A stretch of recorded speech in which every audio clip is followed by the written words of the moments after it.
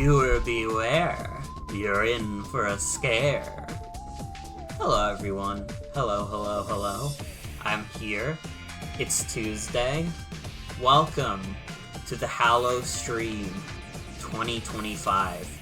Tonight, we are taking on another neighbor game, the most scary thing of all. There's too many of these. Dude, I didn't know that, like, Hello Neighbor Hide and Seek was, like, its own game, so I'm gonna have to do that at some point. It's like a neighbor VR game. Hello Neighbor 3 is coming out. I can't even say, like, why does this keep happening, because I'm one of those suckers who is buying this shit. I'm spending money on this shit. I'm the problem. Neighbor is gonna keep existing as long as I keep existing. It's just the reality of the situation. But this year, we will be conquering Hello Engineer, which is the only Hello Neighbor game to have mixed reviews on Steam. That's not good. Considering how I felt about the other games, that's really not good at all. It's about as bad as it could get. It's fucking dire, dude. Are the other ones negative? No, they're positive! That's the scary thing. The other streams, the other games are, like, positive reviewed. It's gonna be bad. I thought so too, and then I went to the Steam page and it's like 80% of reviews are positive. And I'm like, 80%? 80% of the people who played Hello Neighbor liked it? That's fucking crazy to me, because like, everybody was just dumping on that game when it came out. It got raked over the coals in reviews. It's, like, insane. Apparently, there's, like, I don't know, I guess the Neighbor fandom is alive and well. It don't make sense to me. But I'm joined by many a ghoul and ghost tonight. Say hi, everybody. Oh, Fugi is not working. Good time for Fugi to not work. Boy. Oogie. There we go. Oogie. I'm Debbie. Are we all excited for Hello Engineer? Oh god, am I ever. Absolutely. Scary shit. It's my favorite game. That I knew about before this. For sure.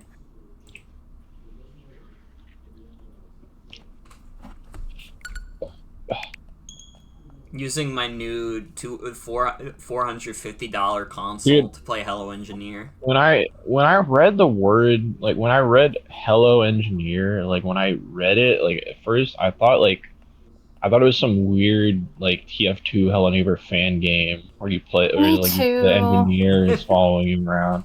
That's what I thought too. I thought it was like a mod where you play as the engineer. I wish.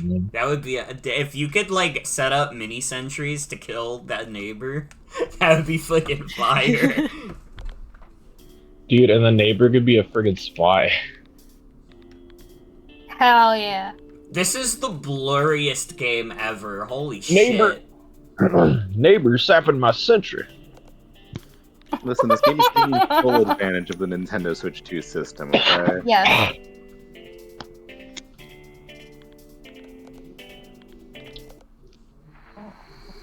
I'm scared.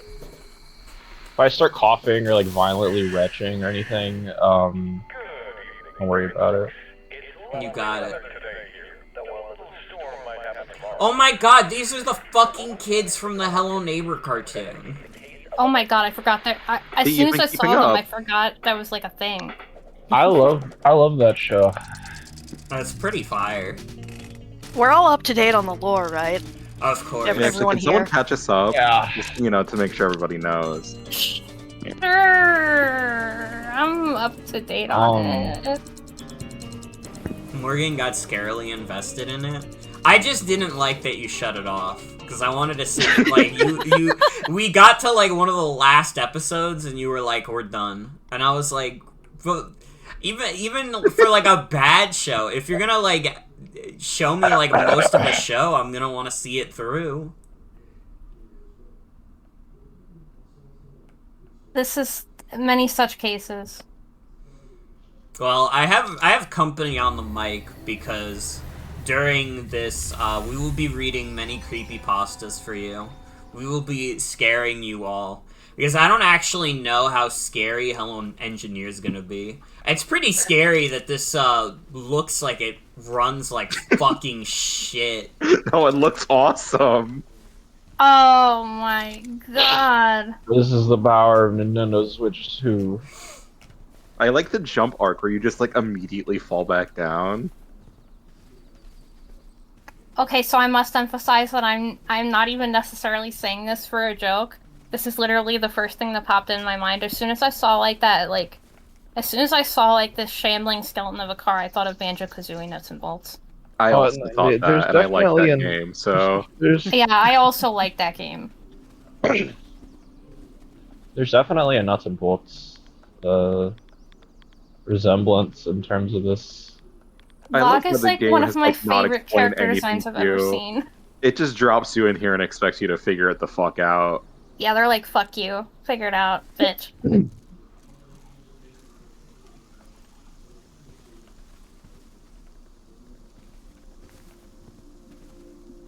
then to be honest, when this game was first loading up, I had a little bit of hope that the game just like wouldn't load. That it would just like stay there forever.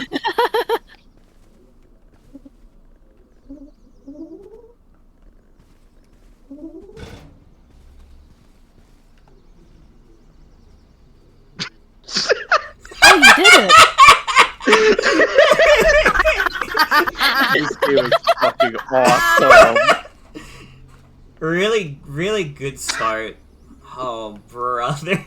This is gonna be something special. Nah, this is art. Whoever said video games aren't art, checkmate.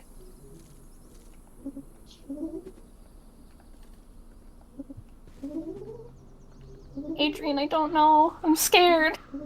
What is the point of this entry in the series? The point is that it's cool and you like it. Your favorite game is Hello Engineer. What's yours?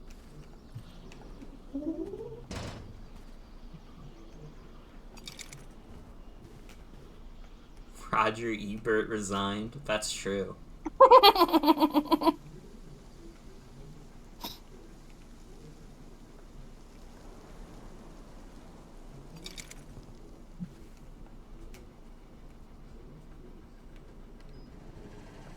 Roger Ebert resigned. I figured out how to accelerate.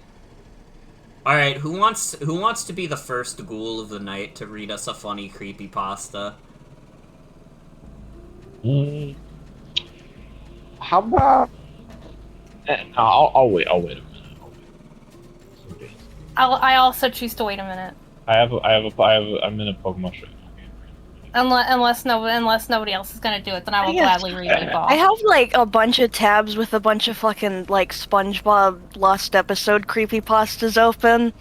I could just start firing this shit off. Fuck yes. Oh yeah. Okay, let's see.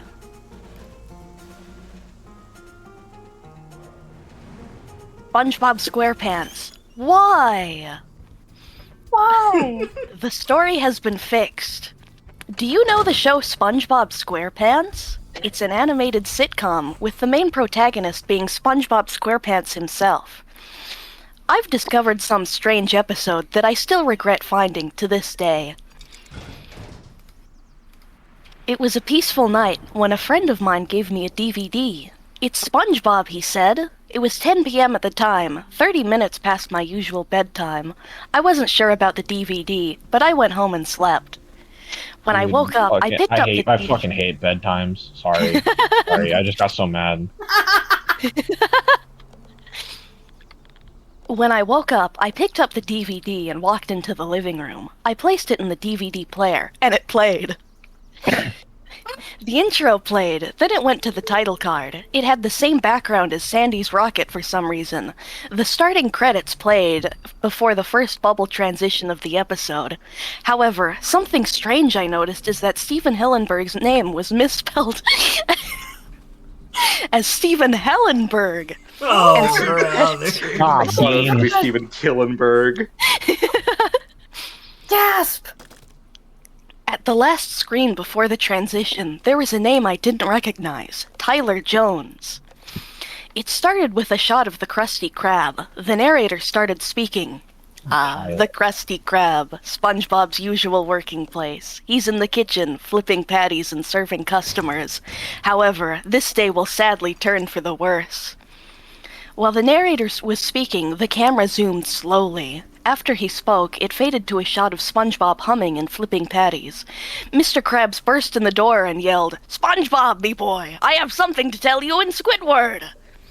The bubble transition played again, and it cut to Squidward and SpongeBob in Mr. Krabs' office. "Mr. Squidward, you're fired! SpongeBob, place these flyers!"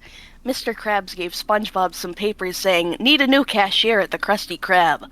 On both of the streets in Bikini Bottom and tell everyone that we need a new cashier." SpongeBob sighed. "Aye, aye, Mr. Krabs." The duo exited the room, though Squidward seemed happier than SpongeBob. The bubble transition played once again, and it cut to Squidward happily skipping to his house. He was singing a song. "No more SpongeBob, no more SpongeBob, don't need to deal with him annoying me. No more SpongeBob, no more SpongeBob, I am filled with glee." Oh, dude, he He literally lives next to SpongeBob. Why is he, like, acting like he's never gonna... That's like if you, like, worked with your fucking neighbor... I know, hello neighbor, yada yada. If you worked with your fucking neighbor and then you got fired and you were like, damn, glad I'm never gonna see that guy again. It's also funny because he could have just quit, like if he hated it that much. Maybe he didn't wanted even wait to be unemployment. fired. That's true. He did want those benefits, actually. He's gotta have his bennies. He laughed and entered his house, slamming the door behind him. It faded to SpongeBob looking sad as he put flyers up. "Why?" he whimpered. Later, it cut to Squilliam entering Mr. Krabs' office. "Mr. Squidward, I said you're fired," he barked. Squilliam laughed and said, "Oh, I'm Squilliam Fancy Son, not Squidward Tentacles. I'm also here to apply for a job as a cashier." Mr. Krabs stared at him for a few seconds before finally speaking. "You're hired!" The bubble transition played for the last time, and it cut to SpongeBob standing at the grill, which seemed to be turned off. The thing is, though, SpongeBob looked strange. His pupils were dilated, and his mouth was quivering, seemingly trying to put on a smile. Eventually, he clutched his spatula as he wore a crazed smile. He walked out of the kitchen and looked at Squilliam. "Oh, SpongeBob, it's going to be a pleasure to work with you," Squilliam laughed. After a bit of silence, he realized something was wrong. "SpongeBob?" "Why?" SpongeBob asked. "Why what?" "Why would you replace Squidward?" As SpongeBob lunged at Squilliam, the screen cut to Mr. Krabs counting money. Eventually, Squilliam's screams were heard. Mr. Krabs ran out of the door and managed to yell, "What the barnacles?" before he stopped and shrieked. Oh my The god, camera- I thought I was gonna actually say what the fuck for a second. The camera cut to Squilliam rocking himself back and forth with cuts and bruises all over his body, while repeating, "Why?" softly. "SpongeBob, what the halibut is wrong with you, boy?"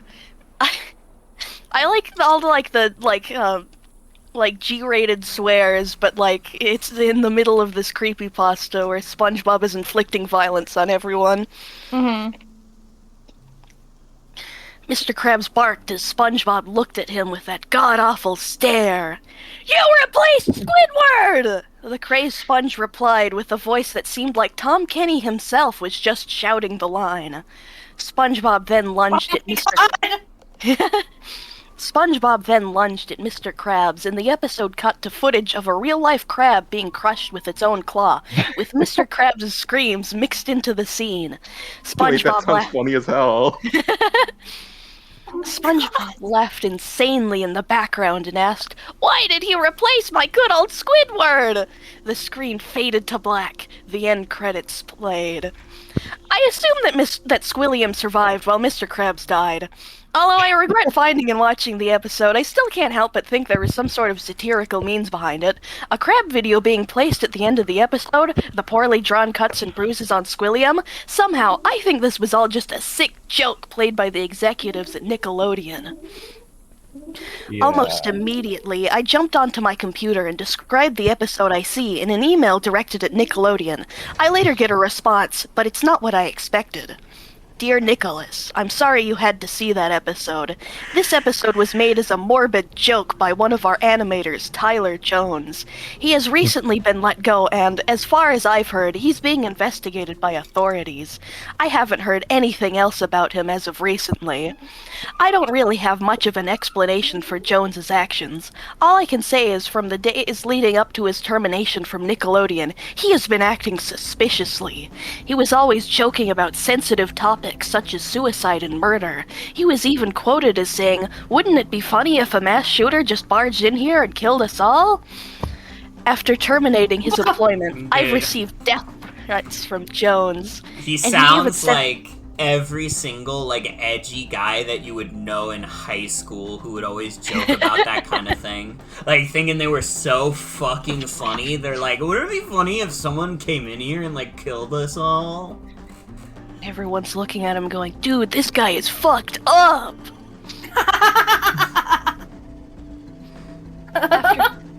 After terminating his employment, I've received death threats from Jones, and he even sent some of his wife's remains to Nickelodeon Studios. Well, I'm that's good. still shaken up by it to this Chad, is this day. good? A finger? I don't know, it doesn't elaborate. I hope Jones gets brought to justice if he hasn't already, and I wish you a speedy recovery from the events you've experienced. Yours truly, Brian Robbins, president of Nickelodeon. I was shocked. I'm glad the president himself responded and gave so much information on an ongoing criminal case. Yeah, honestly. I was shocked. No wonder I didn't recognize Tyler's name in the credits. Now that I know the whole truth about why that godforsaken disc was made, I can rest easy. And that's the end. Well, That's the It's end. like, what a fucked up day. all's well that ends well. What a wacky guy. That crazy son of a bitch. I guess I can share mine now. If you all would like. I would love Yeah. that. Well, my first one. I have two, but I'll start with this one. This is unknown Angry Birds virus. Oh no, angry bird. An anonymous internet group owned an obscure forum named Unusual Play, and it was dedicated to uncommon and unusual events seen in common mobile video games during their gameplay and playthrough, being only in the air for 4 years during the early 2010s. On a certain Sunday, a user known as Vincent Jr. started to catch the attention of a small part of the internet users who consumed a certain knowledge of mobile video games, being in a time that mobile video game industries were starting to have a popularity peak.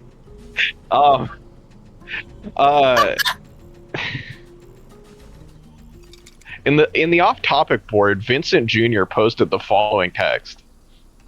I think the story I am going to tell doesn't need a very long introduction, since Angry Birds is having reasonable success in the video game industry, and we know it is a simple and awesome game. However, I need help on something I am dealing with. I received an iPhone from my friend a few hours ago, and I started to have an unusual feeling. This phone has almost nothing. When I turned the phone on for the first time, I noticed there was only the Photos app on the home screen. It seemed my friend used the phone, deleting almost everything before handing it to me. It was very strange. When I opened the app, I only saw 2 photographs apparently taken between 2008 and early 2009, meaning the phone was actually used, but my friend did not tell me it. I thought he was hiding something, but I will try to reveal the conclusion along with the story. Anyway, the first photo I saw in Photos had a red bird in a forest. and the second photo had a pig in a pigsty. I thought these were usual photos until I remembered the Angry Birds game due to the animals shown in the photographs. and so I scrolled the home screen and I coincidentally found the Angry Birds app. I opened the game, and the loading screen was not there, but it wasn't the weirdest part. The weirdest part came when I closed the game and the Photos app disappeared. I didn't understand how it happened, but I got ahead on playing the game, and it seemed the game was newly installed by the fact there was only one playable phase. Nevertheless, the level did not load. I tried to reopen the game, but the screen went totally blank. Does anyone here know if all of these events are from a known bug? The post came to the anonymous group who administered the forum, and one of the administrators created hypotheses on the topic in the form of reply. I fucking love the way this is written. If it came from a friend, why didn't you contact him for more information about it? In fact, it looks like he tried to recreate the game as a virus that deleted the Photos app, as you mentioned in your report. Also, it looks like your report has more questions than answers to me and does not have a concrete conclusion. Did you even contact him? Are you sure this isn't a prank? Later, the user only replied with a supposed link that redirected to the download of the malicious app with no additional text. And so, it was his last reply he made in the forum, making the user even more suspect to others. Meanwhile, on YouTube, the user McClark111B uploaded a video testing the app in which he had claimed to have gotten it from the not-so-known forum. In the video, the user recorded his Android phone, firstly showing the app's icon on the camera, and showed what the app could do with the phone. However, instead of deleting the Photos app, he claims all of his phone's files got corrupted. A few seconds after this moment, a very loud knock is heard from his door, and so the video ends. Moreover, this was the video's description. Hello, I am Gregory, brother of McClark. I need to say this video was recorded a few hours before, and if you're wondering about the loud knock after the video's recording, I opened the door, and my brother immediately suffered an attack of birds that came out of nowhere. He does not stop crying. I hope he gets better soon. An immediate attack of birds from nowhere. After the text, there was the Unusual Play Forums topic link, in which people believed it was a different application in the first place, but everything got worse when it became a little YouTube trend for a few months. During April to September 2011, people downloaded the application, having different experiences with the game. People reported their experiences in the description of their videos. My phone got stuck in a picture of a destroyed pig after the game loaded, and so I started crying to the picture. What, it got exploded? I will never trust the internet anymore. The destroyed pig is crazy. My phone started to get its files deleted every minute, and I don't know what to do. I think my phone does not turn on anymore. I think my phone does not turn on anymore. After January 2012, the Unusual Play forum was closed and never seen again. The only surviving records were people's memories of one of the weirdest and strangest times that occurred in the Angry Birds and mobile video game communities during the 2010s. How interesting. I genuinely, I think, all of the usernames that were mentioned in that creepypasta are, reasonable for, Chimp Dinner Live members to change their names to. I think, I like don't it know. a lot. I love so many. It's like the most pointless creepypasta I've ever read. It's mostly just people who downloaded a scary app and then they got scared by it, or they got a virus from it, and then one kid got the birds came to his house and beat him up. Here's my Angry Birds creepypasta theory.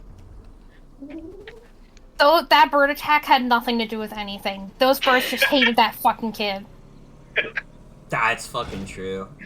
Every time I go outside, I get an attack of birds. They just fucking hate that kid so much. Can I say also, Destroyed so Pig, far, this too. is one of the worst games I've ever played in my life. No, it looks like shit. It looks awesome. It's completely like I've taken zero interest in it, like visually whatsoever. Like I keep trying to look at it, and like my eyes just avert themselves like pretty quickly after. Like, this looks like something you'd play near the end of Cartoon Network hosting games on their website. This is like... Yeah, this is Unity web player type beat. Yes! It's literally Unity web player! No, if this was like a free online game though, like, this would have been like the bee's fucking knees for kids. Like kids would have been playing this when I was still in like elementary school.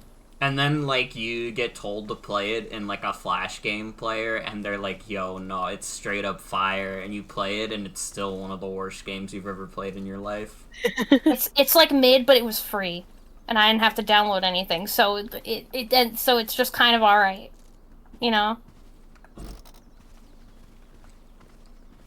I genuinely, like... This could be, like, one of the most dog shit games ever. It actually, like, nothing about it is, like, intuitive at all. And even once you, like, figure out the shitty building thing, it's, like, it's just not good.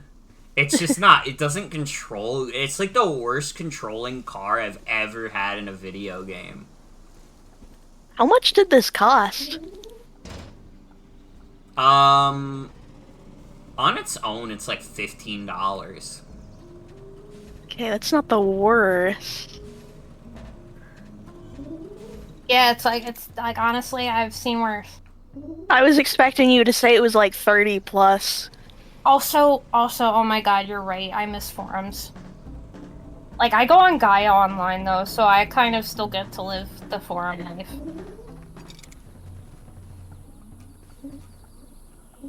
See, the thing is that Nintendo did steal every idea from this game for Tears of the Kingdom, so we got to pay our respects. That is true. Well, hold on. Which game came out first? You know, the scariest I must say, the scariest. They're working on. Oh my god. Okay. We talked about that before stream. Let me get the tier list. I have bad news about Hello Engineer. Hello Engineer came out after Tears of the Kingdom. I don't think that's true. Hold on.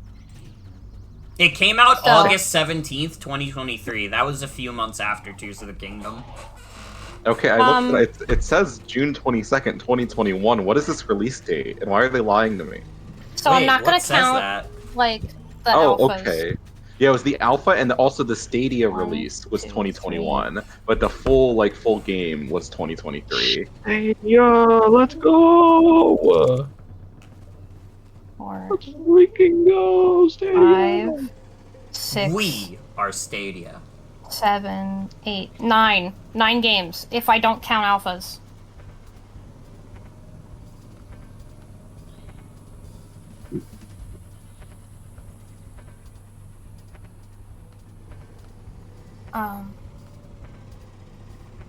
Dude, I'm not gonna lie.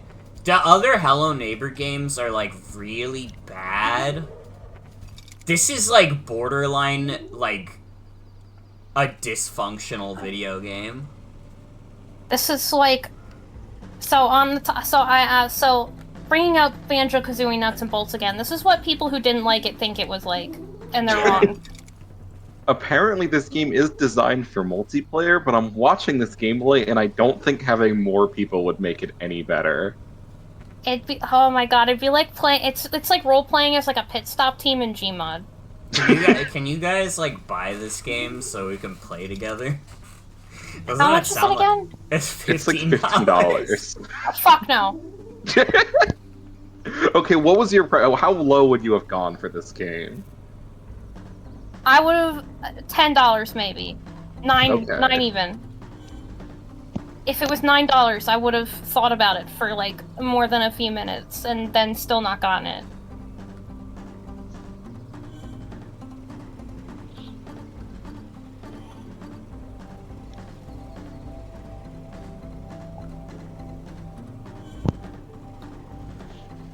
I'm imagining in my mind's eye a guy who every video game channel of every server they're in, they're always like popping in at like 4 a.m. like, hey guys, anyone want to hop on some Hello Engineer?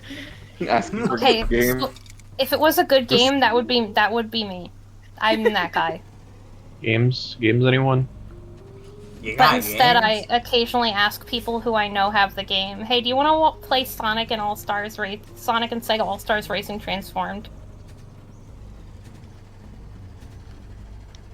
At she, Fucking love her, that want to game. play Hello Engineer? Oh my god, I'm there now! Oh my god, I get added to play Hello Engineer!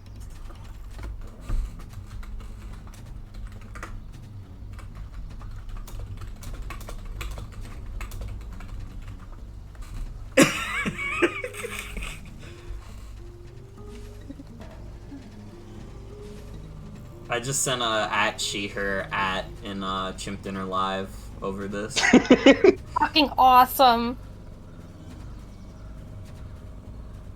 Yeah, you're allowed to do The scariest part is that I don't put it past anybody in that server to already own Hello Engineer. Nobody on my Steam friends list has it except Will, but I mean that makes sense.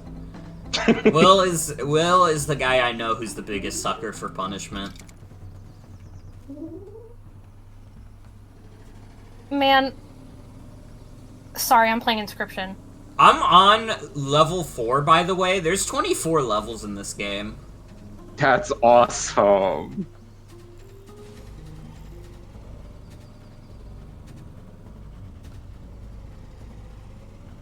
Nice car, thank you. Alright, who wants to read another creepypasta? Okay, hold on. Let me get... This isn't even a neighbor-like game. This is a Banjo-Kazooie nuts and bolts-like game. And it's not a good one. This is,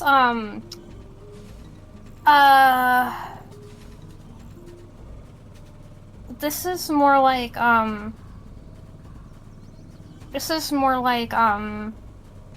like that FNAF racing game, like stuff that wants to be the next hit kart racer. I forgot Karting of Ban should be coming out at some point. Oh my god, I forgot. Yes! We gotta hop on Okay, Karting okay, of Ban okay. Yes. That reminds me what I was gonna say. So, girl, like, I'm trying to like. So when's the motherfucker Morgan Garden of Ban stream?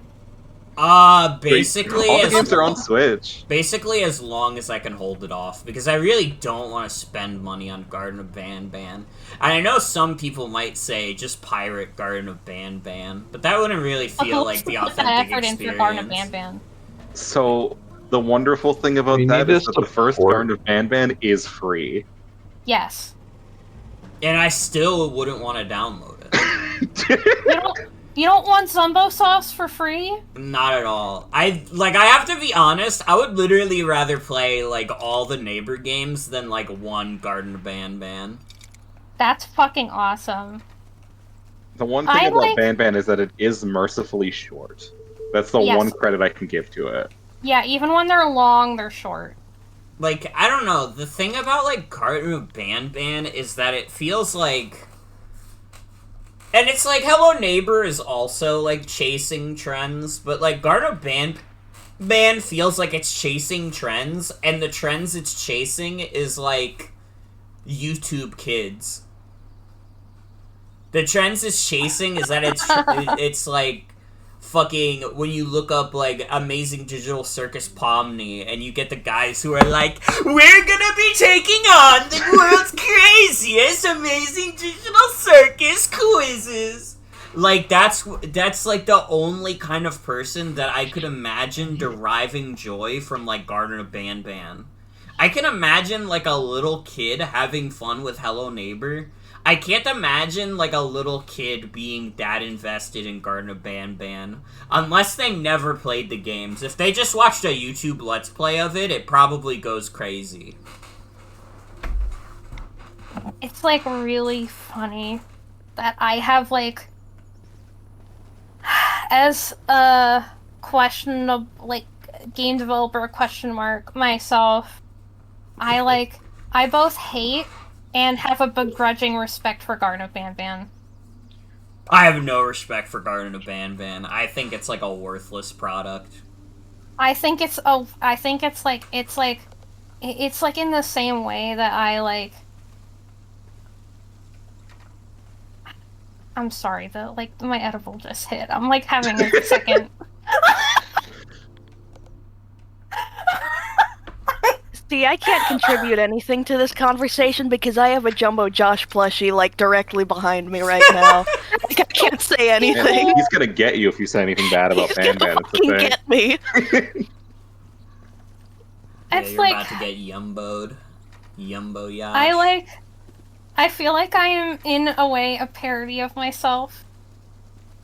In that I have to admit I like the clown.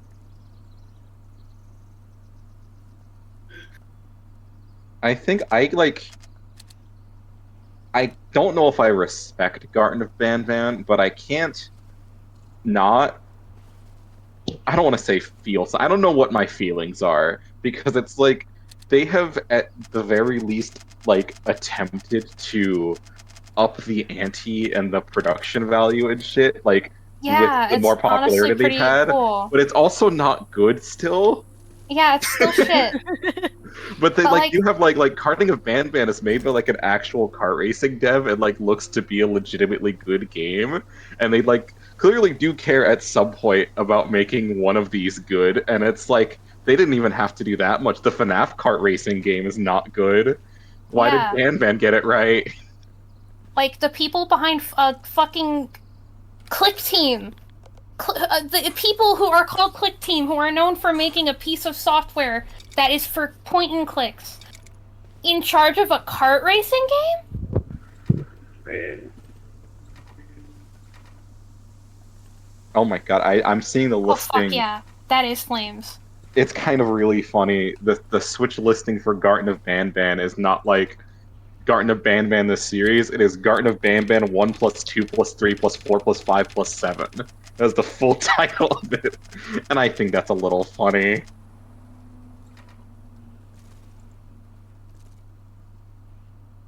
That's It's so also fucking $37, which is a lot of money and frankly too much. $37? $37.99. Jesus Christ! That's, Wait, like, you know not what you could- right. You know what you could get for half of that amount? What? Oh, hell yeah. Drag and drive, drag That's and so drive, true! drag and drive. Yeah, I love you going to the eShop page and it shows that you haven't bought it. drag and drive, drag and drive, dude. Hop on drag and drive, brother.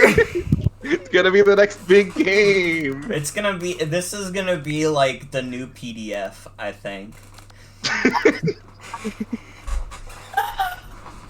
Okay. Oh my god, 8-Ball. I just remembered 8-Ball. Oh my god. Okay, so I have a problem now where I'm trying to reconnect this part and it's not connecting properly. That's really cool. This is a really cool game. Okay, let me look that up.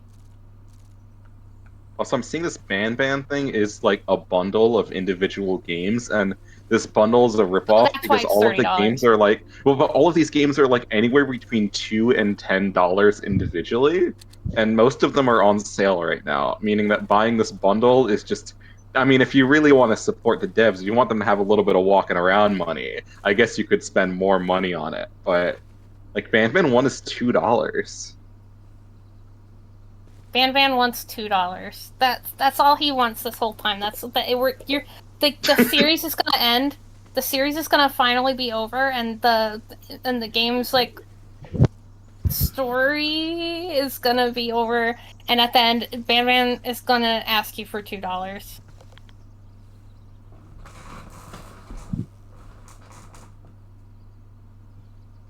I think every single game in the series is a different price. Like, 1 is $2, 2 is like $5, and 3 is like, I'm looking at 4 right now. 4 is $8. They really said, like, fuck, like, making a standard price for all of them. We're gonna base it off of how much trouble we feel we put into this, which is kind of funny in its own right. Oh yeah, also I forgot, wait, hold on. Sorry, yeah, there's no Garden of Banban 5. It just goes 1, 2, 3, 4, 6, 7. There's no Garden of Banban 5, it's never been made. And I believe these games just work as if like there's just a missing chunk as like if Garden of Banban 5 happened, but they just never made that game, which I think is a little bit funny. That is really great. That's some shit that I did when I was like a kid writing a story. I literally decided I didn't want to write one chapter, and then I just didn't make it. Okay, so I just found out why it hasn't been made. Why is that? Because it was gonna be a prequel. So maybe they didn't want to fucking make it yet, which is so, like, question mark. Oh, wait, okay, You can yeah, I'm just looking at make the other game It's called... Flambo. It doesn't make sense, though, because it's like, you could just call the other game Garden of Banban 5, then. They did make Garden of Banban 0 recently. That's the most recent game. Also, this is kind of funny. Garden of Banban 5 also has a Steam page that says coming soon, and I'm pretty sure, like, they just released 6 anyway. Yes. Also, I just who the fuck is what? There's so many of these. Flambo. Okay, Garden of Banban 0 is free and came out in February, and then Garden of Banban 8 Anti-Devil came out August 28th. And there's also Missing Banban, which is a 2D platformer, I believe made by a different developer.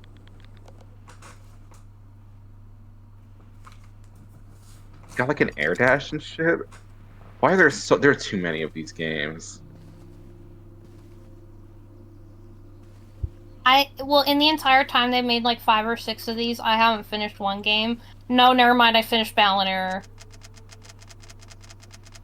I finished one game. What's your favorite? Do you like Slow Celine or Stinger Flynn or Zumbozov? I like that Jester thing. Like the half and half one. I don't know. I'm not saying his actual name. It's fucking stupid. I think one of my things with Garden of Banban also is that, like, it feels like they're supposed to be, like, kids' characters, and I literally, like, I'm allergic to shit that's like, what if a kid's thing was fucked up? I literally think that's the most cringe thing anything could be. I actually, like, nothing pisses me off more. That circles it around for me after a certain point, though, where I'm like, this is so fucking stupid that now it's like, if it's like slightly intriguing, then I'm like, alright, whatever, continue. You should play all the people Bendy fuck games. What? Become a big What fan do people of want to fuck? Pivot to Bendy and the Ink Machine. That would honestly, that would be something I would do. Get me started on that thing. I would play Bendy and the Ink Machine before I would play Garden of Banban. Well, that's fair. As soon as a lot of people see a clown, they'll, like, jump on it. Wouldn't it be, like, really, like awesome and, like, fucked up if cartoon character, like SpongeBob, like, if he was, like, scary and chased you? Wouldn't that be scary and awesome? See, the fucked up thing about Funko Pop. I'm tired of the short skirt and maid dress shit. At least, listen, if somebody's gonna immediately put a guy in a maid dress because haha, guy in a maid dress, like, it's like, 1, that's annoying, and 2, if you're gonna put them in a nice maid dress, go for one of the nice long skirted ones. It's like very, like, it's very flattering. It's very like it's flowy. It's nice, but it's like also come up with a new joke. I've never. I'm I sorry. don't even know what we're seeing that there's talking Bendy about and Ink Machine anymore. Funko Pops. I thought we were Right. talking about Bendy and the Ink Machine. We're talking about we're talking about maid dresses now. I think I've lost the plot. I don't understand what's going on anymore. I'm actually I'm losing my paying mind too to much how this attention looks. to chat. Oh, I see. Chad is speaking.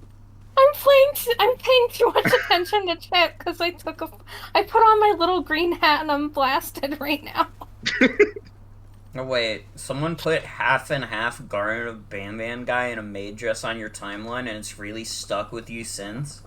I would stick with you, you fuck. Whatever. Oh, There's a no, there is a Bendy Nendoroid. Why is there so Yes. much merch I've never heard of? Yeah, there's Bendy and the Ink Team and Nendoroid. Yes! They could have called it Nendy and the Ink Machine. Wait, that's true. I was gonna say, I think the reason, like, I don't like Bendy. Oh my I still think God. Bendy is bad. But Bendy doesn't immediately, like, set off my, like, radar of, like, this pisses me off because it looks like it's supposed to be a thing for kids. Because, like, for the most part, old cartoons weren't really just for kids. Like, yeah. Also, they were making, like, Bugs Bunny racist for real. That's not for also children. I have so my problem with Bendy and the Ink Machine is that visually and in theory, it sounds really fucking cool. It sounds like a great time, and that would be a great game. And then you play it, and it's balls. It's like it's like compelling, but it's like you're playing like Puzzle Maze Rat, but like it's not even. But like you don't even get juice reward. It's like a potential. Don't even man. get juice Don't reward. even get juice reward. And it's like $25, and for something like that, I don't know. So that's why I never, I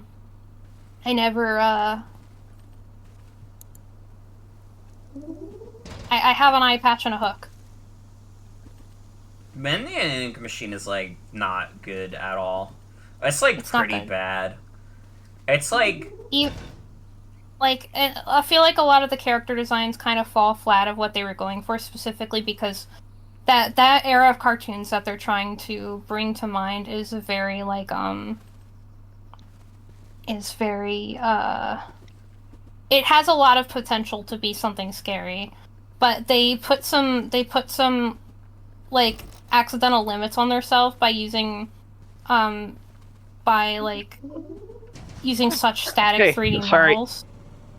I'm fucking laughing because I just looked at Jupiter Live again, and I saw that after Morgan did at She/Her Who Wants to Play Hello Engineer, Faye, who didn't have the pronoun role yet, like, went and gave herself role C.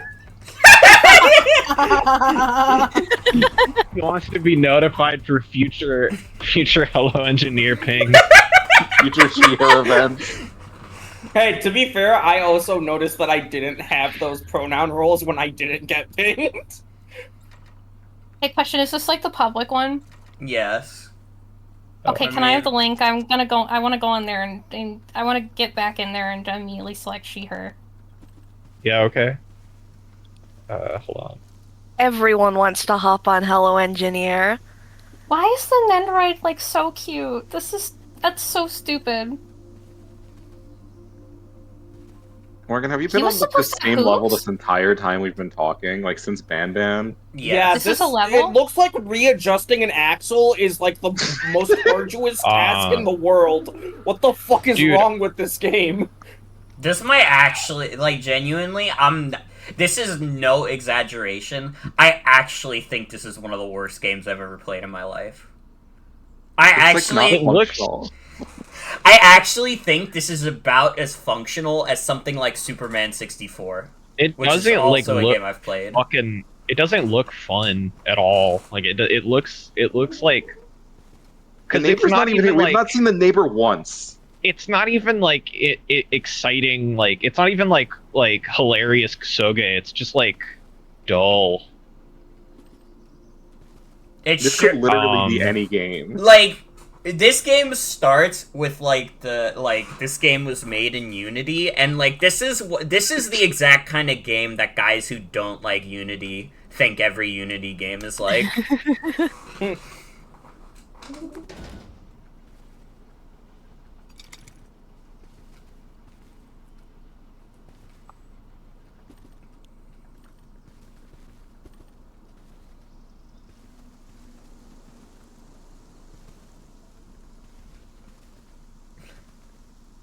I cannot. This game is way worse than I thought it would be.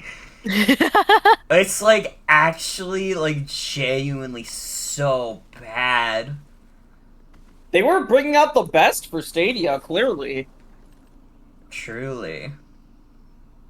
Every time I think of Stadia, I think about the fact that Eve genuinely used that and was yeah, it's fun. I also think about Eve liking Stadia, more reasonably often. That's funny as fuck. It's understandable from the perspective of she was a college student with a shitty laptop, and okay internet. And it's yeah, fair enough. She wanted to play I think she played Red Dead 2 on it or something like that. She got the Stadia trial to play Red Dead 2. Or the walkthrough I'm seeing of this game is only an hour and 46 minutes. Jeez. Well, I'm halfway through that time. The further I climb on the GSCOU ladder, the fucking longer it takes for me to find games. It's getting bad, folks. The Little Swish's journey is full of... GSCOU now? What's happening? That used to be pretty popular. I thought it was Nobody's ever... I mean, this is never a popular ladder. It's really... It's especially now that I'm kind of high ladder, it's getting harder. Dude. Well, does anybody do we have another creepypasta we could read? It's been a bit since we had a creepypasta. I kept getting caught up in talking about other stuff that I keep forgetting to read 8-Ball. Okay. Vincent Cox turned off the lights in his hardware store. He zipped up his black fleece jacket and walked out into the cold, lonely night. He fumbled for the keys in the pocket of his jeans, shivering slightly. He finally fished a rusted copper key and locked the front entrance door. He sighed and started to walk home. As he was walking down the sidewalk, something in the sidewalk glinted dully, catching his eye. Next to a sewage drainage was a small black ball. He curiously shuffled over to the ball, knelt down and touched the ball. There was a gust of cold wind, and Vincent shivered and glanced nervously behind him. He felt like he was being watched. Quickly, he picked up the ball and examined it. It was an 8-ball. The whole ball was smooth like it had never been used before. He looked into the small triangle glass and was intrigued when he noticed that the word "yes" behind the glass were growing brightly in the dark. He decided to ask the ball a simple yes or no question. Am I wearing a black jacket? Vincent shook the ball and looked into the glass. Definitely, was what came up. Vincent smiled. It was just one of those... The neighbor! Oh my god! I'm so happy God. seeing him. It's Now he's him, gone the forever. neighbor! That was Neighbor! From Neighbor! He's, fuck. Let me find his wiki page again. I'm gonna quote his wiki page again, because I said this earlier. Theodore Masters Peterson, also known by his nickname The Neighbor, is an unemployed and unhinged maniac. That's the first sentence on his wiki page. I mean, that's also... Well, I was gonna say that's true for me, but I'm sadly employed. Imagine how many more unemployed and unhinged maniacs the world could have if it wasn't for jobs. It's fucking true. It's okay. It's okay. I'm doing the best work I can to make up for the people who can't be.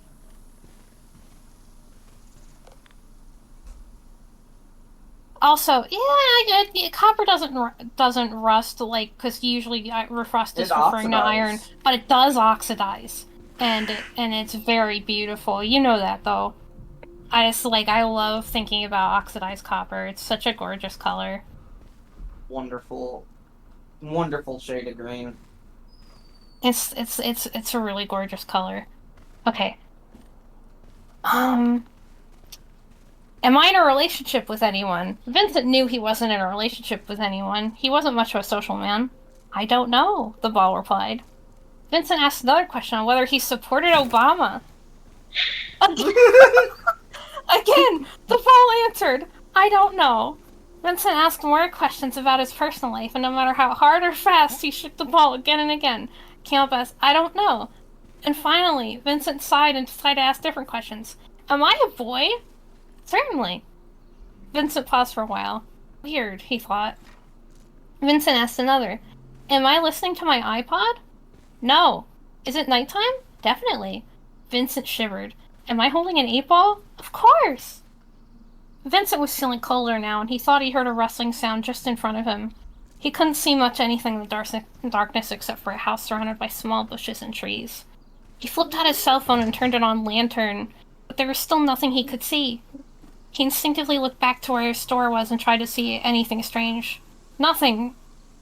Shakily, he started to walk back to his house. Vincent asked one more question. Am I walking to my house? Yes. Vincent started to walk faster. Now I know this isn't part of the creepypasta, but I want you to know, on creepypasta.com, where I'm reading this, thanks to my ad blocker, I don't see it, but there's just advertisements in this paragraph break. Great. Vincent started to walk faster. Advertisements. As he was walking to his house, he would occasionally glance behind him, feeling like someone was watching him, trying to catch up to him. When he reached his front door, he impatiently jabbed his key into the keyhole, missing a few times before putting it perfectly into the hole. When he unlocked the door, he swung it open and quickly shut it behind him. Locking the door, Vincent ran into the kitchen, grabbed the kitchen knife. He felt stupid, but he pushed out this thought. Slowly, he slid the knife into its case and then put the knife securely in his pocket. Now, here's the thing.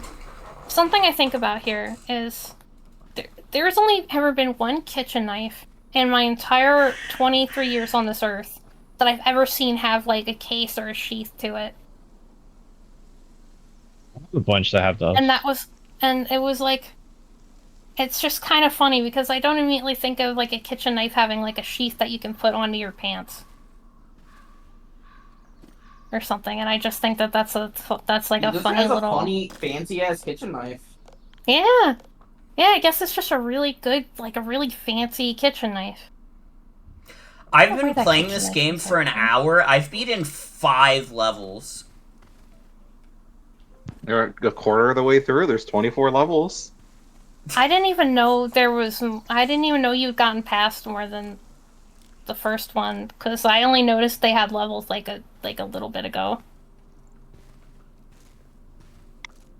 It all looks the same.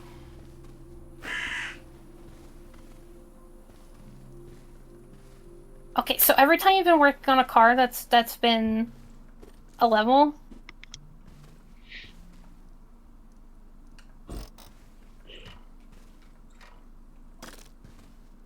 I just realized I still had the walkthrough playing on my other monitor, and it was indistinguishable from your gameplay. Is it also struggling? Oh man. Pretty much. I don't know like what progress looks like in this game. Right. You know, that motor or whatever it is kind of reminds me of I fucking hate that you could accidentally turn the parts into materials. And then you can't build them back? You might be able to, but I don't know how to do that yet because everything about this game it hasn't taught me, no. That's awesome. This game looks like Wheelie from Kirby. Or like Mother Brain or something, you know? Kinda cool, or like a Nautilus. What is the action menu? It says like press R for action menu. What does that do?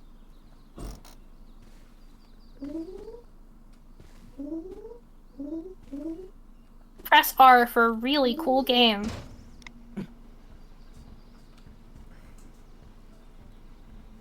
Recommend to all your friends. The Show your wire. Like and parents. subscribe. Oh, you need to connect the engine to the seat with the wire. What the fuck is the wire tool? Yeah, what is the wire Is this tool? Gmod? Is it in the action menu? No. What the fuck is this? The fuck is the wire tool? Is it? God. Oh, okay. Oh no. Okay. It doesn't even tell me how to do it. What the fuck is the wire tool? What is... This game sucks fucking Maybe you balls. can see. Maybe if you check like control input, like input mapping, you can see what the controls Help. are.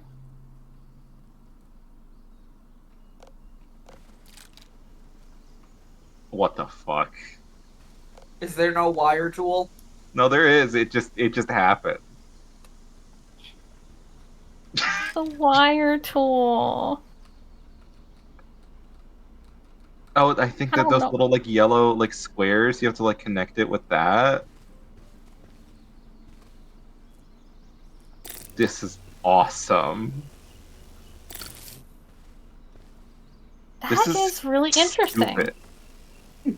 That's a great way of saying this sucks fucking balls.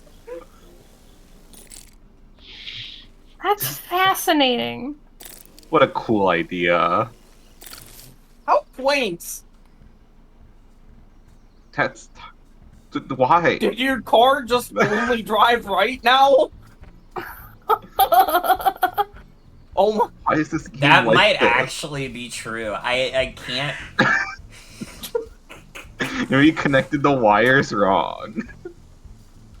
You didn't Is check that your what the two fucking squares are wiring. for? This is the worst game ever. Oh What the my fucking god.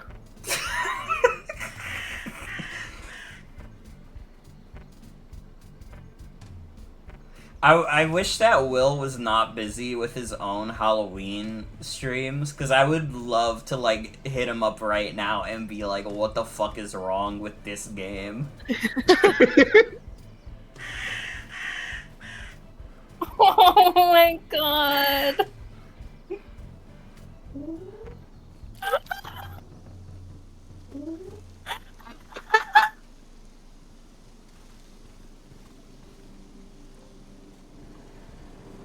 Oh my god. Dude, is like one of my controllers drifting or something? No, I only have my Pro Controller plugged in, and it's like obviously not drifting. It's doing exactly what I tell it to do. What's on Nintendo Switch Online, bruh?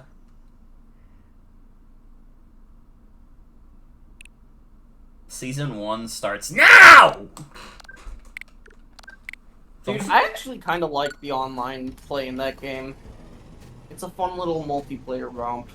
I like the gigantic old man. Yeah. The truth? I don't have the game. The gigantic old man stars pretty heavily in it. If you're I into know. gigantic old man, you should find a way to find I don't know, Oh my god. find a delicious yuzu fruit. They might not be sold in stores anymore, but you can find them some places. Yeah, honestly. Because I liked him when I played... You know, Pokemon X was the first Pokemon game I ever played. And the only one I played for a very long time. My second Pokemon game was, Ultra Moon, I think?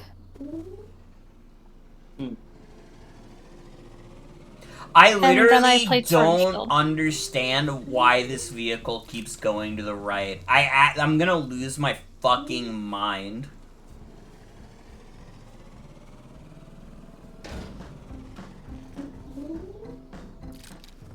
And my favorite Pokemon games were the black and white ones, despite never like finishing a playthrough.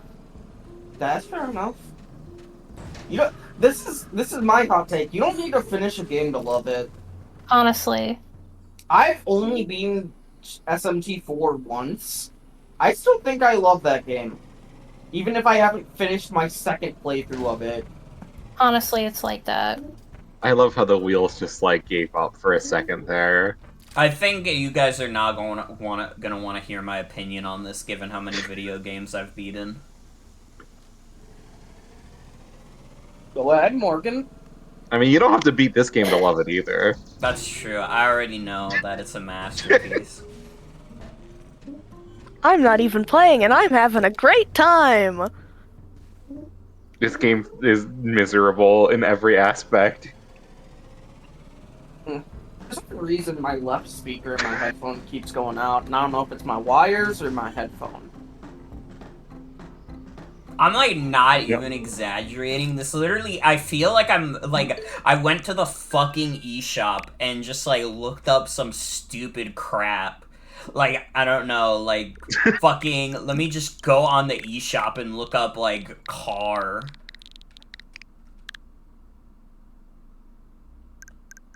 And I like looked for like Shit, Hades 2 is out? Yeah, Hades 2 is out. It's 1.0 now. Damn! But yeah, let me was play glad I let me played play that. High Cars. Let's take a I'm look feeling at like high cars right now. Man, the cars are high too. Holy shit. shit! This is Hello Engineer. This is what Hello Engineer Well, feels yes. like. It feels like I went to the eShop and I looked up some stupid bullshit and then I bought it and I played it. I'm loving the Actually, this skybox. doesn't actually look like uninteresting. This still looks better than Hello Engineer. It is only Yeah, $1. this is We have to hop on high car. Yeah, this is like totally a $1. This is like a $1 Like, if Unity it's game. $1, I'm not even gonna, like, shit on it. 99 That cents, looks that's a it could be steal! funny. Yeah, Could that's be balls. funny. That's 170 like megabytes? Not even a full gigabyte. And it's not even a full $1. Like, it is a phone game, but you're paying phone game prices for it, so who gives a Exactly. fuck? Alright, you've convinced me. Yeah, Oh, let's yes. let's play some fucking let's play some fucking high cars. Now the stream can really get started. I'm gonna go on the eShop and just look up the word scary. Okay, wait, 8 balls. Alright. Where is it? Slowly he slid There the it knife into is. its case and then put the knife securely into his pocket. He swore he heard scraping and bumping at his front door, but he resisted the temptation to go check. Why would you check that? Instead, he walked into his bathroom, turned on the lights, and closed the door, locking it. And he decided to ask a question. Am I at home right now? Yes. Vincent tapped his thumbs tensely. Am I eating anything? I don't know. Am I in the living room? I don't know. Then suddenly he heard the front door burst open and footsteps coming through the entrance. Vincent held his breath, his face going pale.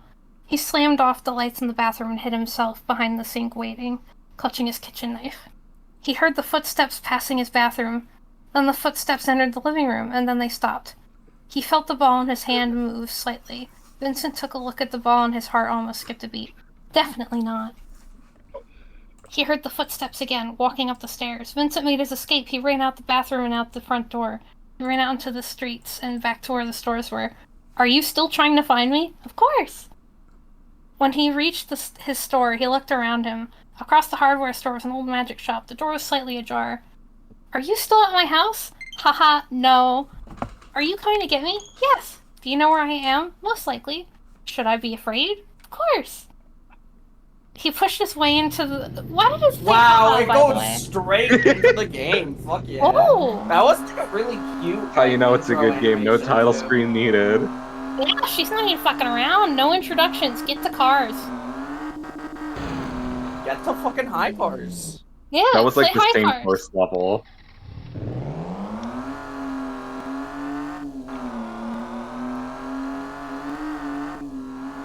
Alright, do we agree if I beat all of High Cars, I don't have to play Hello Engineer anymore? I'm Yep. sorry, I can't agree to that. I can agree to that. I don't think it's possible to beat Hello Engineer the more I think about it. You Yeah, know, you got a point. I don't believe that Hello Engineer is a real video. I believe that this game that I bought for $1 is more of a real video game than Hello Neighbor. Yeah. Whoa, You know, this all might those be boxes. somebody's like first project.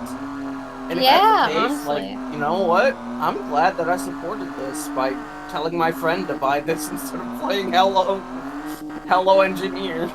Yeah, that's just like, hell yeah.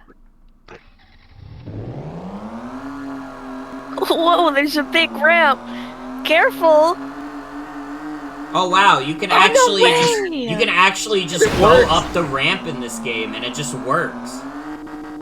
What a novel That's fucking like good concept. traction. Like, this doesn't even feel, like, amazing to control, and it still feels like fucking, like, 20 times better than controlling Hello Engineer. Yeah, because it like looks like it feels like you have like actual like momentum and things. But you see, the thing is that you built the car in Hello Engineer, so it's like your fault that it doesn't control well. I guess so.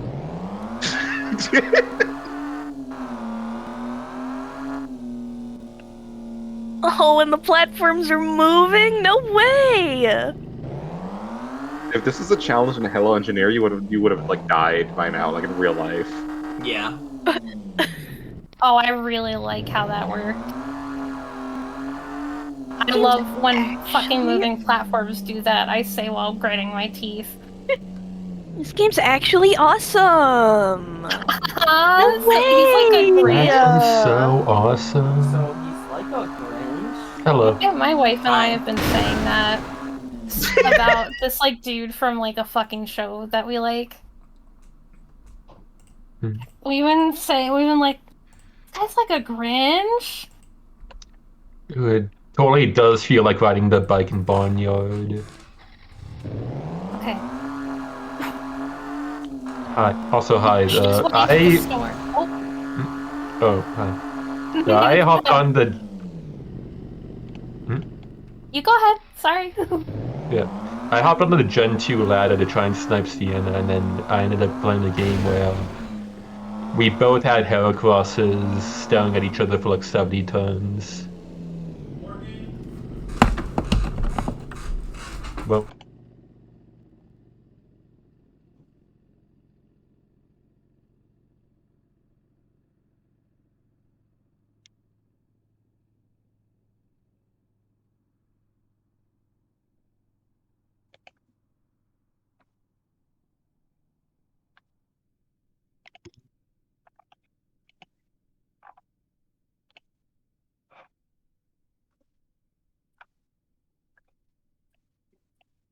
Sorry, we good. Alright. I'm working. Hi. I've made it past more levels in high cars than I did in Hello Engineer. And I That's think power you've been high having more cars. fun too. I probably haven't, and I don't even think this game is that good. It's still, like, way better than Hello Engineer. Yeah, it's like some good, honest, like quick game by a 19-year-old made in like Unreal or Unity. Yeah. Hey, and if things are going the way that they've seen, maybe this was made in Godot.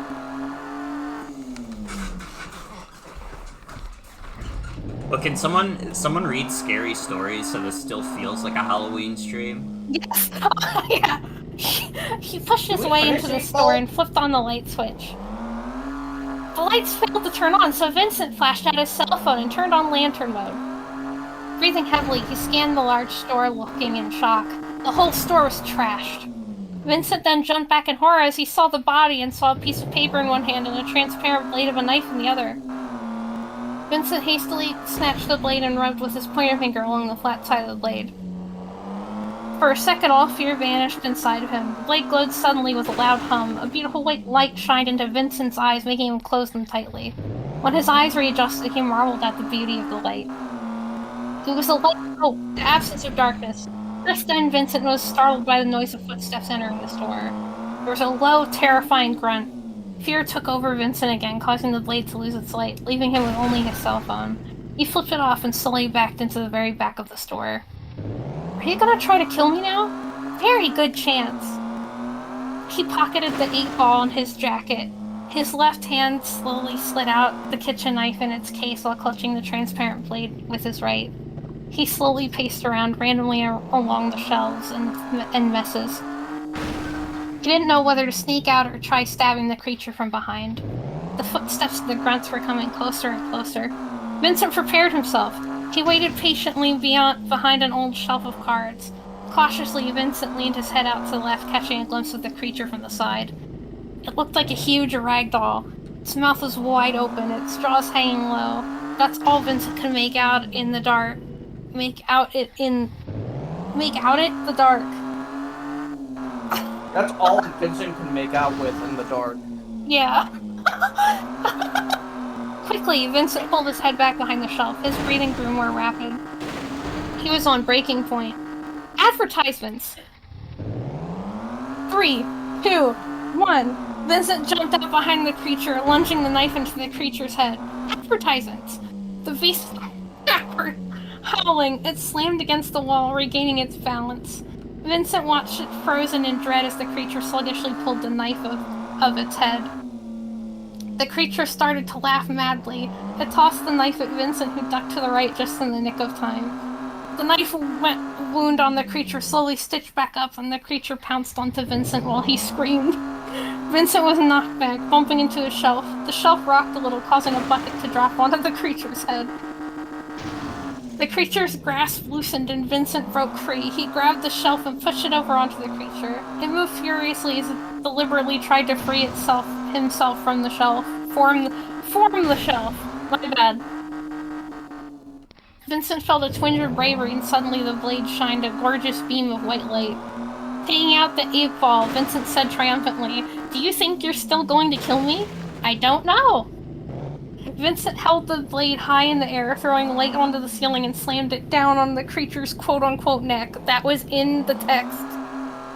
As it struggled to get out, the blade of the knife sunk into the creature's neck, filling his whole body with light. The creature shrieked and bellowed as he flopped around like a fish on land before disappearing completely. It was over. Vincent sighed and nervously chuckled. Then he remembered there was a piece of paper on the dead manager. He made his way towards the body, feeling sorry for the man before curiously picking up the paper. Anxiously, he read it aloud. "I didn't know it would turn out like this. What have I done? It's going to eat my soul and it's going to eat yours. Please do something." Vincent's head was filled with questions, but he decided that bliss was ignorance.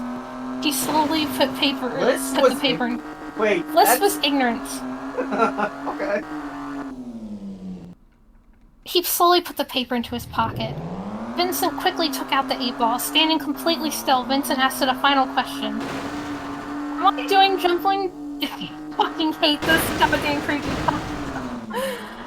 "Am I doing jumping jacks while singing All You Need Is Love by the Beatles?" Vincent shook the ball nervously and it answered the question in one word. "Of course!" That's 2 words. That's That's 2 the words! That's the end. That is 8-ball. And then a skeleton appeared! And then a skeleton appeared. Aye. I like that someone in chat asked, is this the same game? This is even better than Hello Engineer. No, it's the same game. No, this is not the same game. No. It's an even more awesomer game as the thing. Hello Engineer wishes it was this. Can you imagine if the neighbors showed up in this game? Dude, I would fucking... That would be a real-life creepypasta. I would get really scared. Yeah. That would actually be scary.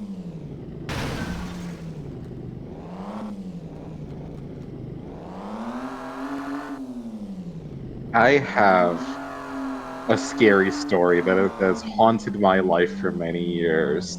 I'm so excited. So, this is a little story called My Monster Myself.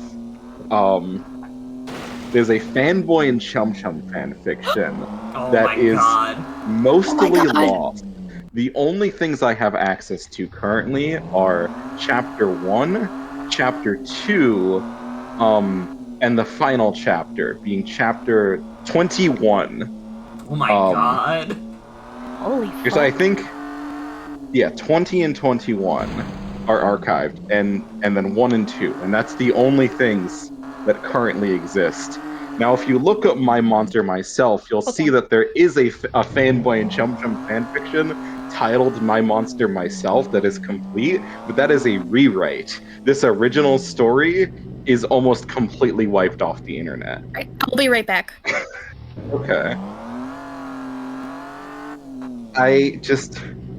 I've been so enamored by this fan fiction. It's colored many events of my life. Uh,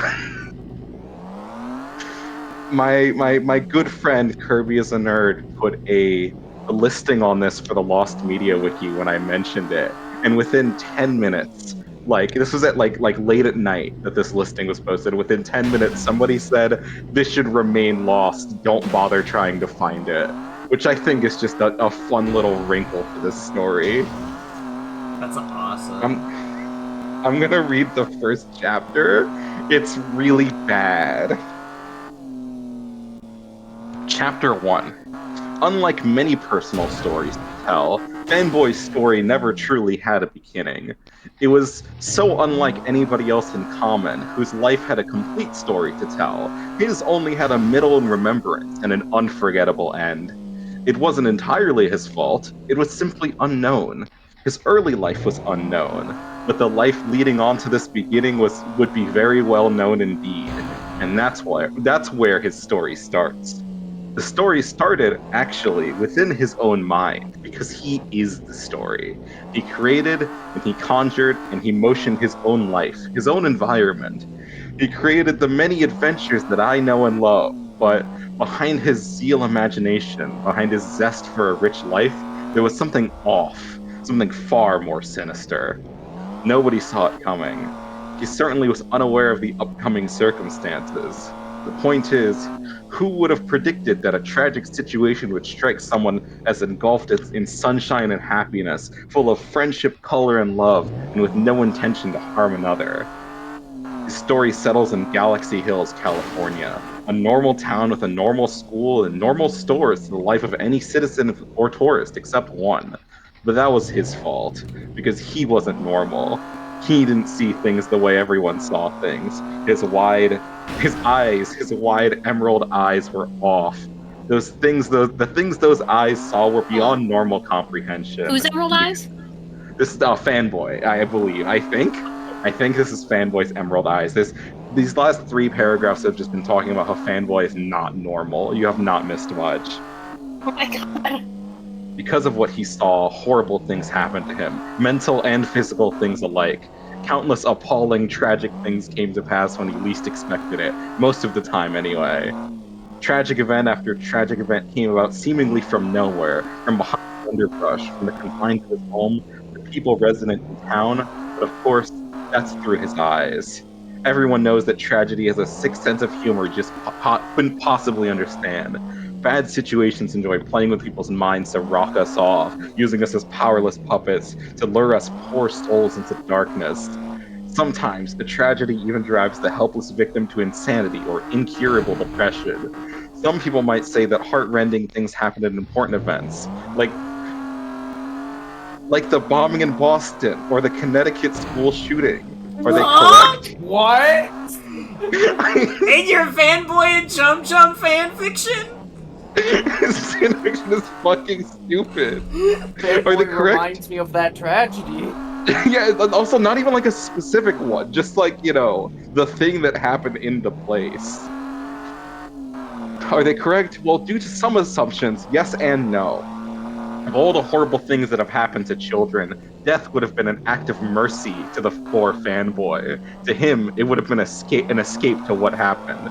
But really, how could you scale tragic events? Aren't they all horrible in each and every way? Supposing it all depends on the person who it affects, or the surrounding prospectors. Does it truly matter how bad a tragic event is? It depends on how others react. I love that this fanfiction has just continued to talk about how bad it's about to be.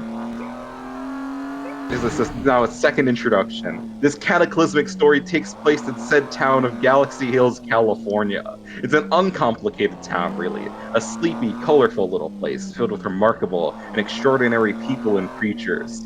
Well, conceivably, the uncomplicated part in describing the town isn't true, according to the patron we've been speaking of. To him, this town is very complicated. For him, adventurous happenings occur in the town just about every day. These adventures are somewhat strange. The escapades that happen to the citizens may appear fun and daring, but in the true nature of reason, these adventures are somewhat horrible and I dangerous. fucking hate Hello Engineer. Sorry, like I know No, it's I shouldn't be the okay. one saying that, but I just keep looking at it, and the only thing I can feel is just hate. Like I look at it and I'm just like, wow, like this is what they're trying to give kids. Like, What do you think about high cars? I don't know, better than low cars. I really think I'm a little sad this game doesn't have music. As I'm reading, I just got the deafening silence kick in. Yeah. Like, you know that, you know those, like, different car, like, Grand Theft Auto clones? That kept having the Yeah. same music? Because they're all made by the same guy? And, like, it, like, happened in, like, a Germa stream or something, I think? I would have killed to have that fucking music playing in the background right now. There were injuries, yes. Fatal injuries for some. There were hurt feelings and betrayal, yes. There were small, redundant battles. There was even a time when some of the residents ripped a hole in the space-time continuum in a school classroom, according to Fanboy. However, in all the crises of Galaxy Hills, not one person had been hurt mentally, at least not to the point where the person lost all hope, will, and meaning in life. Not one single person. Tragedy is aware of this. So, because it is aware of this interesting preposition, tragedy will strike down and strike hard on the first person it sees. The atmosphere happened to be very hot and dry, which was surprising considering the fact that it was autumn. It was about 8 o'clock in the morning, a fine Saturday. Up in the water tower that stood proudly on the horizon in the heart of the town, resident Fanboy was just getting up to prepare himself and his best friend for the day. As soon as the alarm clock went off, a pair of emerald eyes popped open wide, and the owner of said eyes Fanboy and shot out of Chum bed. Yeah! There's Yes. a Fanboy and Chum Chum Yep. fan fiction. A pair of emerald eyes popped open, and the owner of said eyes shot out of bed, singing the Together song. Chum Chum woke up immediately and followed along with the older male. Together, together, our friendship's what we treasure, the boys sang loudly, laughing as they slid down the pale green slide that led to the living room and finished their song with excessive dramatic flourish. Whoa, Fanboy said, cheerily, stretching a bit. That song, it never gets old. Sure doesn't, Chum Chum agreed, tugging on his cape. Come on, let's get breakfast. Remember that Mantarctica crunch we bought? Fanboy's eyes widened and they both sprinted for the kitchen. After eating, Fanboy sat back inside. So, what shall we do today, my pocket-sized amigo? He asked his best friend, who was currently eating cereal. Chum Chum shoved the last bit of Mantarctic crunch in his mouth and leaned on his elbow and smiled. Why don't you pick? He mumbled, still chewing. I mean, I've already picked 3 games and it's only 8 in the morning, he declared. Fanboy placed a hand on his chest and pretended to be surprised. Me? Pick? Well, I don't know, there are just so many options. But we could play a board game. Chum Chum pretended to retch in disgust. Okay, no board games, Fanboy agreed. They both shuddered. Yuck. Freezy freeze? Chum Chum suggested after a few moments. Fanboy placed his hands on the kitchen countertop first and fist pumped Chum Chum with the other. Don't mind if I do. Hand in hand, smiles plastered on their faces, skipping merrily across the street, 2 boys made their way to their favorite place in the world, the special place which was known as the Frosty Mart. At this place, comics crowded the racks, hot dogs were on sale, video games reigned supreme, and to top it off, the store sold frosty, freezy freezes. The Frosty Mart, we're going to the Frosty Mart, both boys sang at the top of their lungs as they started to cross the wide city road. The Frosty Mart was located directly across from them. The Frosty Mart, we're going to the Frosty Mart. They continued to sing quite loudly as they made their way to the halfway mark on the street that was momentarily deserted. The shorter boy could hardly keep up with his older friend due to his short legs, and as he tried to catch up, he began to breathe heavily. Fanboy failed to notice the shorter boy's panting and sped down across the street, laughing as he went.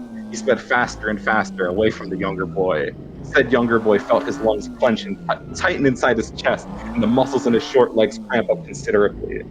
two were almost across the street, and it was now that the older boy paused and looked back at his friend.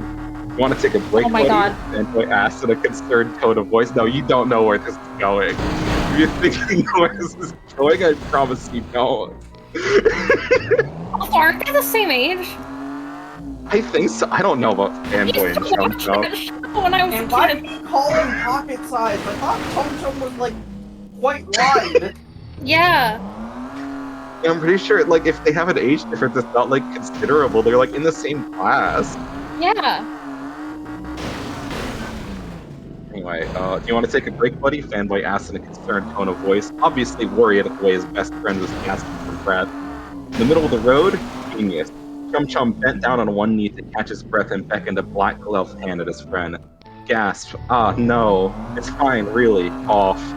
Fanboy walked towards his friend slowly and said in a concerned voice, if you want, I can carry you the rest of the way. Or maybe you can rest for a few minutes. The second option was invalid, as the two children were now very imprudently situated in the central point of the road, not even on the lookout for incoming vehicles. Chum Chum sighed loudly and nodded. Okay, you can carry me if it's not too much trouble, only until we get to the Frosty Mart. I, cough, don't want to tire you out. The shorter one was crouched on the rough pavement, unnoticeable to any passing drivers. Uh-huh, gotcha, buddy. Honestly, though, don't worry about me getting tired, Fanboy agreed, and he outstretched his long arms towards his best friend to pick him up in advance. He was looking at Chum Chum's face the entire time. He was suddenly confronted with the sound of screeching tires and reflecting metal instead of his friend. He gasped and withdrew his hands. Another intake of breath reached his ears, followed by a sharp thunk, and then silence. Fanboy blinked and stared at his reflection of the car's side, and he whispered, Chum Chum? He wasn't aware of the sharp burning on his face until a few moments later. With trembling fingers, he reached up and touched his cheek, and pulled away seconds later with crimson coating his digits.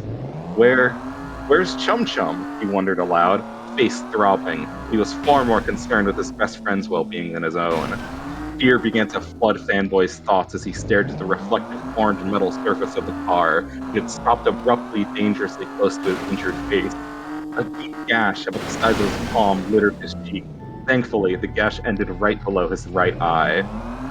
Frightened, He got hit by Fanboy... a car? I don't know who got hit by a car, if I'm being honest. Frightened, I think they Fanboy both got scooted hit back by a couple car. feet and shakily stood up to look at the perpetrator driving the orange-colored vehicle. It was Boog, the man who was seated behind the wheel, mouth gaping, eyes wide, and face pale. Dweeb, I almost hit you. Watch it. And then noticed the boy's injury. Are you okay?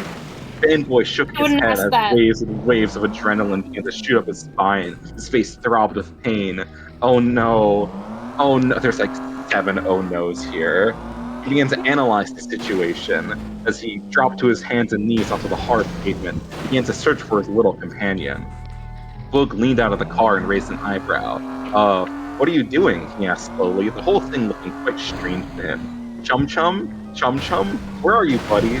Fanboy cried fretfully as he encircled the car. He checked behind each wheel, hoping to find Chum Chum's round, scared little face. He found nothing. Chum Chum? Chum Chum? Fanboy yelled, being unable to locate as to where his best friend was. Boog blinked as he watched the male in worry. Did he get hit that hard? Convinced that Fanboy was just in shock, the teen said, dude, you're fine, just chill. Fanboy paid no attention as he sat back on his haunches as tears quickly formed in his wide, terrified eyes. The only thought running through his head was, where is he? Please, Boog, you have to help me look for Chum Chum. The new sensation of dread, he stood up and jogged to the left side of the car where Boog sat, shocked. What? He squeaked as the boy's emerald eyes bore into his own cyan ones. For once, he was almost at a loss for words. Fanboy quickly placed his gloved hands upon the windowsill, gripping it tightly as he leaned in close to Boog.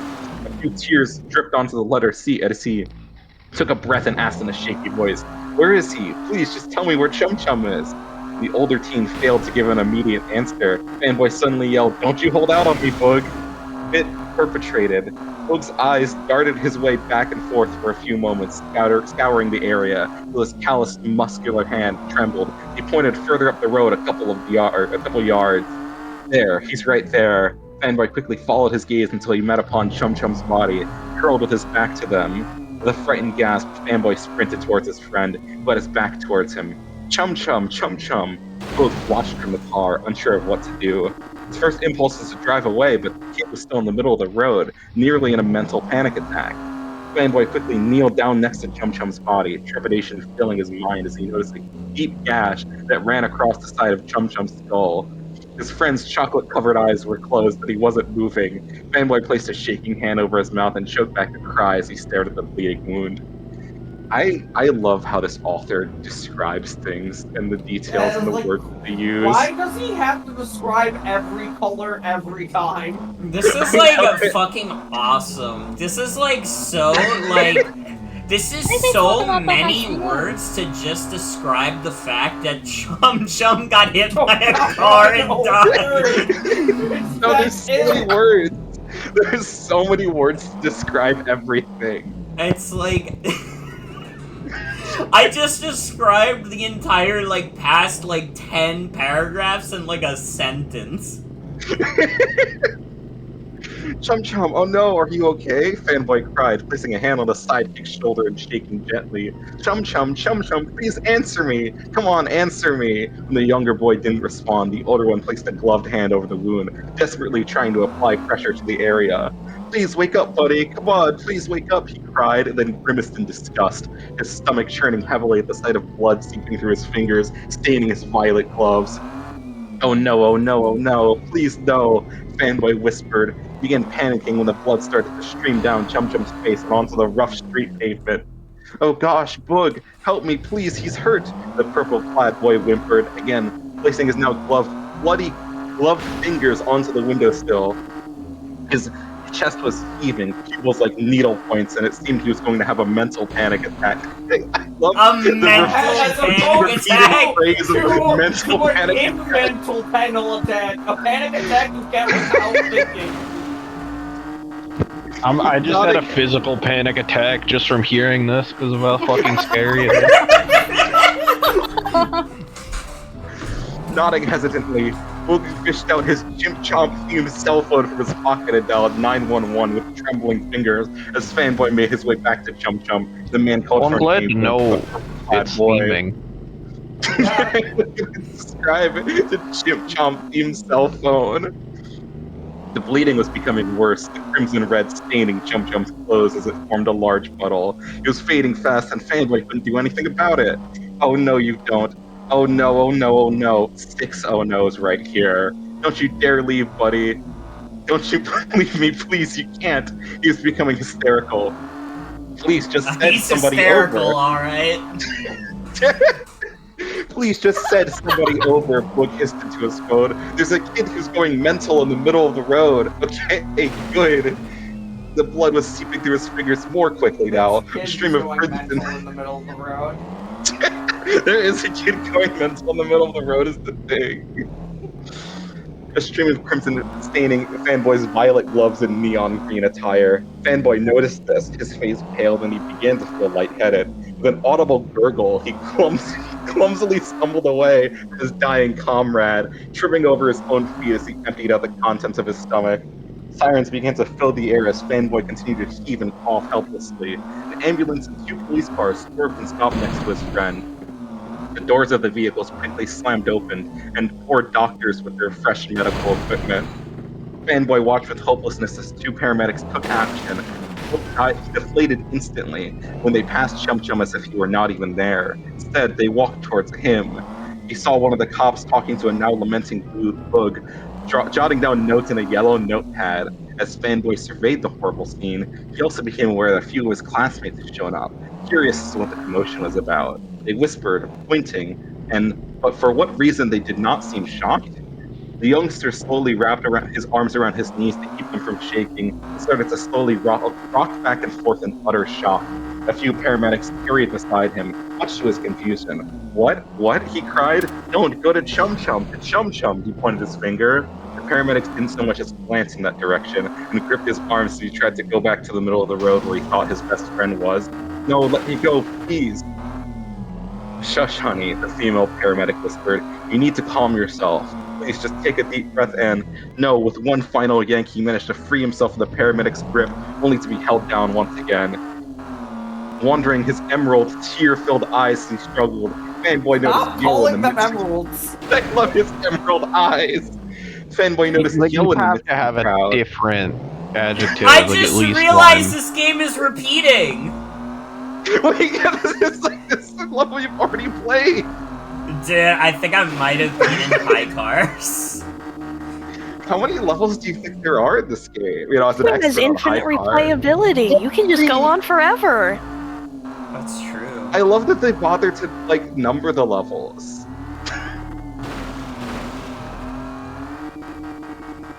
This is a time loop. This is just like my monster myself. I don't know if this story's a time loop or not. Okay, yeah, he noticed Yo in the midst of the crowd. She was desperately trying to fight off the people who were keeping her from running to him. Fanboy shuddered in dread as he saw Yo finally gave up, falling to her hands and knees, sobbing her eyes out. To Fanboy's own surprise, Kyle was there as well, hands over his mouth, his eyes wide, but they weren't even glancing Chum Chum's way. Why? What on earth was going on? Why aren't they looking at him? Fanboy thought frantically. Why isn't anybody helping him? The super fan stared intently as the paramedics performed their work, checking his blood pressure, taking his temperature, and he gagged at the thought of at the amount of blood around the street that he saw. It was seeping towards Fanboy in a gleaming crimson stream. He didn't bother moving away, and he let the blood drench his shoes and legs. Hey, Fanboy shouted at one of the paramedics. Is he going to be okay? Nobody answered, and he was ignored. Is he going to be okay? Calm down, one of the female paramedics soothed, handing him a small plastic cup of water. It isn't real, sweetie. That statement caught his attention. You're safe. All right. You're safe. No, I'm not, Fanboy wanted to scream at her freckled face, refusing the drink by shoving her hand away. And neither is Chum Chum, who you're completely ignoring, by the way. He sniffed and wiped his running eyes, trying to keep... honestly, great, like, self-control not describing them as emerald eyes here. He wiped his running eyes, trying to at least get a glimpse of his best friend. But as he looked towards the location where he thought Chum Chum was, he didn't see him anymore, as if Chum Chum had miraculously disappeared into thin air. Where are you, buddy? It isn't real, sweetie. He stared up at the cloudless blue sky as he was trying to send a message to Chum Chum that way. The shouting and panicked cries filled his ears, all coming together in a boisterous roar. Don't you leave me, buddy. The boy whispered hoarsely. He moved his stare to the paramedics who were whispering among themselves. All of this from shouting down. melodrama for like a plot that pretty much every children's show had about, hey, your imaginary friend isn't real. But the imaginary friend is Chum Chum, the deuteragonist of the show. And the imaginary friend is got hit by a fucking car. Yeah, remember how all of the Rugrats were Angelica's imaginary friends or whatever? And how Phineas Max and got Ferb Chum are is in their dead. coma. Dude, I remember we read the Angelica theory on stream, and it, like, I'm pretty sure it dropped, like, multiple slurs. Really? You know, I had to pre-screen this one to make sure it didn't drop any slurs. Honestly, I don't even care if they do, as long as you don't say the slur. Because I don't think anybody has delusions of, like, creepypastas, like, you know, being, like, what's the phrase I'm looking for? Being, like... Woke. I was gonna say I mean, wholesome. that's not the thing I was thinking of, but honestly, that works, yeah. They're not exactly woke, for the most part. Also, I feel like every time I've looked back at the screen, you've been playing the same exact level. These are, I'm pretty sure these are all the same levels I'm playing again. Yeah, there's like 5 levels of this game that they just keep repeating. No, there's 20. There's 20 levels. But now it says I'm on level 31, which is not true. I'm on Yeah, level that's not 11 true again. at all. If I get to level 41 and it's the same shit, we're closing the game. But then I don't know what we're doing afterwards, because I really don't want to play Hello Engineer again. Oh, but Morgan, it's the season. It's the season of Hello Engineer. I literally think I would rather play this. Like, Honestly, I'm gonna steal a Bad HGN games. quote. I'd rather have a buffalo take a diarrhea dump in my ear, brother. I don't want to play. I don't want to play Hello Engineer ever again. I played like an hour of it, and I was like, "This is one of the worst games I've ever played in my life." I paid $1 for this game that doesn't have a pause menu, doesn't have saves, repeats the same 20 levels over and over again, and I think it's like 10 times better than a Hello Engineer. I don't feel like miserable watching this like I did with Hello Engineer. Okay, what if you play Hello Neighbor fan game? I've just found a directory on archive.org of Hello Neighbor fan games. Really? That's Yeah. that's actually Scary. really interesting. I never considered that being like a possibility. Yeah. I can imagine anything. Also, if you have the Nintendo Switch Online, Nintendo 64, Mature 17 Plus app, there is an awesome game called Shadow Man that you could play. Yeah! You are the walker between the worlds! Only you can do this, Hold on. Shadow Man! Why is that the preview description for Chimpton Alive? It says hentai versus furries. Well, that's the game we play. The Discord was like, what games does your server play? And so I just answered honestly and said hentai versus furries. And that is true, is the thing. That's fucking awesome.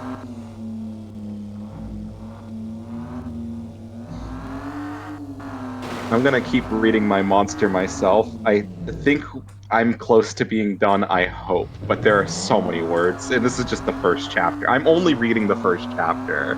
I'm not reading any more than that. Because I feel like you get the gist. But I cannot believe there are 21 chapters of this, and most of them are lost. Wait, I have an idea. Can you read the last chapter, though? I want to know how this ends. I don't care about anything else that happens in the middle. I want to know how it ends. Yeah. Yeah. You know, First you and want me to- last. You want me to just stop reading the first chapter right now? Well, no. Or just skip Finish okay. the first chapter, but then I want to hear the last chapter. I want to see... Okay. Like, I want to have, like, the extreme end of how it starts with how, like, insane it gets at the end. Okay. You know, I did not pre-screen the last chapter like I did with the first chapter, so that'll be new to me as well. Ooh. Okay, where was I? Yeah, okay. Don't even think about it, Chum Chum. He buried his face in his arms and cried to himself, God, don't take him away. Please, you can't. I'll do anything. Oh God, you can't. He's my best friend. They've been best friends since preschool. They'd been together for as far as Fanboy could remember. He honestly couldn't remember the last time he'd been without his best friend, other than the trading day. Chum Chum just couldn't leave. He just couldn't. I love the fact that this fanfiction has like specific references to episodes of Fanboy and Chum Chum, because that means this person was like a big fan. Well, I would mean, imagine obviously. they would have to be to write something like this. You guess to write 21 chapters of this and then make a rewrite of it later. And the rewrite's Fan- finished? I don't know the progress of the rewrite. I think the rewrite's only 4 chapters, but I don't know how complete of a story it is. That's crazy. The only one I care about is this one because it's written like this. Fanboy. Fanboy's head jerked up at the sound of his nickname. He searched for the person who called it. All of his awareness was now focused on Yo, who had been on her knees for a moment. It was no K-N-O-W, was no sprinting towards him, her arms outstretched, tears painting her cheeks, with the most horrible look on her face. She took no notice of the hands of some passerby that tried to hold her back as she advanced towards Fanboy, who had slowly and fearfully begun to scoot away. With an ear-splitting scream, Yo wrapped her hands around Fanboy's scrawny throat and began to squeeze. How could you have let this happen? Now, she screamed as her grip tightened around his neck. I tried so hard, Fanboy. You have no idea how much I tried to help you. The paramedics gasped and tried to pull her away, but to no What is he avail. talking Why do you about? keep doing this? He didn't do anything! He just keeps doing this. I don't know. Me talking to my friend who's clearly having delusions, I'm going to choke you. Why do you keep doing messed this? up. You messed up. I'm choking you. Hey, can With a we pain take a gas. moment Yeah. for a second? Hold on. He can't ran over by a Absolutely. car and then she came up. Sorry, excuse me. You, Steam, Steam email just received. You've received a gift copy of the game Hentai vs. Furries on Steam. Your friend, Erect Penis Original, has given you Hentai vs. Furries on Steam. Click the button below to accept this gift and add it to your library. What a positive, what a lovely Thank you, What a Faye. day. Thank you for giving me Hentai vs. Furries, Faye. That is brilliant. This really is the scariest stream that's ever been streamed.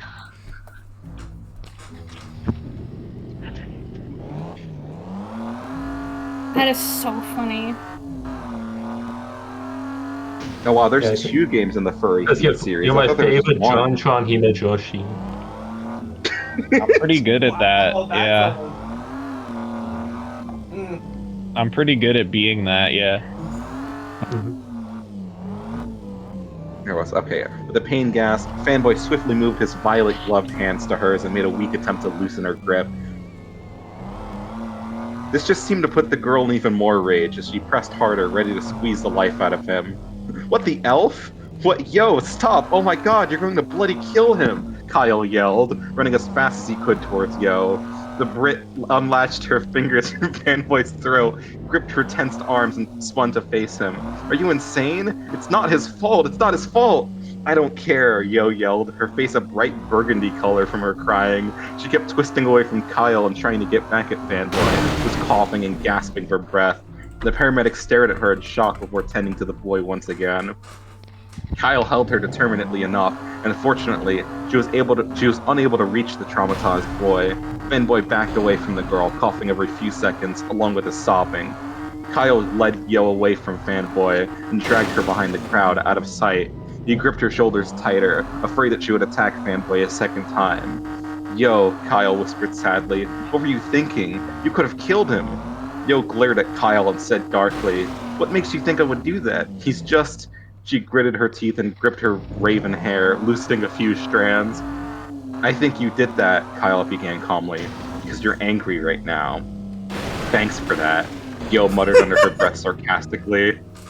Yo, he's in shock. I think you might have just tried to choke this guy out because you're mad. I think you're just angry right now. You're angry. You are just mad because you are angry. Yo, he's in shock. He just needs to calm down. No, Yo cried rather loudly, enough to draw the attention of several people in the crowd. Don't you understand, Kyle? Don't you understand at all? Do you know how much trouble Fanboy's caused? You know, he'll be gone. He's gonna be 6 feet under, pushing up daisies if he does things like this. She looked around and lowered her voice. Chum Chum's dead, Kyle, she whispered. Don't you see? The car crash? Don't you see how he kept asking by... Don't you see how he kept asking by they weren't helping Chum Chum? That's because Chum Chum's dead. He is dead.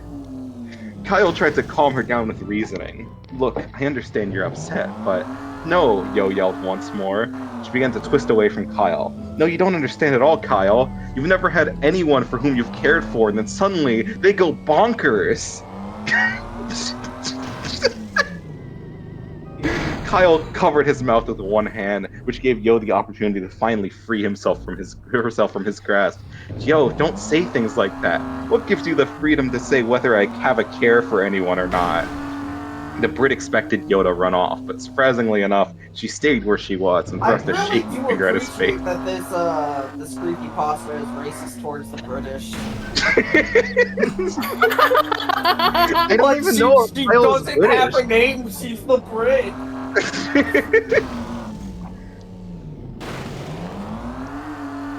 What was that? Yeah, Brit expected Yo to run off, but surprisingly enough, she stayed where she was, thrust a shaky finger at his face. Kyle, you would never understand. I care about him more than anything. He's only 11 years old. He's barely lived his life and now he's going to snap. You can't tell me to relax every time one of my best friends in the world is about to freaking snap. He's just caused so much turmoil in this town, and because of that, I can't believe you don't expect me to be mad at him, she ranted. Kyle stared at her. I don't... Well, listen. All we can do right now is cross our fingers, pray, and hope for the best. Everyone has troubles at some point in their lives for a legitimate reason, and I'm sure Yo cut him off. A reason?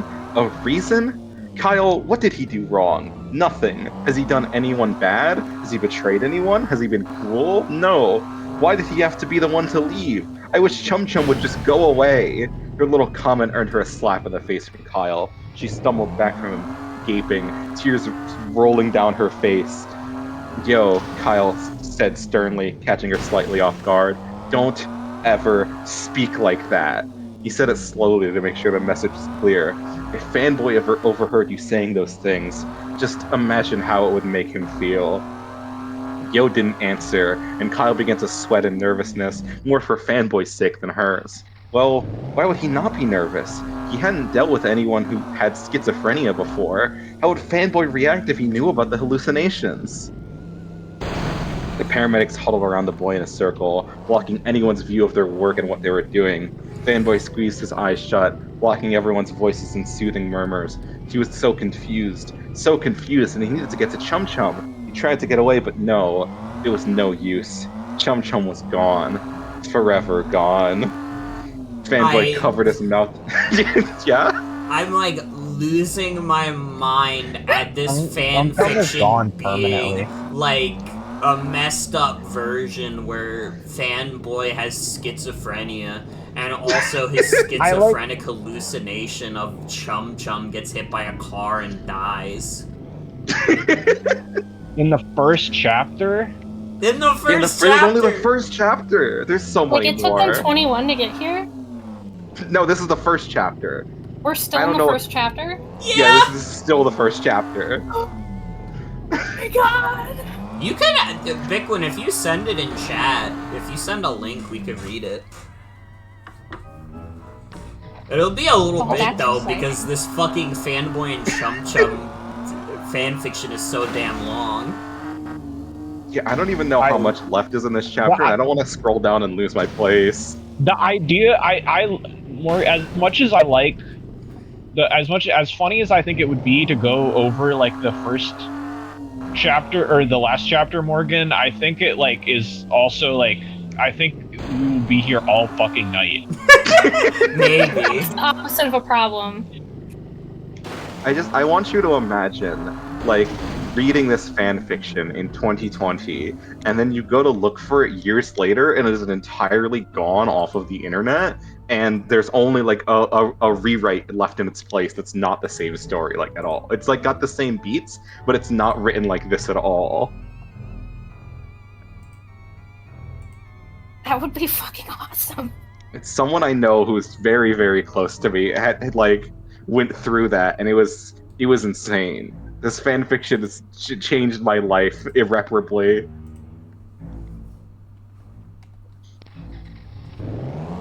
Chum Chum was gone, forever gone. Fanboy covered his mouth and choked back a cry as he watched with wide eyes, one of the paramedics slowly walking to where Chum Chum used to be. Tears streamed down Fanboy's pale face as his chest heaved. What was going on? One of the paramedics noticed Fanboy weeping. What's going on? The paramedics noticed Fanboy's weeping and took that into account. She walked over to the boy and knelt down next to him. I'm very sorry, she apologized softly, but we've done everything we can, and the force of the collision was too much. She placed a hand on Fanboy's shoulder, and he looked at her with bloodshot eyes. He sniffed and waited for her to speak the obvious, horrible truth. I'm sorry, but he's gone. It was like a punch to the gut. Fanboy heard Yo scream out in agony and collapse to the ground, sobbing loudly. He felt lifeless. Fanboy saw his classmate look intently at him with wide and sorrowful eyes as he continued to shake and cry. A few girls, namely Francine, Lupe, and Cher, went over to console Yo, talking softly to the crying girl.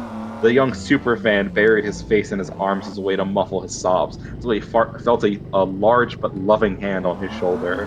It's okay, a lisp voice soothed. It's going to be okay. Fanboy's eyes welled up once more as he looked up to his much elder friend, Oz. With a heart-wrenching cry, I was wondering if he was gonna show up. Fanboy fell into the man's open arms and sobbed hysterically. Oz brought Fanboy's head to his chest and held him tighter. Shush, it's alright. Don't worry. Chum Chum's in heaven now, he told the broken, crying child. Fanboy thought nothing of it. There's a relief in Oz's voice. Chum-Chum's in heaven now! They chose like the Reddit atheist guy to say that? Chum Chum died for the greater good. Let's make sure his sacrifice wasn't in vain. A strange feeling overtook Fanboy. A feeling he had felt before. In the middle of a busy street. Yeah, right. Hey, I want to like remind everybody that the catalyst of all of this was that Fanboy and Chum Chum decided to sit in the middle of a busy street for no reason. So they wanted to cross the street to get ice cream, and Chum Chum couldn't keep up and got hit by a car, I guess. Which is like... Well, no, they said they wanted... No, they said they wanted to take a break, and so they sat down. Chum Chum was like hyperventilating. Yeah. He's like, alright, you could take a break here in the middle of the street if you want. And a car hit him. You should have just imagined Chum Chum not hyperventilating. I'm on the third loop of this game, by the way. Maybe you're driving the car that hit Chum Chum. Maybe like in when you get 47. to level 69, you'll actually like hit Chum Chum. Level 67, man. A strange feeling overtook Fanboy, a feeling he had felt before. There was a warm, fuzzy feeling in his eyes, and a throbbing sensation in his brain. A white noise filled his ears, blocking all of the other natural sounds as he heard only 2 seconds before. And then he saw it. As he lifted his head from Oz's shoulder, he caught a glimpse of someone who looked eerily familiar. He shook his head, unsure if he was hallucinating or not. There was Chum Chum, smiling happy at him, waving.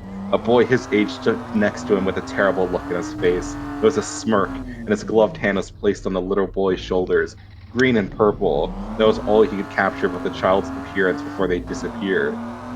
Chum Chum? He gasped, and he felt Oz's grip on him tighten. It's not real, little dude. It's not real, the man reassured him. It isn't real, seriously.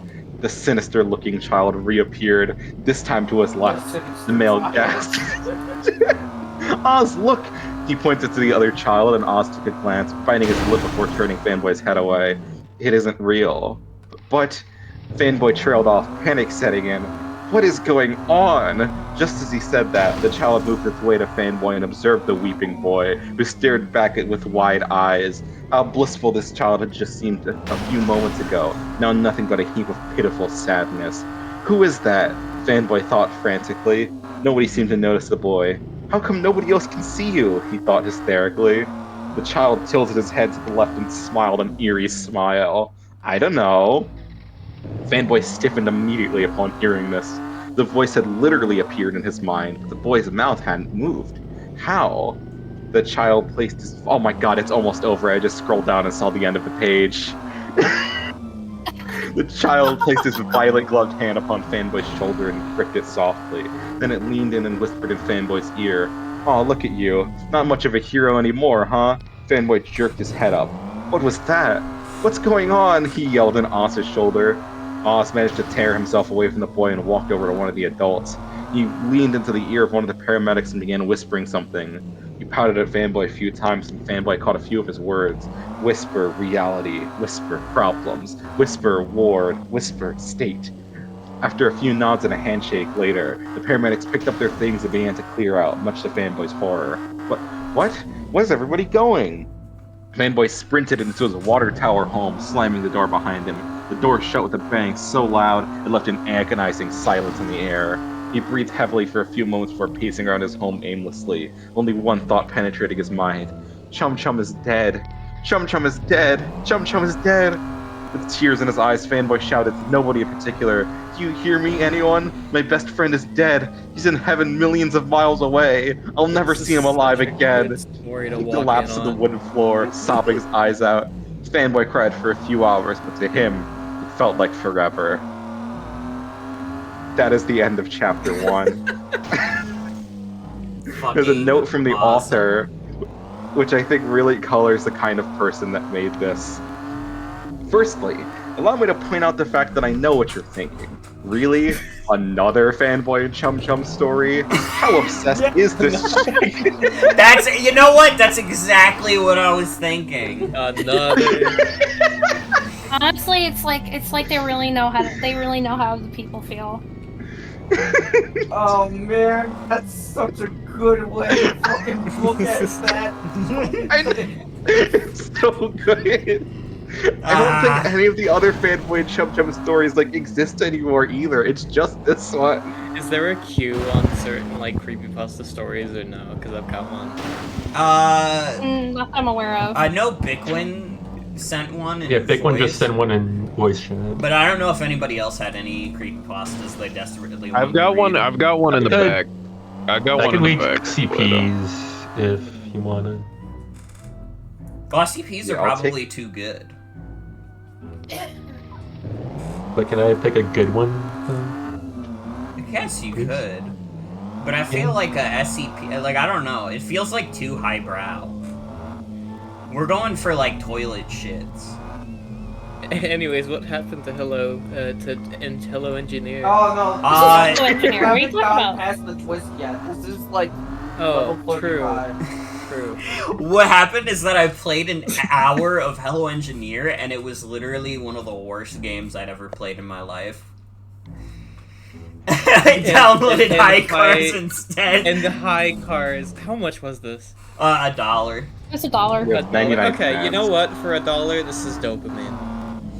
I think this is like the longest that anyone on Earth has ever played High Cars. I think this Yeah. is the longest anyone has thought about high cars. This is true.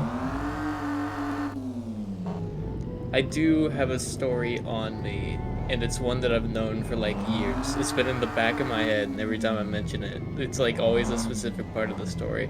Do you have a limit on how long stories can be, or no? No, but if it's a long story, would you mind if we did big ones first? Oh yeah, no, yeah, go ahead. It's not it's not as long as I thought it was gonna be, but it is. It does have a fair bit of. There's like an interview thing at the end I can just skip. Let's do big ones first, and then we'll read yours. If it's, and then you can still do the interview, I think. Because, I mean, Also, we I did just checked spend, really we quick. did just spend over a half hour on the fanboy and Chum Chum. Abe. That was a half hour? Oh my god. It was Oh, at man. least that It long. was so. You know, time really passes by when you're enjoying yourself. When you're playing high cars. When you're playing High Car. I need to stop playing high cars. I'm on the third loop of this You're game. kind of addicted to high cars. You gotta find another $1 car game. Yeah, well, you gotta find another $1. You don't have to. You gotta play Shadow Man. Yes, you Shadow Man on do. Nintendo 64. Is that Gotta like a find good game or $1. is that a bad game? I don't know. It looks awesome. though. It's a like consistent low like price. a good on, enough game. It's not just like a dog shit game. It's like a Yeah. real game, but it's my like God. Real game. Wait, this is It's that's like Puppy cars. Shadow Man's like a real game. Yeah, you should play Shadow Man. Our puzzles game. Wait, this looks peak. Hang on. probably. Is this AI or was this early enough to not be? No, AI? this absolutely is giving like. Mm-hmm. Yeah, this is giving like it like not. It was that, I think. 2022. It's possible. Wait, it's not playable in TV mode. That's a shame. It's Yeah, not? you waste the money. No, it. I would have spent $15 for that. What about My Little Car Wash, which has the same exact art style? It looks like a mobile game. I'm not sure what to tell you. It probably is just a ported mobile game. High Cars 2? Wait, where's... High Cars 2! Wait, holy Cars 2. Yes! Holy shit! I Yes! made another one. This is Yo. the Twice the real price, that means Vapor it's twice as franchise. good. Yo, Okay, they hold on. doubled the price. That means They know it's what gotta it's have worth. double the Double the content. high car, double the price. Double your cars, double your fun. Exactly. That's the spirit. How fast is this one gonna download? How fast is it gonna show up as a fucking virtual game card? Dude, why There we go. why did they add virtual game cards so every time you buy a game, you have to wait 10 seconds before it starts downloading? Because it's It's Nintendo. awesome and you love it.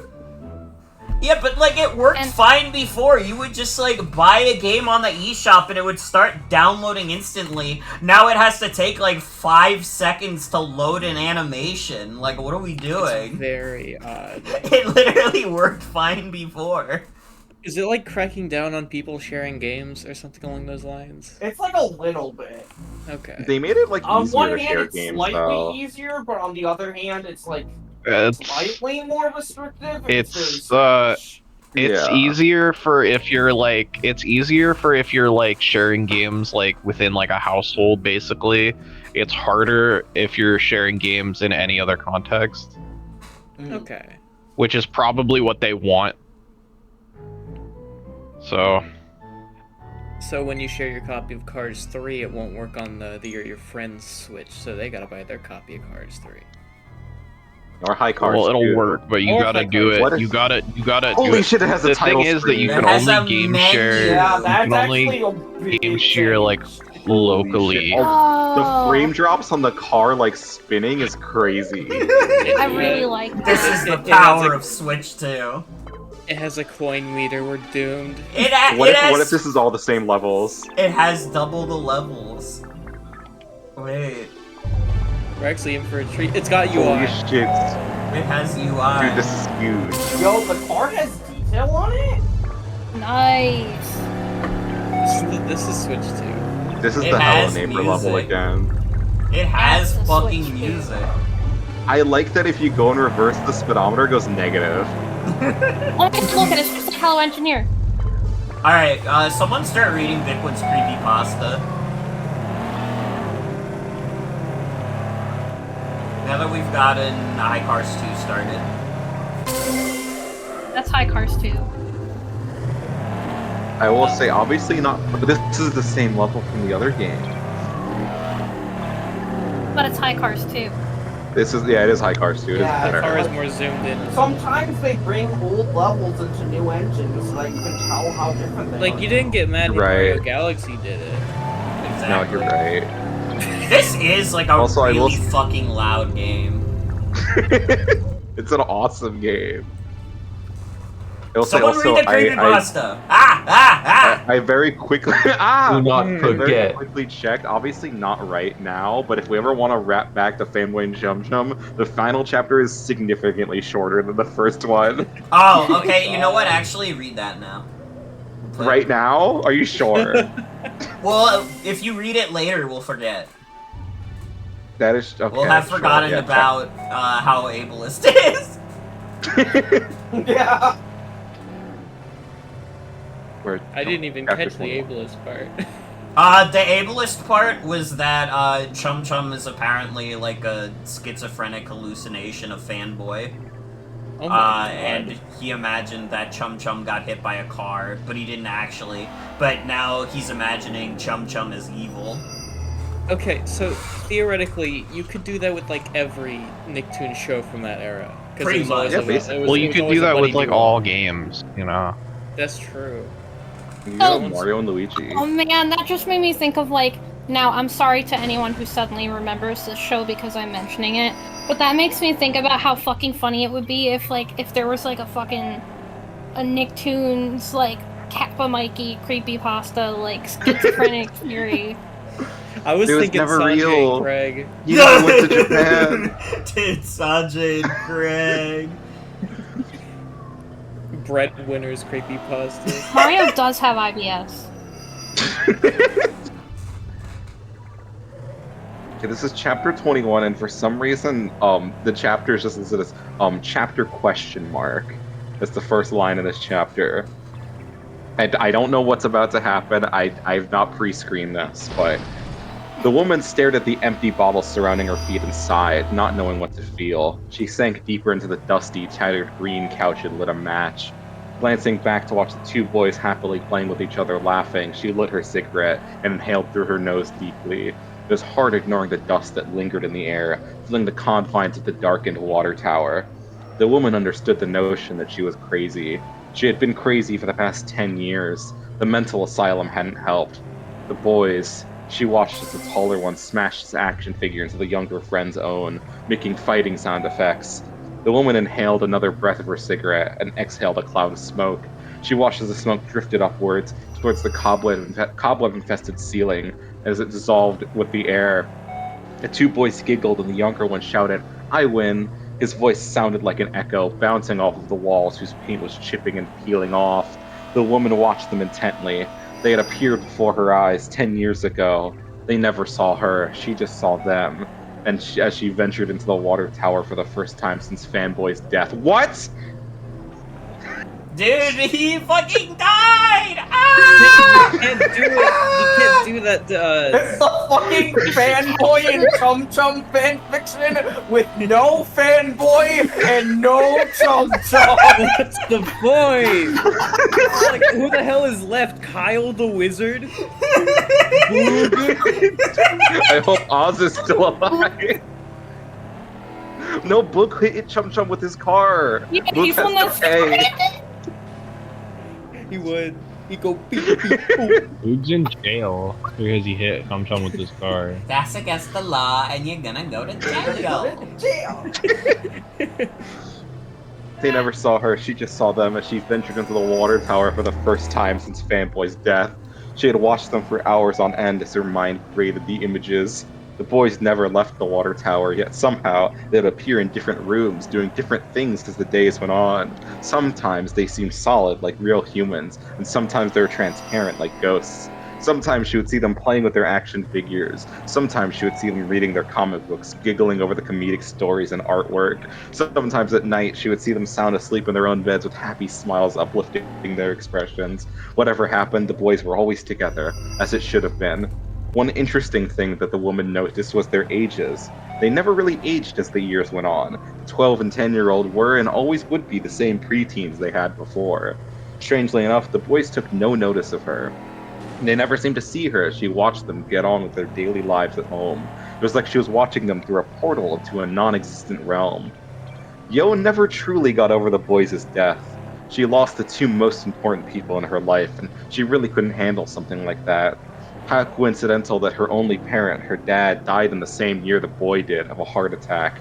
After her dad had died, Yo cried out to her friends for help. They didn't help much, thinking that she was only going to end up the same way Fanboy did. Wait a minute. The only one who tried to console her was a school nurse who was guilt-ridden by Fanboy's death. After a few moments, Nurse Lady Pam transferred, and that was that. Kyle was finally readmitted to Milkweed Academy and left her a mess. Yo was alone. Why had this happened? Where were the friends she used to know? Were these unfortunate events some sort of disgusting diseases? Morgan. Yeah. Yeah. What's up? I'm just okay. Do you know the designs of Fanboy and Chum Chum and like the extensive cast? For the most part, yeah. Do you know I'm just the letting you. Fanboy I'm just. and Chum Chum lore? I'm just letting you know. This is the character doing all of this. This is the character in this final chapter.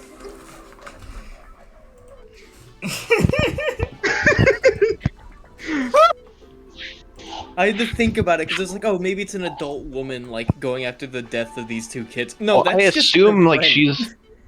I assume she's like at least a teenager now. Oh, of course. It's Well, I assume didn't time they has say passed, it was like but 10 like years or something? 10 Yeah, years. 10 She's years probably since yeah, Fanboy she's probably died. an adult then, yeah.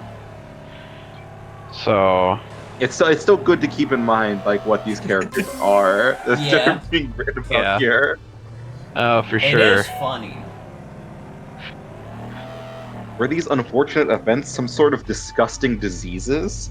Another giggle and a loud, hearty laugh caused the woman's gaze to lock with the purple-masked boy. He gazed back at her, fear evident in his emerald eyes. Oh, there it is again. She blinked Oh, the and beautiful blinked. Emerald eyes. The 21-year-old frowned and shifted uncomfortably in the couch as the boy's pupils bore into hers. Hello. His voice sounded like a whisper sort of echo. The first syllable of the word he spoke aloud sounded quiet and normal. The rest of the word sounded like a loud whisper. The woman coughed in surprise, for For he had said that while she was inhaling on her cigarette. He could see her? You can see me? Lance? She whispered. Fanboy glanced around the bottles and the cigarette butts that littered the dusty wooden floor of the fan lair. Then he glanced back up at her and gave the woman a sad look. My name is Fanboy, and yeah, I can see you. You're hard to miss. The younger boy jumped up and down. I could see you too, he exclaimed happily. His voice had the echo proportions. Why did you think we couldn't see you? The woman didn't answer at first. She locked her eyes with Fanboy's. Because neither of you could see me before, although I saw the two of you.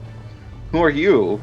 The woman coughed in surprise, and a bit of hurt clenched in her heart. They couldn't remember her? I'm Yo, remember? Yo Sakura? I don't think that's her last name. I think they made up that last name for this fanfiction. I thought it was British. No, Kyle's British. Kyle's the Kyle. British. Yeah, I don't think Yo has a last name. Yeah, I think they made up a last name for her, which is very funny. Actually, yeah, well, I think they got that because it says on here that it's Yo is a girl of Japanese descent, so I think they made up a last name. Oh my Yes, god! Sakura! And Oh they my just god! they couldn't think of anything else. They were just like, What did the Sakura. Japanese like? Fucking cherry blossoms, I guess. Yeah, I skipped over this earlier, but in the section of the story where they were referring to Kyle as the Brit, they referred to Yo as the Asian, and I just felt uncomfortable saying that, so I didn't do that. Oh my Yeah, fair god. Oh my god. The swag Asian. Where am I? Okay, yeah. Fanboy rubbed his chin and thoughtfully and replied, "Huh, you look like a Yo in my class." Yo sighed. "I am that Yo, Fanboy." Two boys looked at each other in confusion, and then back to her. "But," Fanboy muttered, "you're way older than the Yo I know. The Yo I know is only 11 years old. You look like you're 45. Yo sighed and nudged one of the empty beer bottles with her foot. "You don't understand, Fanboy." Chum Chum. Chum Chum glazed up at the woman. "Are you her mommy or something?" "No," Yo muttered. She flicked her cigarette away and watched it burn out on the floor. She didn't know how exactly to explain this to the boys. She obviously hadn't had a conversation with either of them for as long as she could remember. "She's gone." The boys looked at each other again, shrugged, and smiled. "Oh, okay," Chum Chum said. "Do you want to play with us?"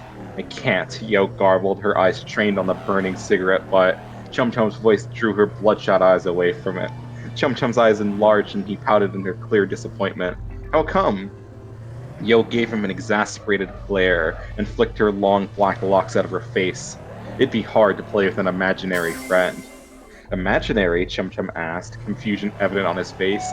"I'm not imaginary, I'm real. Besides that, it's easy to play when you use your imagination." "No, this isn't fun. Look, I hate to break you guys the hard way, and believe me, I'm going to try to lie this down gently, but you died, along with your best friend, a long time ago." "What do you mean?" Fanboy's whispery voice asked carefully. "I'm not dead." "Neither am I," Chum Chum piped in. Yo's dirty, untrimmed fingernails gripped the hem of her skirt as an unknown anger bubbled up inside her. "Yes, you did die." "Nuh-uh, we did not," the voice contradicted. "Yes, you did," Yo snapped sharply. I You're love- not even real. I really We're- love how this has become like a story about like a grown ass like woman who's depressed and like mentally like fucked, like dealing with two fucking cartoon characters. Wait, this is no, it's not like that, but it reminds me of a show that was called Happy on like Sci-Fi Network. It was about this like drunk guy who hung out with this like cartoon character in his subconscious. "Yes, you did," Yo snapped sharply. "What do you know? You're not even real. And even if you were real, which you're not, you wouldn't know anything because you're both just little kids." "Well," Fanboy hopped, I'm standing here talking to you, aren't I?" "You aren't even real," Yo said, her voice rising. Her eyesight was beginning to become blurry, and her throat was clogged with unnecessary words. "You two were just images that my screwed up mind created. I'm not talking to a real person, I'm talking to the air." "Oh, I can see the end of this already. I'm so happy."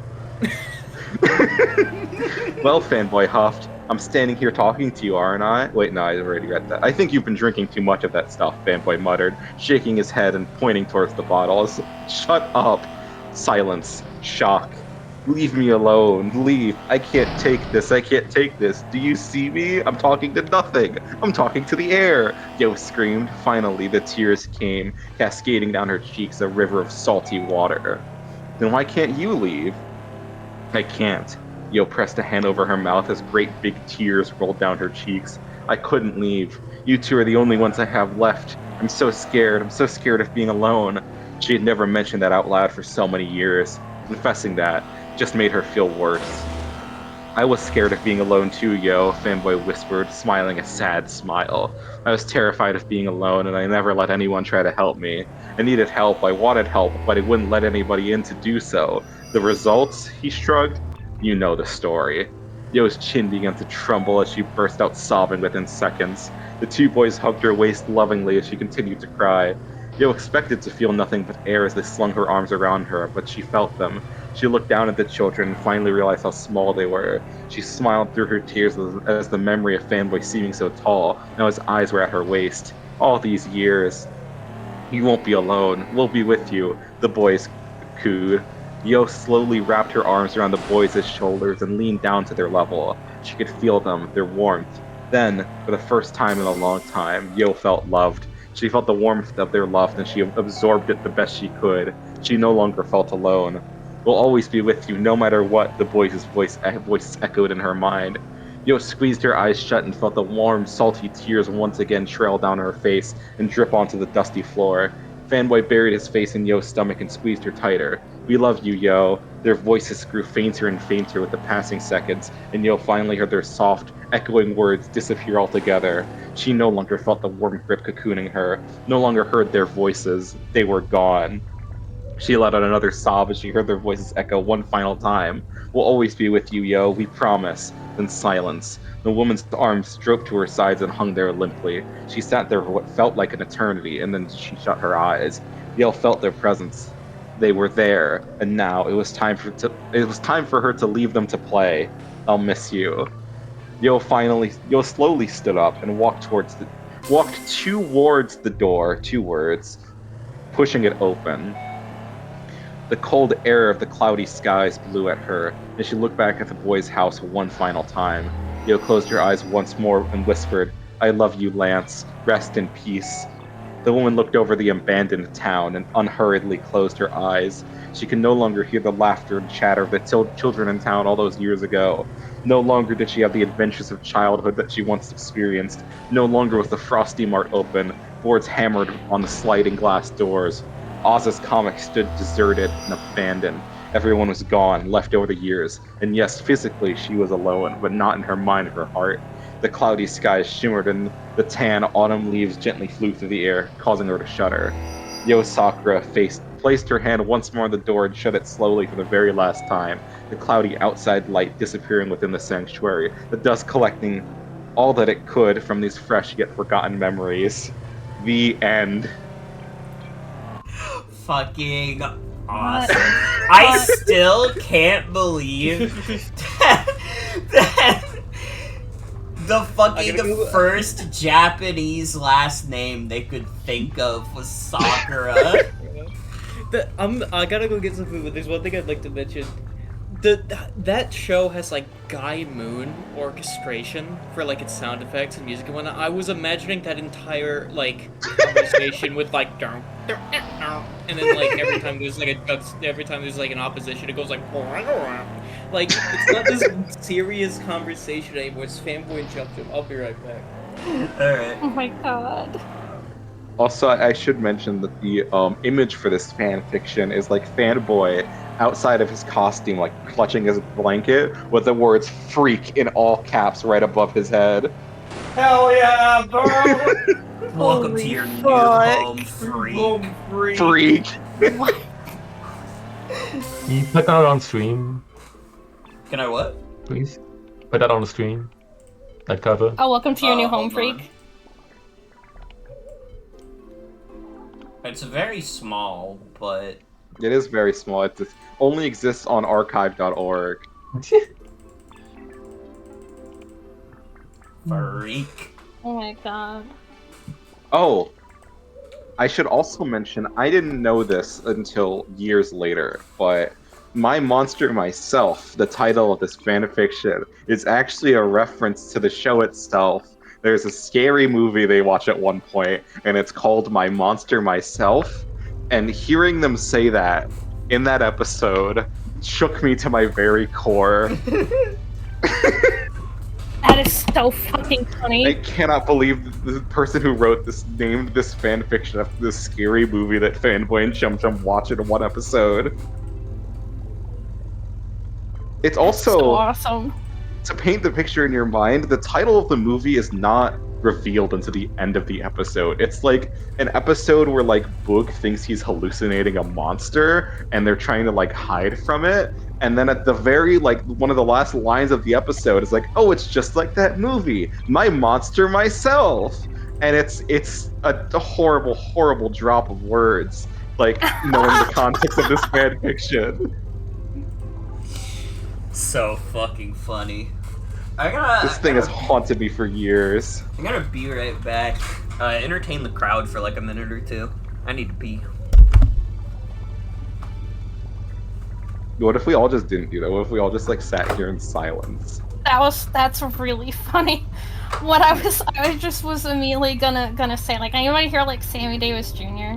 Jesus Christ. They're Holy not. shit. I think it's pretty cool. Anybody like Tom and Jerry? Yeah. Tom and Jerry are both the boys. fucking, that's what the characters in Tekken are based off of. I used to actually used to watch a lot of Tom and Jerry as a kid. And I got really mad when like the newer like versions of the show would come on because I was like an autistic 8-year-old. Also, the newer version of the show just sucks. Yeah, it just Generally, sucks. it's like kind of bad. It's like, honestly, it's just bad. Now, how do we Yeah, feel okay. about the Chinese Tom and Jerry game that's about, that's Dead by Daylight, but with Tom and Jerry characters? Oh my god, I forgot about that. Also, they added characters from the currently Chinese-only movie. And I have a strong feeling that that movie was made to promote the fucking mobile game. Or something the other way around. That's fucking crazy. I'm playing Dr. Chianto right now. The level 3 AI is fucking cracked. Damn. Is Dr. Chianto a good game? Yeah. It probably It's would. like imagine like Dr. Wario, but if it was Snake also.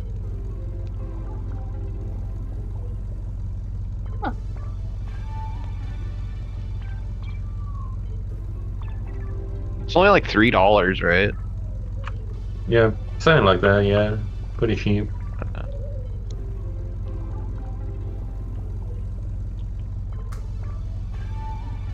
Good game for all that. You can.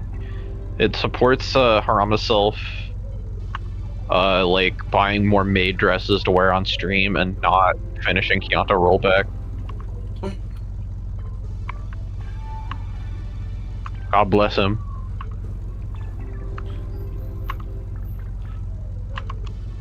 That game's lobbies still don't fucking work. God bless the USA. Yeah. I don't know, why these online servers just don't work. I just came back. Yeah, Solid Snake in a doctor suit was also what I was thinking of. I thought like big ass doctor's coat. He's still got like the band. He's still got like the headband. He's still got like his like weird like Solid Snake headband. Mhm.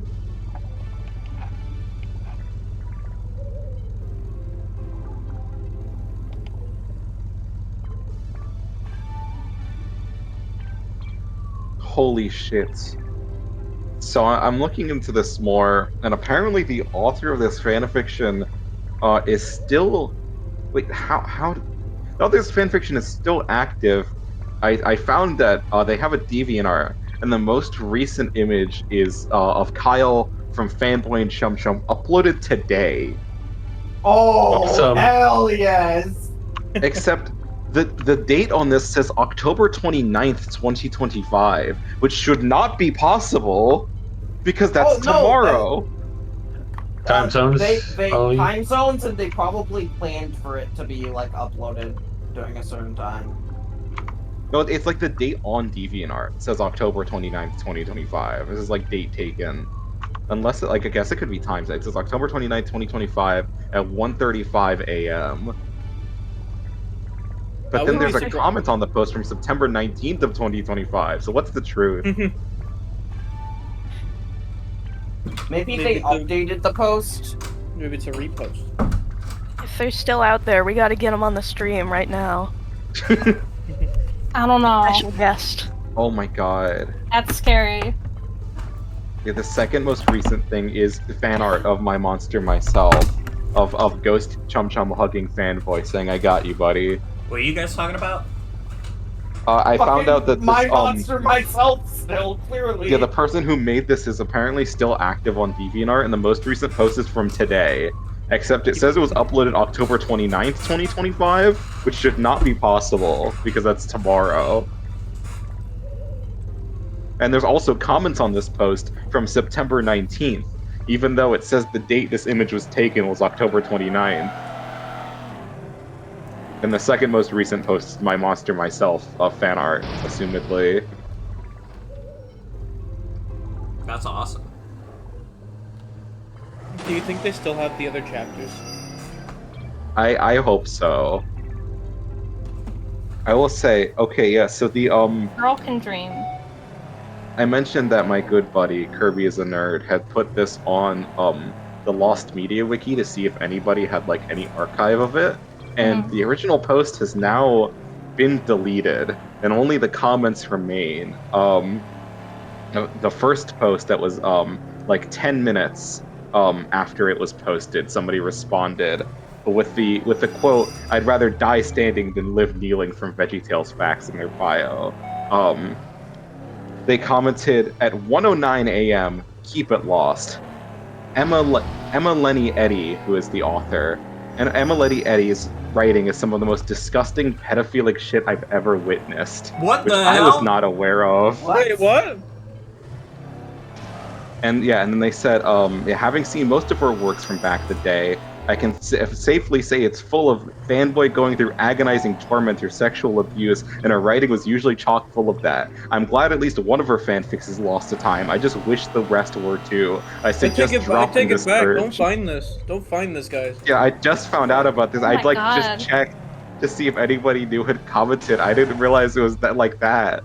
And then a staff member deleted it like on the 24th. Okay. What? I just thought she was ableist and racist. You're telling me?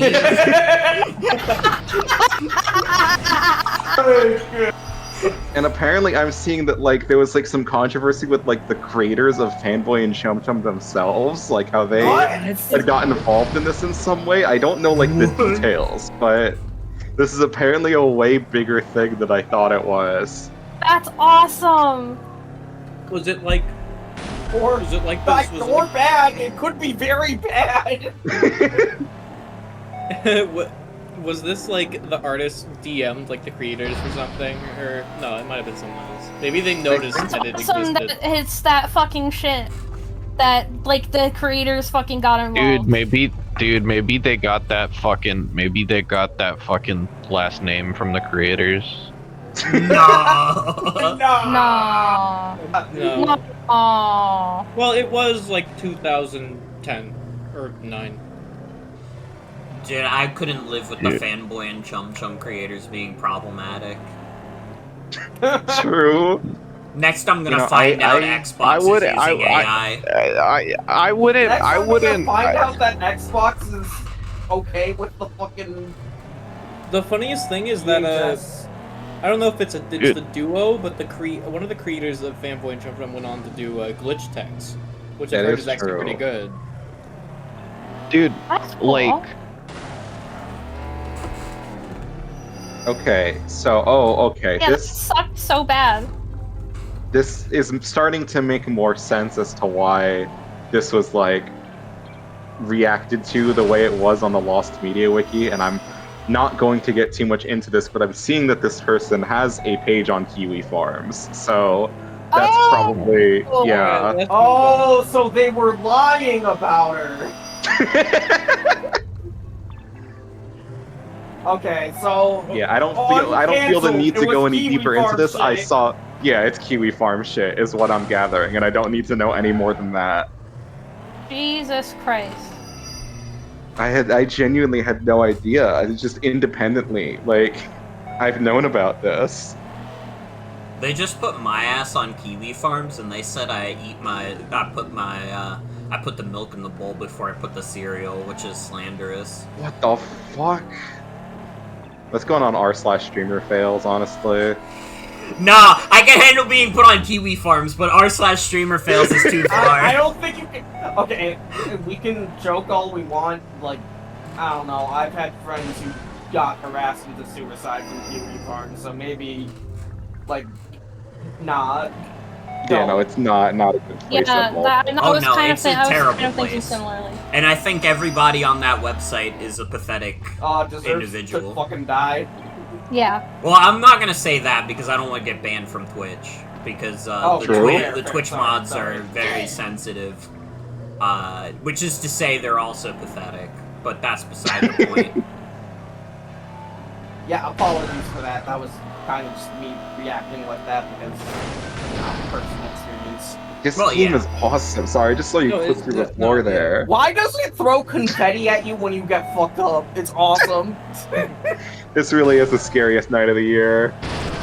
Oh my god! Dude, I wish it had beam and G physics. It would be so good.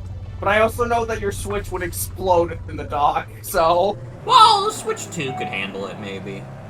probably, yeah. Okay, who wants to read Bigwin's creepypasta? We gotta keep the creepypasta train rolling, because I know Ray also has a I'll do creepypasta. it. I've been reading too much. I can't. Do not forget Someone else got to do it. Alright, a say we'll do it. creepypasta. I'm excited. Have you ever experienced something that invoked childhood nostalgia, but just wasn't as good as the first time you ever saw it? That's what I would have been feeling right now, if I just knew what it was. Sometime in the late 90s, there was a certain TV show that I loved to watch as a child. Sometimes it would pop into my head every now and then, but I could never quite recall enough details to know what it was. Please be kept up. Only now, it was constantly on my mind for a reason I couldn't quite pinpoint why, but it suddenly did bother me. Out of all the shows I watched, this was the only one I was unable to remember.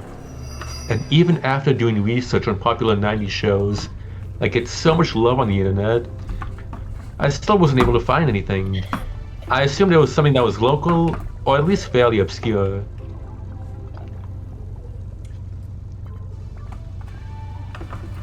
It wasn't until that one night, when finding out what the show was felt urgent. I woke up to the sound of a crash downstairs, and the heavily rustling of plants shortly thereafter. I went down only to realize that the window had been broken by someone. A heavy brick lay on the floor with what seemed to be paper wrapped around it. Despite the incredibly cliche situation, I unwrapped the paper, only to see a short message written on it in black marker. Do not forget. The writing was incredibly poor, and difficult to make out, as if it were written by a preschooler or even an animal. After calling the police that night, it turns out that there was no sign of any intruder aside from the window smashing. Whoever sent me that paper must have wanted to give me a very important message, and I was convinced that it was that show. The It was show difficult- sent the message? No, the show, they didn't want to forget the show. Oh, God. Yeah. It was difficult to concentrate at work that day. Even after getting my mind off of the message several times, it came back, wanting me to remember. However, I came up with nothing. Later that night, after the window was temporarily boarded up, I heard no breaking, but instead a distant thumping, as if some kind of massive creature was outside the house. Unable to sleep, I reluctantly went downstairs to find more paper. Simply laid on the floor instead of around a brick this time. Once again, it said the words in poor handwriting. Do not forget. But as I looked closer at the bottom of the page, the bottom of the page had been torn off, as if there were more to the message. Was this something else I was supposed to find? Was it really related to the show after all? That day I had to call in sick to work. I needed to know what this was all for. After constantly searching for it all day, I was just about ready to give up. After all, how could I know something that I didn't even know the name of or who the characters were? And yet I was deathly afraid, constantly trying to find this in fear of what would happen next. The only thing I was able to recall after exhausting all my effort was this. It was a CG animated show, something that was not quite as popular during the 90s due to the limited technology. Perhaps that could explain why it was so difficult to find. Unfortunately, I was so mentally exhausted, I climbed into bed, thinking I would be able to try again tomorrow. Late in the night, the same thumping sounds happened again. It definitely felt as if it was some kind of beast, weighing at least 800 pounds. I went downstairs, expecting a paper or the boarded window to be broken, but so far there was nothing. In fact, all over the house I couldn't find anything. It was only when I turned around towards the front door that I see him. At that point, all I could feel was the strangest mix of childhood nostalgia and sheer terror. In front of me was a massive ape, standing on his hind legs and proportioned like a human. This was the main character of the show I had forgotten for so long. In the show, the CGI seemed ridiculous and laughable, but seeing this creation come to life was absolutely horrifying.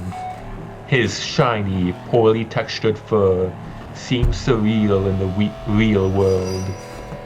He moved in a strange and floaty fashion, as if there was little gravity.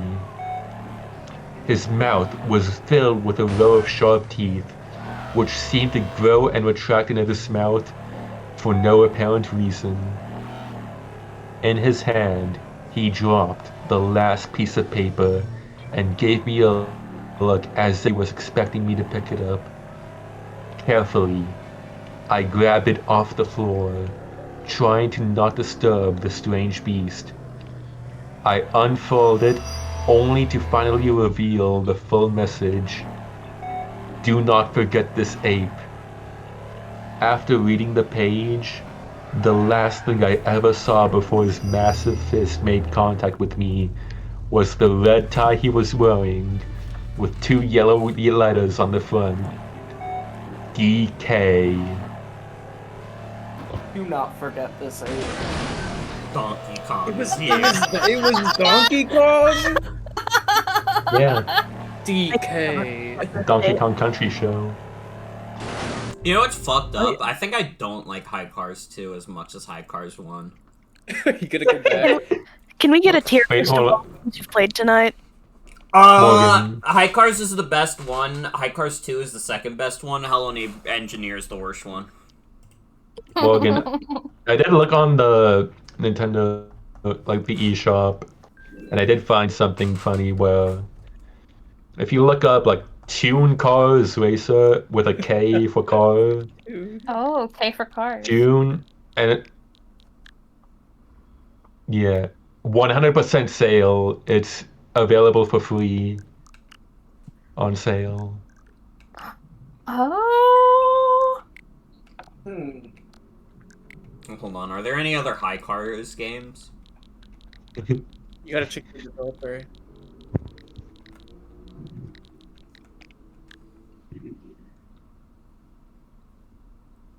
No. Anime girls DM car passion. Dude, I love that if you just look up anime on the eShop, you can find, like, exclusively, like, AI-generated, like, puzzle games. Mm-hmm. And Crazy. they're always like deluxe edition, extreme edition, and they're always on sale.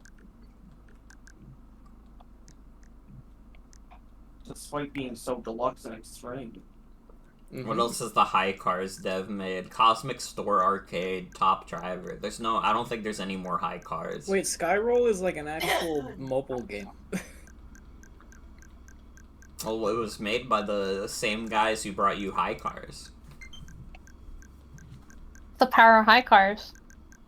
The power of high cars. Well, we got Switch Race. AI Tycoon? Did they have AI Tycoon? We got Neon Car. Yeah. Yeah, that was an AI Tycoon game somewhere. What type of products will your stores Is this sell? even new? AI glasses, AI smartphone, AI cars, AI robots. Well, shit, I'm sold.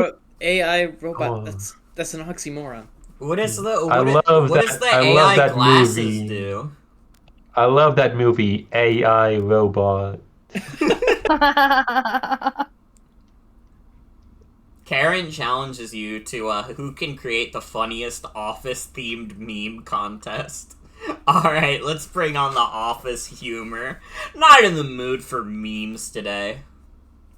Not in the mood for memes today. No, Sorry, For guys. memes today. I think this is the best game ever made. This How much might does be it cost? the best. $1? It's $1. I'm not buying AI Tycoon, No, bro. no. After the disappointing sequel that was High Cars 2. What about I don't know Neon if I Car? I don't know if I can trust this dev team anymore. Oh my god. Oh my. my God. The most AI generated image ever. It's awesome. Hell. Yeah, it's like It has a video. double tooth. Do you guys want to hear my my second pasta soonly? Yeah. That sounds awesome. All right. Ray, are you Hold okay if we do Sienna and then you? Oh, I don't mind. Okay. All right. Because I know Sienna's been waiting since she got here. Yeah. This like actually this is a game, kinda. All right. Is it? I mean, it's better than the thumbnail. It's like Better kind than of the stupid thumbnail. cutesy. I managed to interesting. sue McDonald's rightfully. That's the title. Oh, it's not title gonna of get, it's the- not gonna as good as that. Hey, I am Frederick, and I am an adult man. who just graduated Oh, God. college not too long ago. And today I want to talk about how I sued McDonald's, and for good reason. Good reason. Now, a few minutes from where I live, there is a small McDonald's restaurant. It does not get too many visitors a day, but it gets a decent amount. There are about 9 people in the staff. All of them are slightly underaged, and they can cook up and serve you anything on the menu in just 1 minute. They also claim that their food was the best out of any McDonald's in my state until now. One day, I went to the McDonald's and asked the waiter, who had a messy brown hair and a beard that looked like it hadn't been shaved in 4 months, for a Big Mac.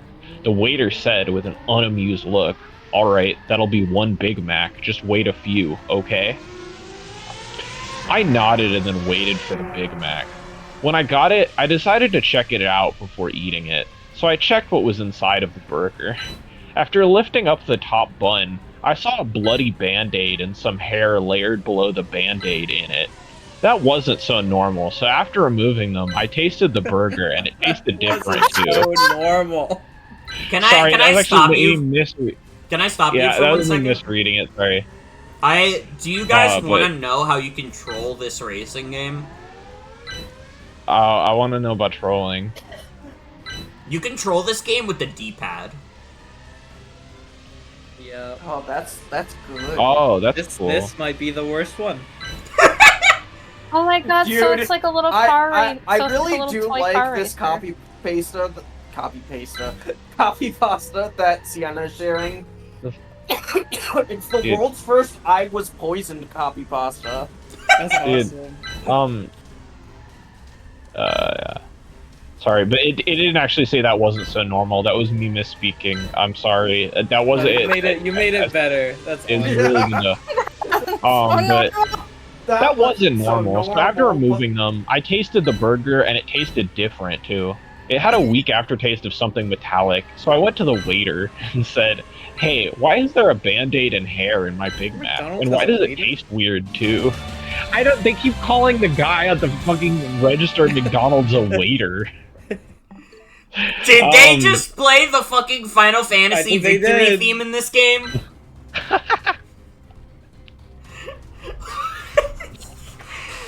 Oh my god. The crazy thing is, this might be the worst game of the night. The waiter, Even more than however, Hello did But not it's stir. Toonkars. Usually, the waiter would explain why the order was like the way it was, but here there was no explanation as to why the Big Mac ended up the way it did. I decided to throw the Big Mac out and go home. I wanted to sue McDonald's, but instead I decided that I would investigate the staff rooms and cooking area to see if there was anything off in there. I guess he went home, but then he went back to McDonald's. Oh yeah, okay, no, yeah. That night, I drove over to McDonald's and saw that it was closed. Then I remembered that it wasn't an open 24-hour restaurant. You think I wouldn't prepare to go into the McDonald's without being arrested, but I was prepared. I brought my flashlight and a sweater since it was usually cold where I was at night. Thank God they let us know. Once I got in the McDonald's, I turned my flashlight on and checked around. I noticed a cabinet that looked half open, so I opened it and I was met with something horrifying. There were 2 jars, both large in size.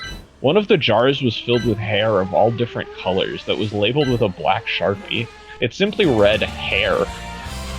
The other jar was filled to the brim with Band-Aids. It was labeled used Band-Aids we found from the sidewalks. Okay, so that one gets the elaboration, but not the hair. I wanted to gag profusely after seeing this. Is this what they put on my food? What restaurant would purposely put hair and Band-Aids into people's food? Did this McDonald's hire sickos? Those questions filled my head as I checked another cabinet. The second cabinet made me gross out even more. There was a jar full of a red sauce, which looked like it was probably mixed in with ketchup with a slime-like texture. Then I read the captioning. It said in black marker, "Bloody organ ketchup." I screamed, "What the fuck?"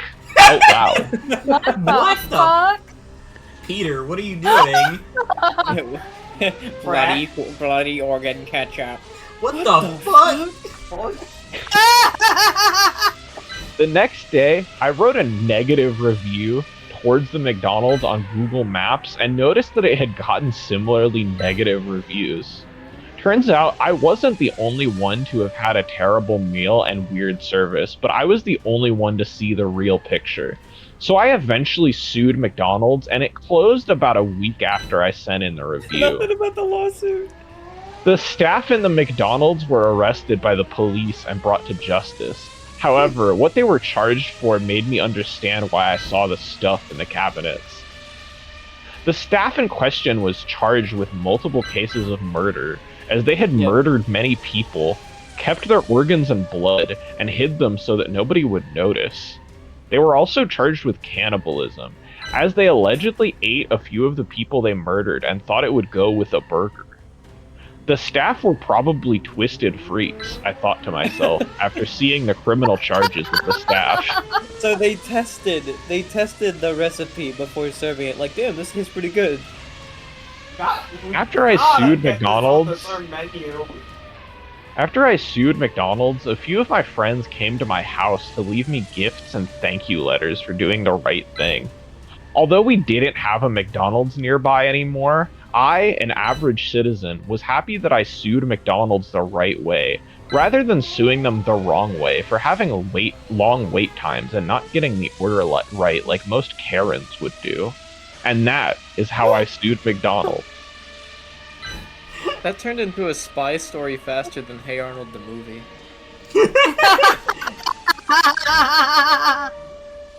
Dude, like, I love. Okay, so like for context, like when I first read that, I was like so sure. Okay, like this, like is this a troll pasta? Like is this a troll pasta? Or are they being serious? Like, this is like so stupid. But like no, like this is supposed to be a better rewrite of an existing creepypasta or an existing series of creepypastas about McDonald's suing McDonald's, I guess. I don't know. Were the other ones like I sued them the wrong way, the average way? I don't fucking know. But this is supposed to be one. And then I saw like a comment on this one that was like, great rewrite. It makes it it's a lot better than those other ones where the protagonist does stupid things and acts irrationally. So I guess this is like somebody act irrationally in a horror story. I guess this is the rationalist kind of rationalist fiction, like McDonald's. Awesome. McDonald's type beat.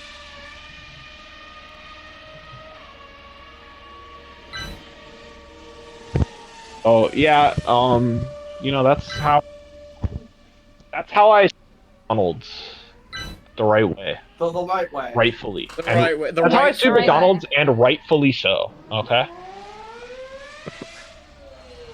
Yeah, I'm gonna be honest, this game might be worse than Hello Neighbor, by the way. Or Hello Engineer. Really? Like if we're thinking legitimate, like yeah, one of these has more budget and might have more fun. I know you said it was bad, but I'm thinking about it like there's no way. Again, I'm controlling this with a D-pad, and also the D-pad controls are like really bad. Like I have to constantly press up to make the car move. Which is like... What? Really? And I'm assuming left and right control the... Yeah, it's like, it's a little unwieldy. And it like, it sucks because it's like, there's an analog stick, brother. It's a fucking... And it doesn't work? Yeah, you can't use the analog stick for this. This is the power of the just Switch 2 in happened? action. Oh no, I'm sorry. You can use the analog stick, but you do have to keep holding down up on the D-pad to use it. So, Oh my god. Oh my god. so you have, Doing like... You might have to go into Switch remapping and just like swap like VL and D-pad up or something. I gotta be honest, I can't imagine me playing this game for long enough where I would even want to, like, bother to do that. It's really, it's really funny, because when you describe it like that, it's like you're doing the PSP, like crab hand, like That's motion. literally what I'm doing right now. I'm fucking crabbing it. Oh my god.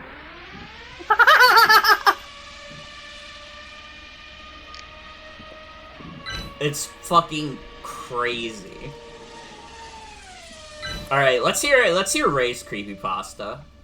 Okay. Let's see The Paul only way- Allen's card. Okay, Clown's card. I looked up, like, the person and the background beforehand to check if there was anything wrong with it. I couldn't. It seems like the person's fine.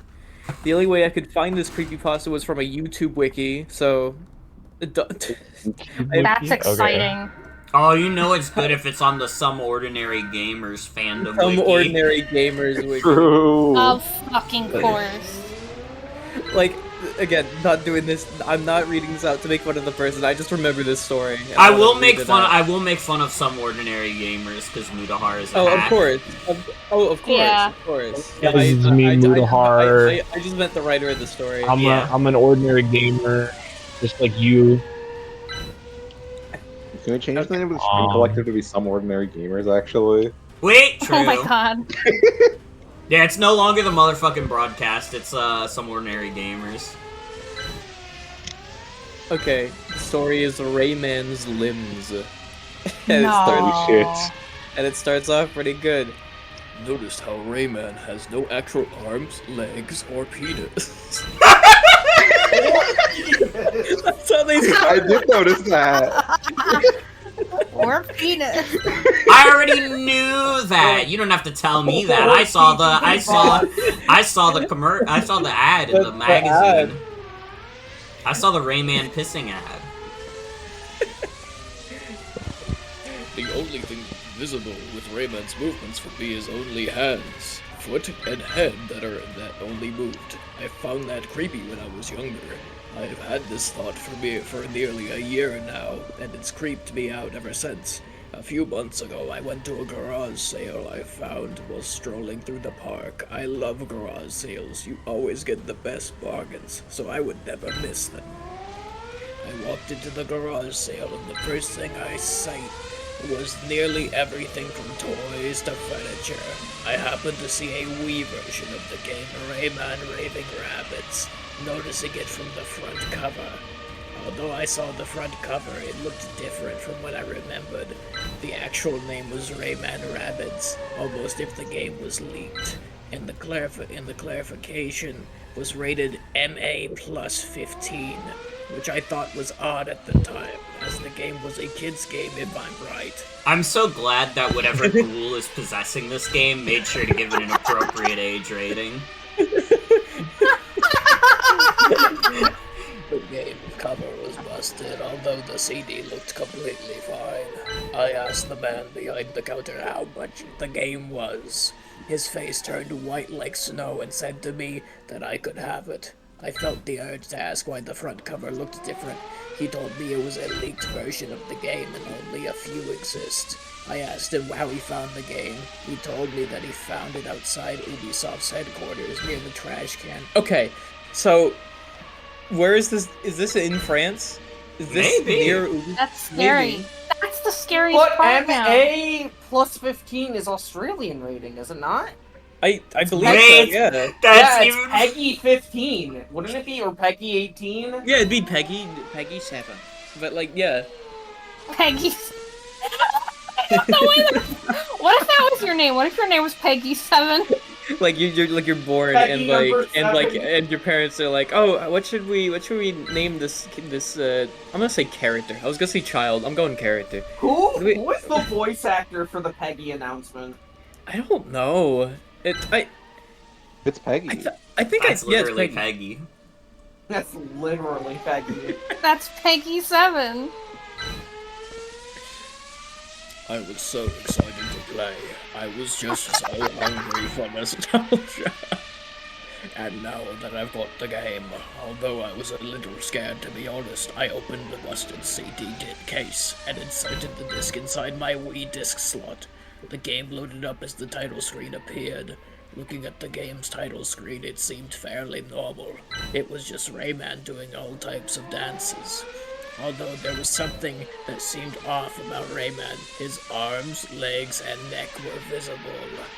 I guessed that it was a glitch and ignored it. I pressed play and made a new save game. This one's very specific about what it's talking about.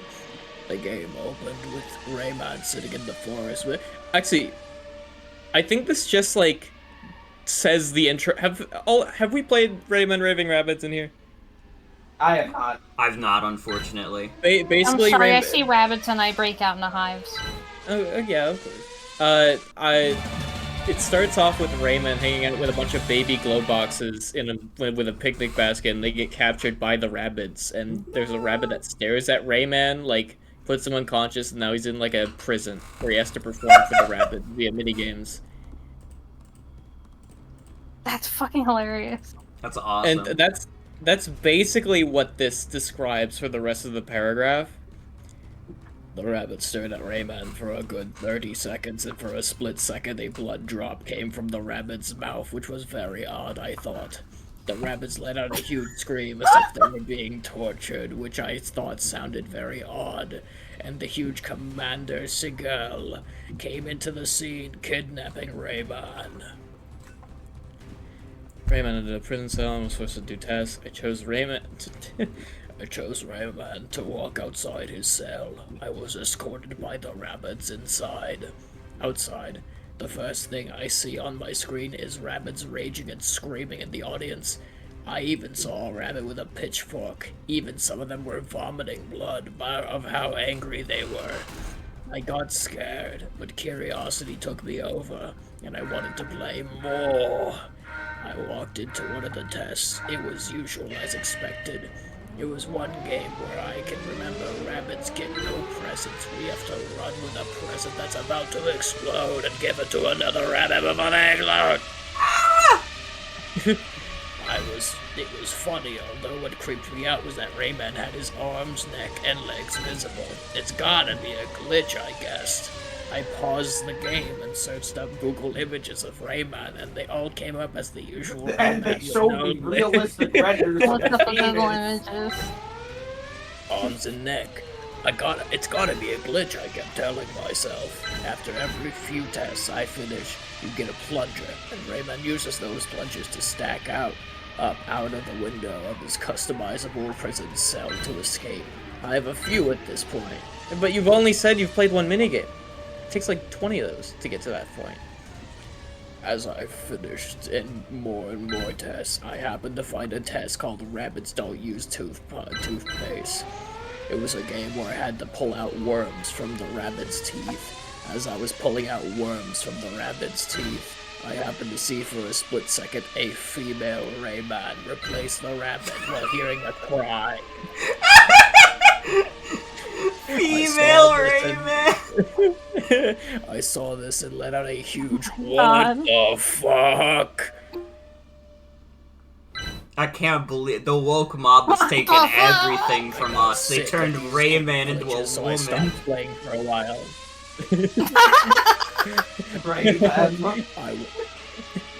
I walked up to my local McDonald's to get something to eat. I just couldn't stop thinking about the female Rayman glitch.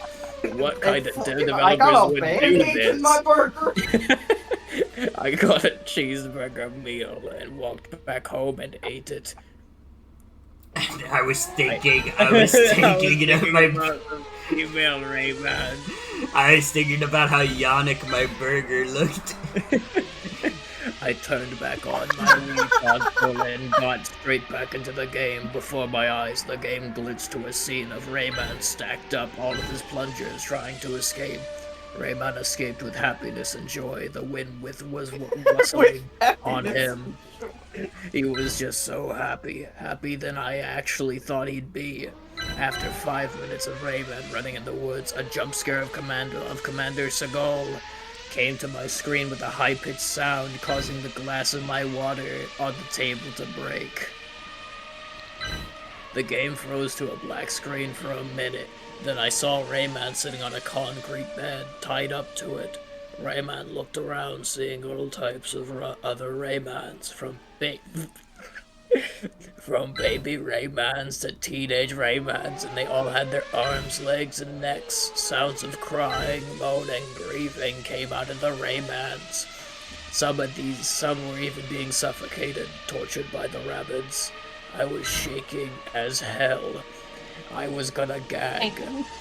The blood coming out of the Raymans was more than photorealistic. It looked real, as if the developers got a real torture tape and used the sounds and video techniques for it.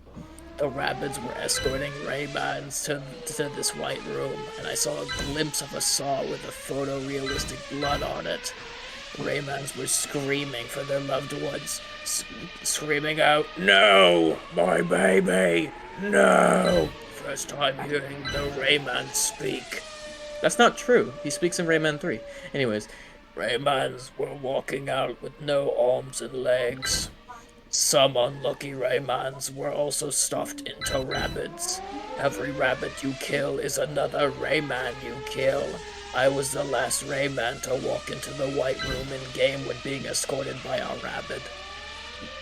Commander Seagal immediately put my 2 arms under the saw. Commander Seagal turned the saw on while my Rayman was screaming, "No, please, no, I'm begging you."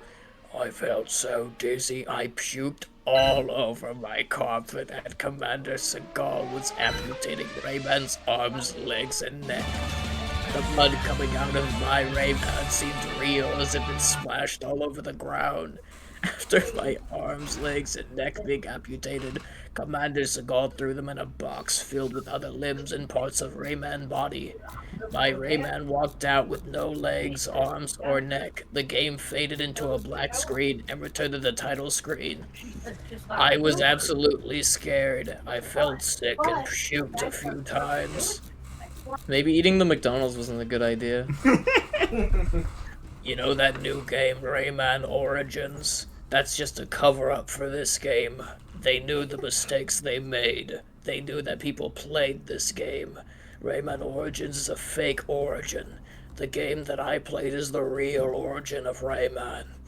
There were other Raymans before, but they had to be killed by Commander Seagal for some unknown reason. I wish I knew. Today I went to Ubisoft's exhibition, instantly seeing the lead developer of Rayman, Michel Ancel, next to a Rayman figure. I walked up to him slowly and asked about the game Rayman Rabbids. His face turned white instantly when I asked him and told me not to say this to anyone. I agreed.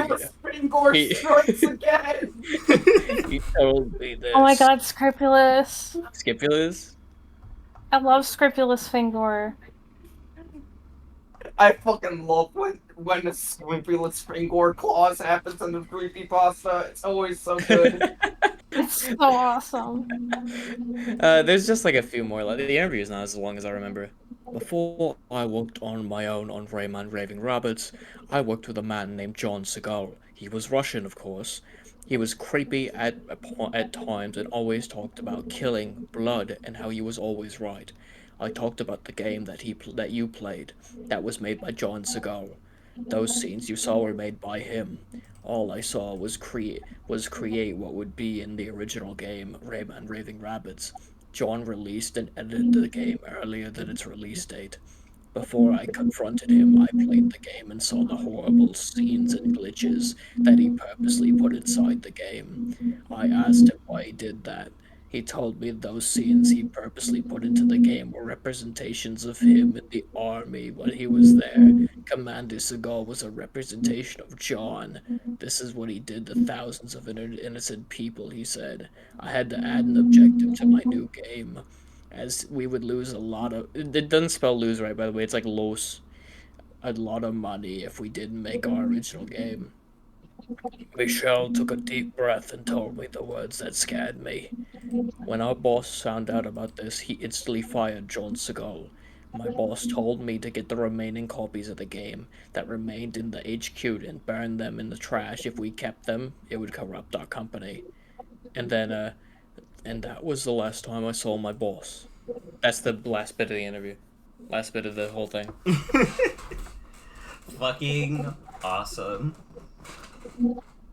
I only remembered that one because I would constantly quote, like, whenever someone was talking about a creepypasta and it was, like, bad, I would be like, this reminds me of the one that's, like, I played Rayman and I ate my McDonald's and then it was scary and I threw up the McDonald's. I would always bring that part up. I forgot about the army stuff, though. I threw up my McDonald's. I like just like this aside of, oh, I turned off the game, I went to go get McDonald's and I got a cheeseburger. It's really great.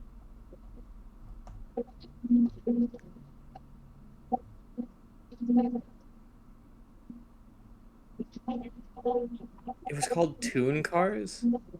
Yeah, Toonkars. Dude, the guy who made Boundary Break is problematic. So I Ooh, heard. what? Oh yeah, I've been seeing that. I just saw a post he made today that's like crazy. This might be the scariest thing we read tonight. True. Whether Is there you are both a for DEI? or against DEI, it is factual that groups were formed to provide outside consolation to incorporating inclusion in games starting in 2018. The existence of them inherently proves inclusion in games became agenda-based at one point alongside people writing it in from a sincere creative standpoint. You can be a supporter for agenda-based inclusion, but don't pretend it doesn't exist at all. Here's a Wikipedia article describing the history of Sweet Baby Inc., a third-party organization designed to consult and steer more inclusion into games that would not have had them otherwise. That company is a cultural consultant of 8 people. Wait, why is nobody talking about this? I think he just figured it out for the first time. People who freak out about Sweet Baby Inc. are definitely, certainly something. By something, I mean I don't give a fuck, man. They're putting I woke in don't- video games when it wouldn't have been there otherwise. Even though that's whatever. The only thing I'm gonna say, that's not what they do. What they do is you call them up and say, "Hey, does our game have cultural, like, is there anything wrong with the representation in it?" And they tell Yeah. you if it does or if it doesn't. That way, on release, no one goes, "What the hell is this representation?" That is so fascinating. No, but they're forcing the people to put the woke in the games. You don't understand.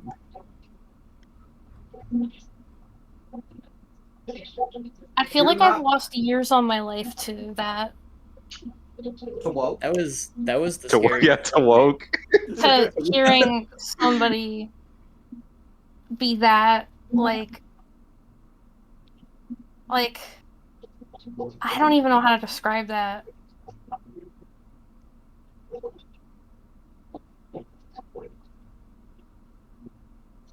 This was stupid, but I like got into fucking I- beef with the boundary break guy a little bit ago. Like, it doesn't really matter, but like he it was about video game prices, and he posted. What did he post? I think more people should beef with him. Yeah, I mean, clearly he's a dipshit. Shut off. Yeah. Okay, now I'm back. My headphones shut off. Yeah. But I was wondering when the ad was from because he was like, "Oh yeah, all of these games like at release were $50. Check out this ad," and it was like Mario Kart Wii, New Super Mario Bros. Wii, and Mario Galaxy 2, and I'm like, all of these games came out in different years. What is this ad from? And I looked it up, and it was like specifically a Mario like 25th anniversary sale. And I'm like, I feel like if you're gonna talk about what games prices were when they came out, you probably shouldn't post a thing from a sale. That's a little disingenuous. And he like got mad and like kept pretending like he didn't know what I was talking about. I'm like, all these games were released in the same, like released in completely different years. What a fucking hoot. Oh my god. That is so unserious. That guy's a fucking idiot.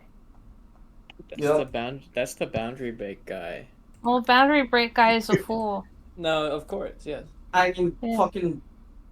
I mean, not to shit on like interesting finds you can get outside of the fucking like bounding camera of a fucking like game scene, but like 90% of his shit is done in Dolphin, and anybody can literally do that. Dolphin has controls to just free cam anything.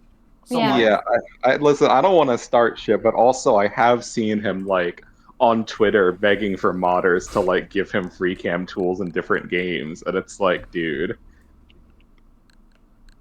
this is gonna be your thing, then maybe you should learn to like code. I don't know. No, honestly. It's so hard though. Can you do it for me for free?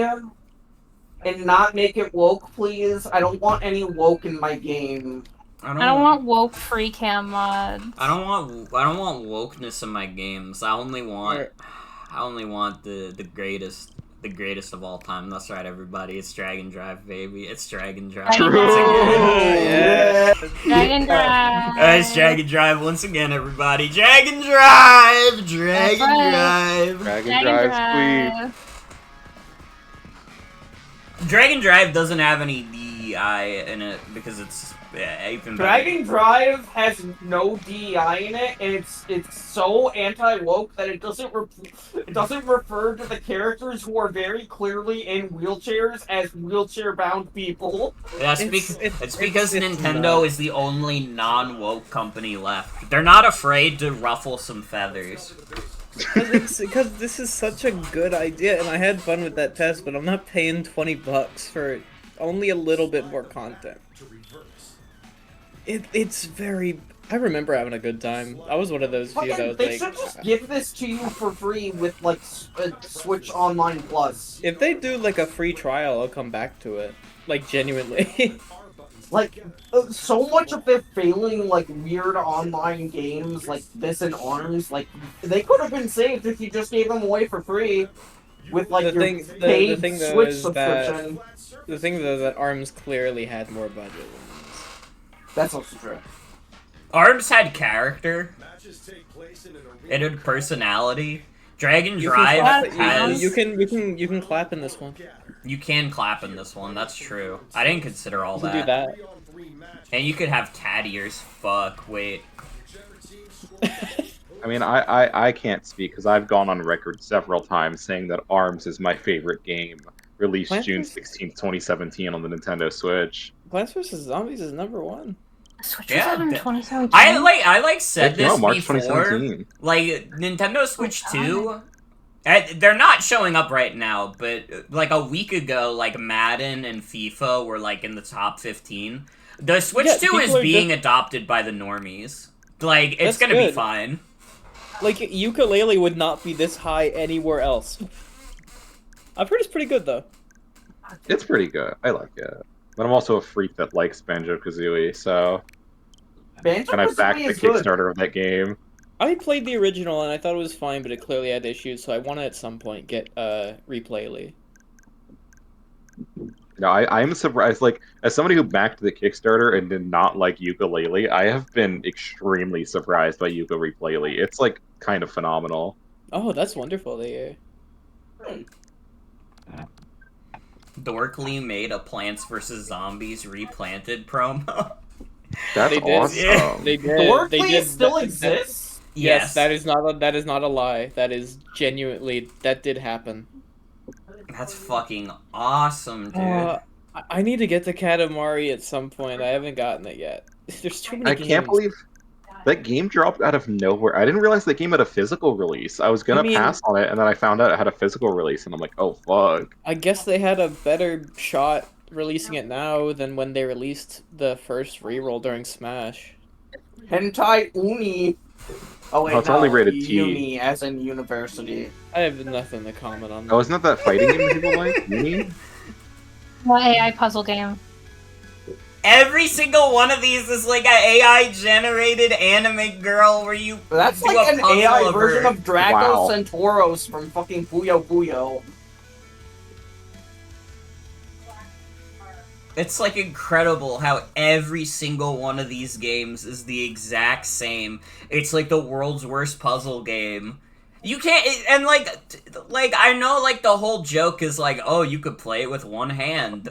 I don't even know how you would play these games with one hand. How am I supposed to come to this?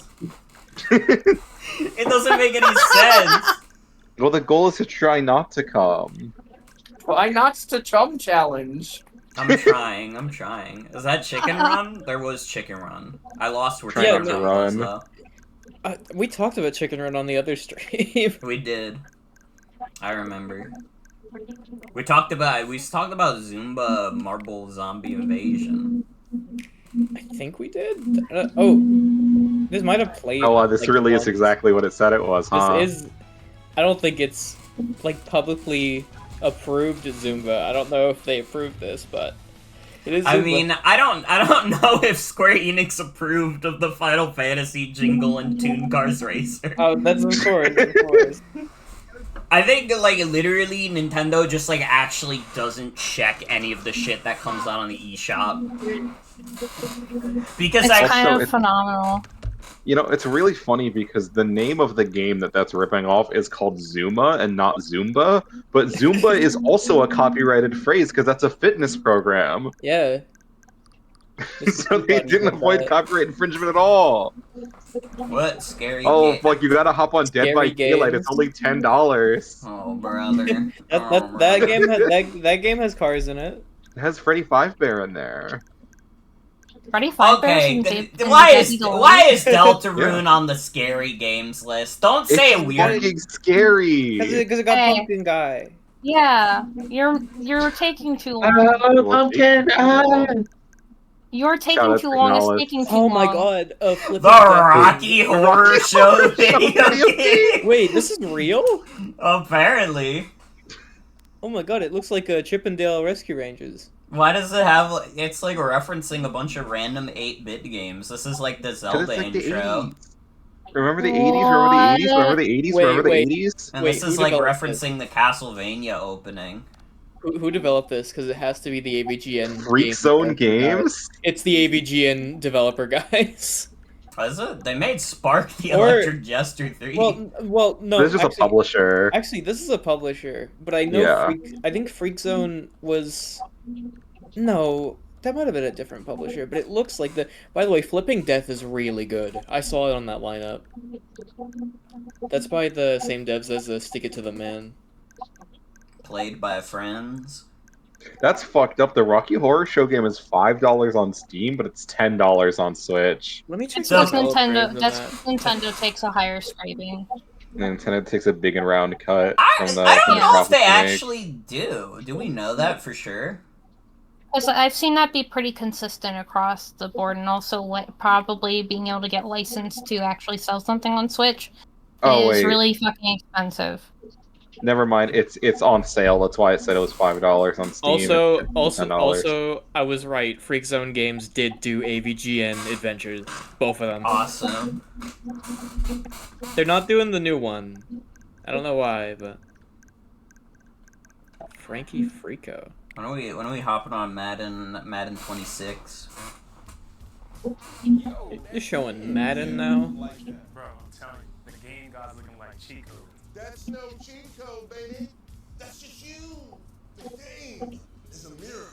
Years of NFL data. I think EA should do like what Acclaim did in the 2000s and do like insane contests that won't work. Like shave the Madden logo on your head and you'll get like an exclusive tour of the development studio and $1,000. How is this supposed to make me want to buy Madden? All that happens in this commercial is that a guy gets a bad haircut. Because it's supposed to be like a relatable situation. I guess so. Built from Sundays. Built from Sunday. EA Built Sports from Sunday. Madden NFL 26 leverages a new AI-powered machine learning language to convert thousands of plays from nearly a decade of real NFL data Yes! into more explosive data. We're just saying shit now. That's Okay, big. That's but huge. is that generative AI or is it just we put a bunch of stuff in a computer? I'm pretty sure That's it's just just we put a language bunch of model. stuff in a Both. computer. Yeah. I mean, technically, generative AI is also putting a bunch of stuff in a Yeah, but it's computer. also like we make stuff out of the. Actually, that is kind of what that sounded. What I'm getting at is it doesn't sound like the bad type of AI, but I could be very much wrong. I mean, in the Holy end, shit. it's all data centers using up a bunch of water. It's just the amount of cycles being used, and like that's not something that we can know off the top of the head. But we do know that LLMs tend to use more cycles than is absolutely necessary for their simple tasks. Hey, the 2K16 I like how this games has have 4 WNBA in images. them too. I guess so. Can you do like cross-gender matches? I don't know. No, that would be woke. That We would have be to buy so the game and woke. find I out. would love it. But, yeah, I but want- then we'd have to. It's like, but what are we gonna do? Boundary break and we'll make a video on it now. Yeah, that's true. No. The video will be made, and then he'll delete it, and you'll have to make a response post. Has he made a response Guys. post yet? I'm very curious. I don't know. I'm not actively looking into this. I am. I love trolling. Guys, big news. Mario 3D All-Stars just got an update. Yes! And it's required in order to play it on Switch too. Yeah, it is required. But they did address several issues to improve gameplay on Nintendo Switch 2. So, like... What were the issues? they addressed them, so you don't have to worry about it. We've ported Mario Galaxy, the Switch edition, to 3D All-Stars. No. There's at least, like, one more Mario than there was before, I okay? forgot Puyo Puyo Tetris made it on here. That makes me sad, because I heard it was a weaker, like, port. The problem it's like fine, there's just no reason to get it over if you already have the Switch version. Yeah, the problem is just that the online is dead because it barely adds anything, but you have to rebuy the entire game for it. And also, it has worse load times, apparently. I didn't notice that, but maybe This was a launch game, and I was watching a bunch of stuff on the launch games, and this was one I noticed had a few problems. Which is a shame, since Puyo Puyo Tetris is insanely good, and so is its sequel.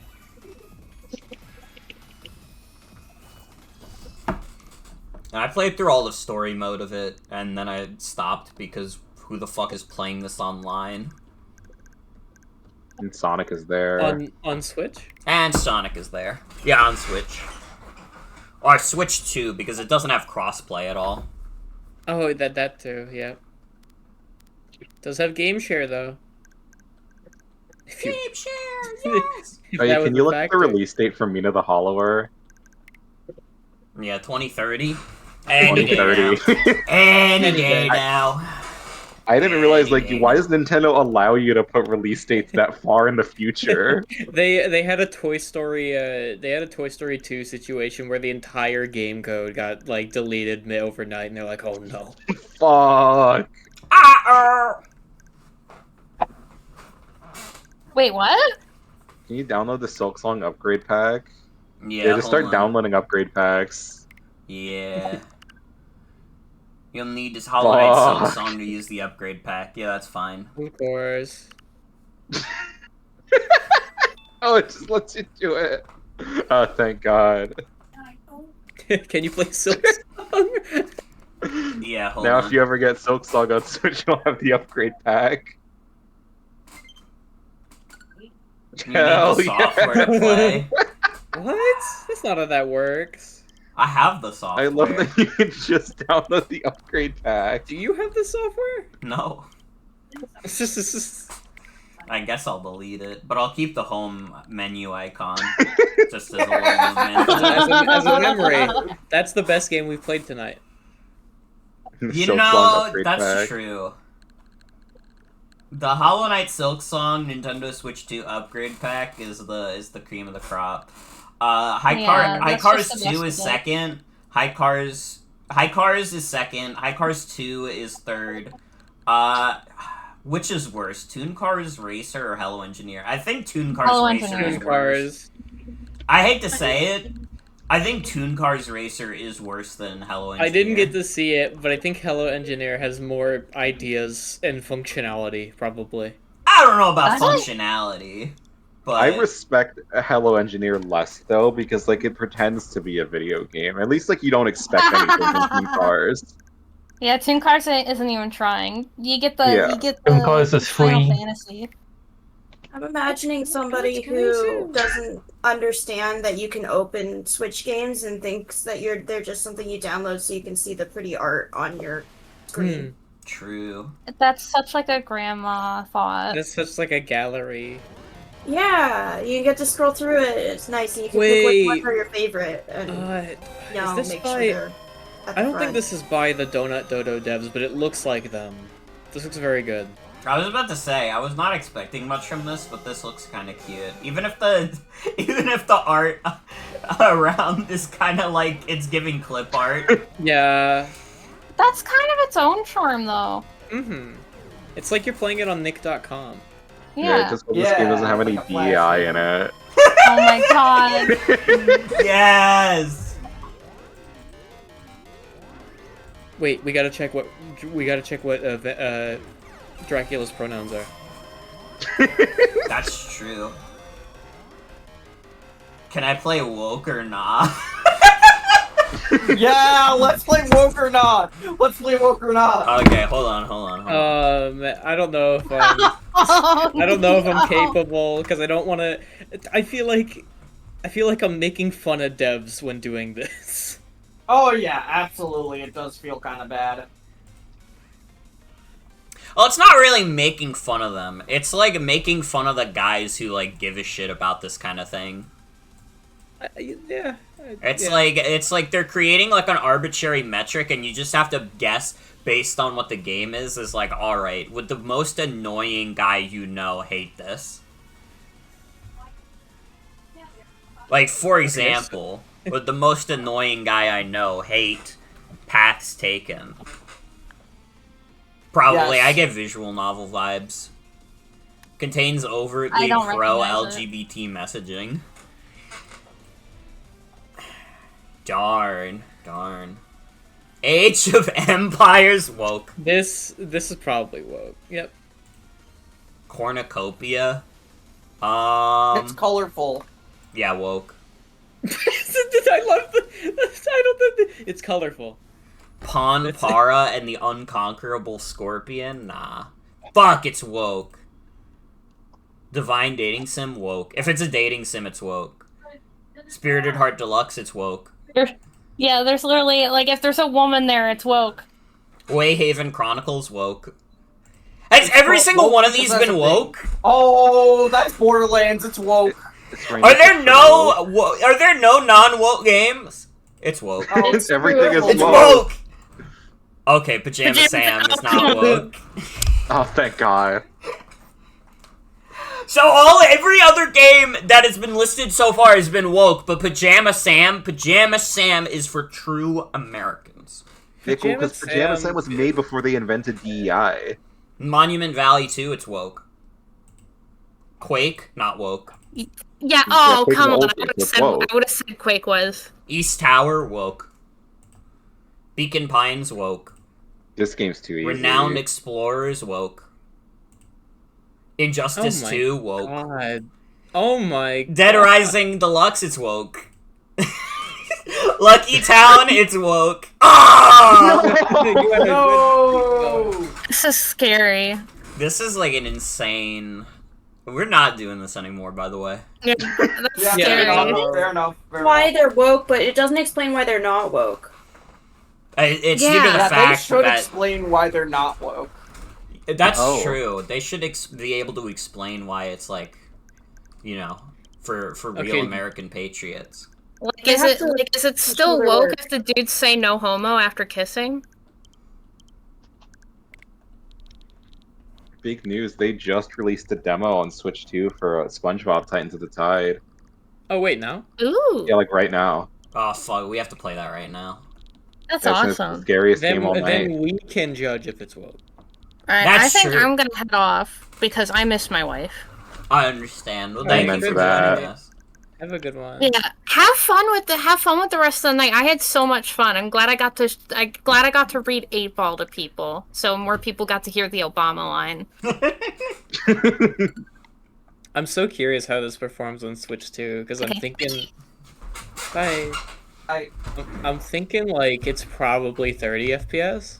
I want to say 60. I really do. I hope but it's 60. But some of these recent Switch 2 ports have been more about the graphical fidelity, which is fair. Yeah, I don't think SpongeBob was pushing graphics that much. I'd be Actually, surprised. it looks pretty good. I played it on PC. It looks pretty good, but it's like not better than like the other two, Oh, you know, of which course. like we're on PS4. We've got So Elden Ring coming to this thing, so and Final Fantasy VII remakes in like January. that too. Dude, how big is this demo? It's gonna take 20 minutes to download. Quick, I someone... think it's like I think it's like 5 gigabytes. That's big. Quick, everybody find a new creepypasta to read, because it's gonna take a while. Have you heard of Okay. Diary of a Wimpy Kid and the Ballistic Missile? That's classic. I think I that have needs like not- images though. Can you read that? Well, Wait, I think that's like a very visual experience, though. That is a It wouldn't visual be the- experience. Yeah, it has. But I the think if you like it would be imaginify unreadable. the images in your brain, we can get by. Okay. Okay, I guess I'm reading this now. Well, what if Morgan pulls it up on stream and just flips through while you read it? Oh, they got a remaster on Reddit. Day 1, Rally and I were making lemonade to cool off after heavy rounds of Twisted Wizard. Not long after, Dad exclaimed to us that there's a ballistic missile heading towards our town in an hour and we need to evacuate immediately. Rally and I were unsure if this was actually happening. Then I received a notification on my phone. Dad was right. And the illustration is just the dad talking to them in the kitchen. We got everything we needed and loaded everything in the car as fast as humanly possible. We saw other cars pull out of their driveway the same time we did. This feels kind of bad because it's very much this ballistic missile subtext. But whatever. Subtext? Wait, it's just no. It's actually about it. Oh shoot! I clicked on the full thing. 50 minutes left. Rowley decided to tag along with us since his fat ass was too slow to run back home. Oh my god. Okay. Anyway, we started hitting the road. We found out we didn't have enough seats for Rowley, so we taped Manny's legs to the roof of the car. I don't care. It works. My mom then thought giving Manny a gun would eliminate traffic, which is a stupid idea, but she still did it. And then the illustration is literally just if we put Manny on the roof in the car, on the car with a gun, we'll have less traffic to deal with. Speech bubble. A few minutes later, we heard a gunshot from the top of the car. Manny shot the gun and killed someone. We didn't know who he killed, but after Roderick heard the gunshot, he started congratulating Manny and told him he was doing a good job. This family, I tell ya. Then the illustration is, good job, Manny. The thing, this isn't a long one actually. So, oh my god, we're only 20% of the download. All right, back to 38 minutes left. Dad started speeding just to get some underground bunker in the park miles away so we can settle there during the nuclear fallout. Manny is on the shooting rampage right now, killing pedestrians left and right to shave a few seconds. Rowley has been biting his nails the entire time. I need to share the image for this part. Hold on, let me get a screenshot. Like, again, it's doing the Diary of a Wimpy Kid drawings from, like, actual accuracy. Hold on, let me upload the screenshot of the voice. These boots are made for adventures. These boots were made. Oh. There you go. I sent it. Wow, that's pretty accurate. That's pretty good. Yeah, no, it's full of stuff like this. Dad said we could haul all our stuff into the bunker in about 10 minutes. I'm not sure if we'll be able to get the tape off Manny's shoes in time. I hope Dad brought some spare drummies. I don't have any. I didn't even have lunch today. I managed to pack my Xbox, but I forgot Formula 1 racing at home. Rally's gonna be pissed. I wish Holly was with. Is Holly the girlfriend character? I only watched the movies. I didn't read the book that much. I think these books always have a love interest. 32 minutes left. We were getting really close to the bunker. Dad said we'll have time to spare if we don't get distracted. Then we heard a faint scream and a whack. When we all checked what happened, Manny flew off the car, hit the tunnel wall, and died. And then it's this really, like, dramatic... This is not a gory story by any means. Like, maybe in text, obviously, but hold on. I'll get the image. It's not... Come on. Alright, boop. There we go.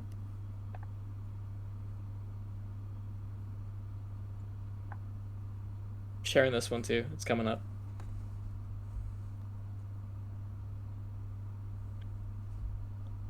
It was an absolute bloodbath. I wish I had the red ink to show it, because Manny was pouring blood. Jesus Christ. We have no idea where the gun went, though, and that was the only weapon we packed. This is not a good sign. Oh my god, I don't remember it going on for this long, but then again, I only remember the video covering a few chapters of it. 30 minutes left. After the Manny incident, we kept driving. Not long after, another family tried escaping, pointed back, trying to signal something. Turns out there's a car driving 120 miles per hour and crashing into every car and still running. We parked in an empty parking lot just in time before the car came in and killed us all. I can't say the same for the other family, though. And there's like a diagram of the cars. If we were as little as a second behind, we'd all be dead. We got insanely lucky on this. If we can survive that, we'll definitely survive the missile. 22 minutes left. Remember when we taped Manny to the roof of our car? Turns out other people did that too, because Dad was assassinated with a bullet from the head. From a bullet to the head. After we heard the gunshot, Mom pulled the emergency brake, and we all took cover to the best of our extent. The shots were still being fired at our car, and luckily no one was hurt by the bullets. The windows, not really the same story, as Raleigh got cut deep in his... Oh my god. Found a disinfectant and some bandage in a first aid kit, and that helped him stop crying about it. And there's an image of, like, the dad being dead, obviously. We had to dump Dad off the side of the road, and Mom had to take the wheel. She immediately went ham on the gas pedal. For a while, the ride was perfectly fine until we ran out of gas. There was no open gas station, so we had no choice. Run to the bunker on foot with all our supplies or jack someone's car. What did you think we chose? It's Greg Heffley, so they stole a car. 18 minutes left. There was a family of 3 getting into it. I feel bad reading this. Getting into a car right next to us when we ran out of gas. Those dumbasses placed a shotgun on the roof of their car, and thanks to them, we easily offed those fuckers. Turns out they had a lot more supplies than we did in our car. They even packed drummies. 5 boxes of them. In fact, what's a drummie? I don't know. Is that like a drumstick? Is that like chicken? Maybe. There was a slight, and by I mean slight, I mean huge problem with our car raid, though. People saw what we were doing, and not long after, they tried to kill us. Not for our new supplies haul. Oh no, but for killing those 3 idiots? Were they their cousins? Well, I never got an answer, as Roderick slammed them in the head with a bat. And then they beat the absolute shit out of Roderick. We had to escort him back to the car before they could deal any more damage to him. He could have died. I'm finding out Drummies is a brand of chicken drumsticks that is in one Diary of a Wimpy Kid book. So this person is a big fan. I kind of assumed it. Yeah. I assumed it was drumsticks, but then I remembered that there was a lollipop brand called like Dummies or something. Yeah. And then instead of minutes left, the headline of this page is "Holy fuck, fucking Roderick, that goddamn piece of shit. We were loading the fucking bags into the bunker, and the bitch jumped in and locked us out before we could even toss him all the drummies. That motherfucker left us to die." I need to take a screenshot of this whole page, cause the formatting of it is really good. Yeah.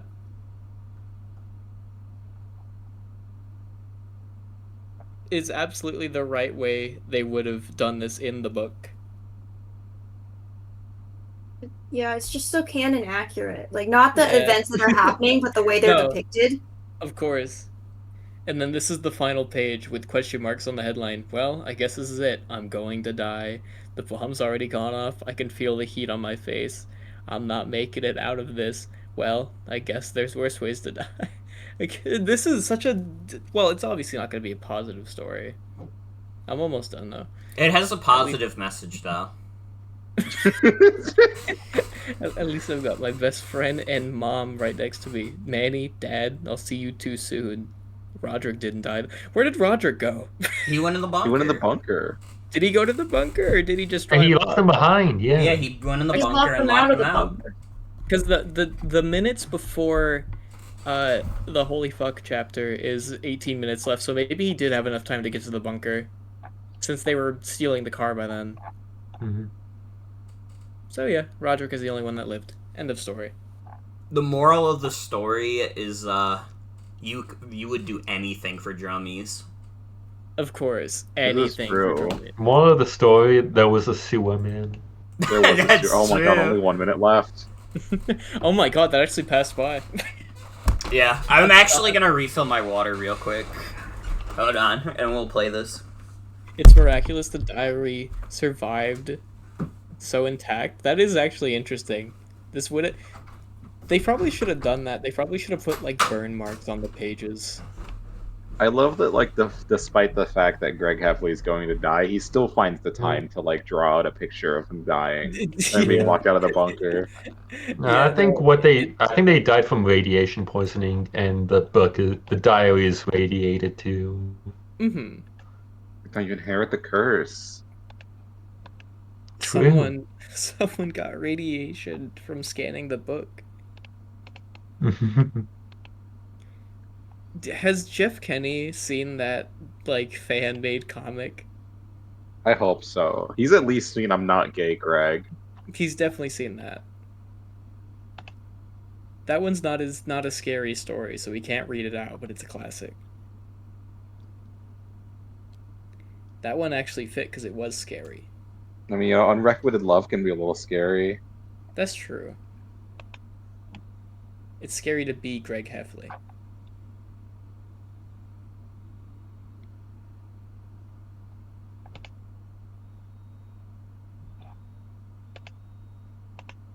I just realized something. You're not a good friend, Greg. Don't come to my house. We're done. Don't call me. Don't call come to my me. house. Don't come to my We're house. done. We're done. Like those movies, I can't tell if people like them legitimately or not. But I can say this: that scene is really good. The acting in those are fun.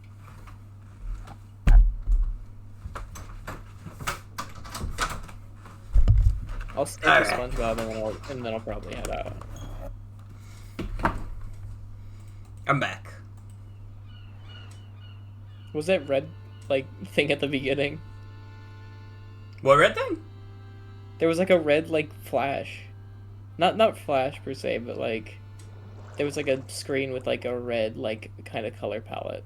And it was a scary screen, and Patrick had realistic blood eyes. Wait, that's scary. true. The female Patricks.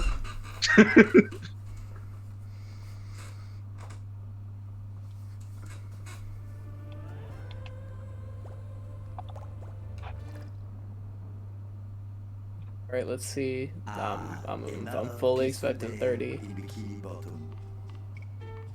Is this a Switch 2 specific demo, or is it This for is both? yeah, it's Switch. This game's only coming to Switch 2, I think. Ooh. No, I didn't know that. That's big. It might be coming to Switch. I'm not. It almost I think it's it's only Switch 2 right now. And it's also only on PS5 and. Oh, I'd turn off the motion blur. It messes with a lot of the animation direction here. SpongeBob, get over here, boyo. Lots to do before we open. To it. Hawk Tua. Is it 30? It looks Yeah, like is it it's 30? 30, unless... Damn. Hey, yeah, performance. We gotta think about that. Okay, you can. Oh, hell yeah. Oh, let's go. Turn SpongeBob in performance mode. Ooh, nice. I would. Oh, turn that's it 60. Oh, that's 60. It looks like That's it anyways. good. I love the concept of a SpongeBob game having a quality and performance mode. I'm glad these Switch 2 games usually have that. Yeah. But audio sounds weird. I don't know what to do about that. We're 4 hours in. We're 4 hours into a stream where I was supposed to play Hello Engineer all night, and I spend only the first hour doing that. The audio's weird because it's underwater. That's Yeah, true. it's like. Right mess thanks to Squidward. You'd think with all them limbs he'd be better at cleaning. They gotta be spotless before we open, SpongeBob. Get scrubbing her and have your hide. You can count on me, Mr. Krabs. I do think this is probably the best they've executed, the talking, portraits that they don't, animate directly. Yeah. Because they have, different camera poses and whatnot. They can zoom in. I think it's neat. It's more reminiscent of the Battle for Bikini Bottom. Like that one bit with Mrs. Puff where they zoom in. Don't ask questions you aren't prepared to handle the answer to. They mess with that in Rehydrated, but everyone's mentioned that. And I like Rehydrated. Rehydrated is perfectly fine. It just has a few visual problems. It's crazy how good this SpongeBob model looks compared to the Squidward model that's right next to him.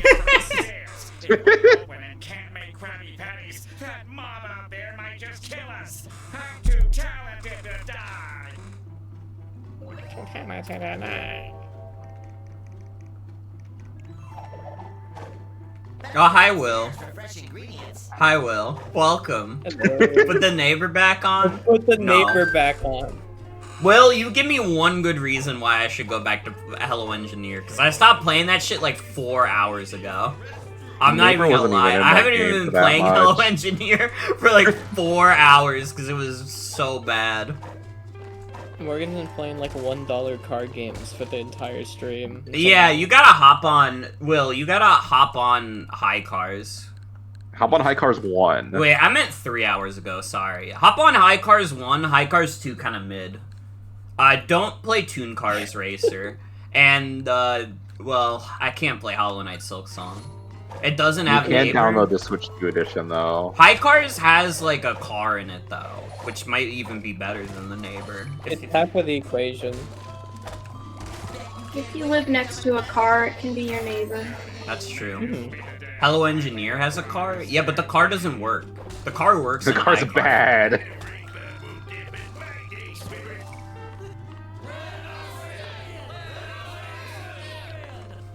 Well, do you think that Toonkars was enough of a palate cleanser that he like tolerate Hello Engineer again? No, I think the problem is that Toonkars was worse. Toonkars was the worst game of the night. Yeah, and that makes it more bearable to go back to Hello Engineer because you know that can be even worse. I'm playing I'm loving SpongeBob. that SpongeBob has like an air dash in this game. That's awesome. You're playing SpongeBob. If it were you, you would make a car that works. I did, but the game was bad. I'm sorry. No, it is your fault because you built the cars. So are these cutscenes in Engine? That's actually Yes. pretty fucking Yeah, good. it looked like it. This They looks always- so much better than Rehydrated did. They do this with a bunch of their stuff. Cosmic Shake looked really good as well, but this looks even better. It's really weird seeing this in 60 FPS though. I'm moving too much.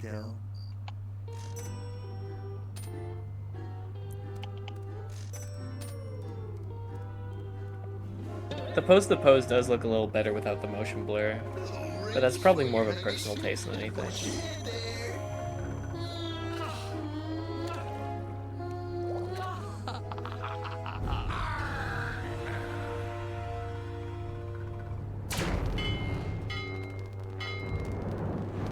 My favorite thing about the Nintendo Switch 2 is that every time a game has a performance mode, it's like you can play in 60 FPS or 30 FPS and the graphics barely look any different.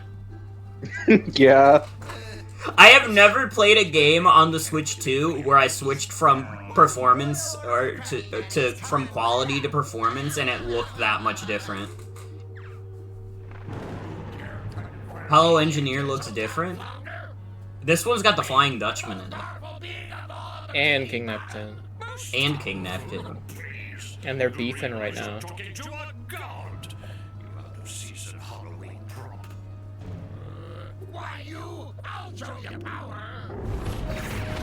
This is a fun premise. I like this.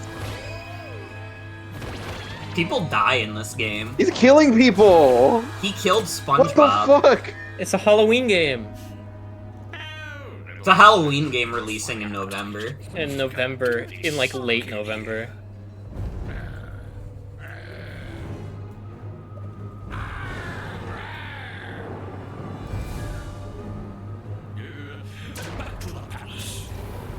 Pussy.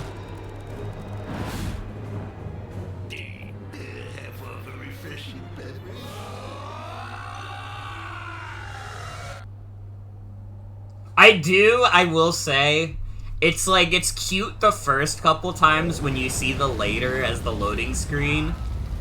It's kind of tacky. Yeah. That's, I guess that's like probably the funnier. No, they could have done the bubbles. True. That's what. But then again, this is a new game. It doesn't have to always be about battle. It's so weird that this is just like a sequel to Battle for Bikini Bottom. Like, not in a bad way, it's just like, holy shit. It's like the game I played as a child is like, you know, See, it's even actually getting a weirder. sequel. It's even weirder that it's a fade-in because the one in the cutscene is a direct snap to it. It's not. And if they can do that in engine, then I don't see why that has to be a fade-in. They should remake the SpongeBob movie game. I would play that. At this point, I really don't think there's like a rights issue as to like not being able to do it. I think they just haven't done it. Yeah, it's so weird. Yeah, I think they probably just want to focus on like making new games now that Which they've is afforded neat. the opportunity. Yeah. Yeah, I guess that's fair. Also, could from how definitely- it's seeming, they probably have like an obligation to get like one SpongeBob game out a year, so we might Definitely. see it at some point. Cosmic's Yeah. like 2 years, so I think they get like 2 years to develop these all the time. Yeah, last year they got whoever the fuck to make the Patrick Star game. Actually, wasn't last year Epic Mickey for these guys? Yes.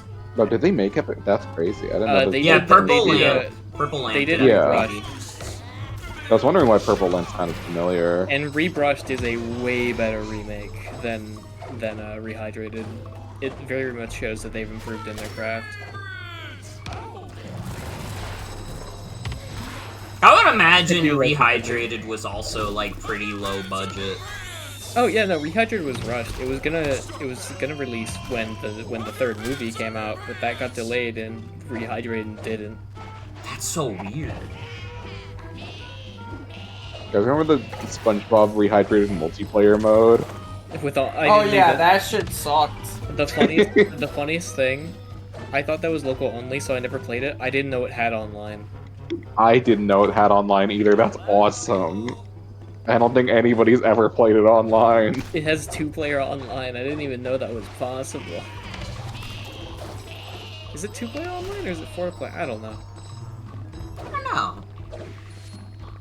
I do think having a little mini mode is fun to have in a remake like that, but also I did hear that the multiplayer just wasn't good. Yeah. It is neat that Robo Squidward is in it though. Do you guys know they ported Rehydrated to mobile for $10? They did the same with Cosmic. Interesting. I didn't know they did that for Cosmic Shake. THQ has this really interesting like release strategy with these where they usually just go to mobile after like a year or two. That's so weird that Cosmic Shake is on mobile, because that's like a more intensive game than Rehydrated. That's like an actual Wait, I video think I might know why it's on mobile. It's not just for like kids who don't have consoles. It might be for the Chinese market. Because like Oh, yeah. That would make SpongeBob sense. isn't like unpopular in China.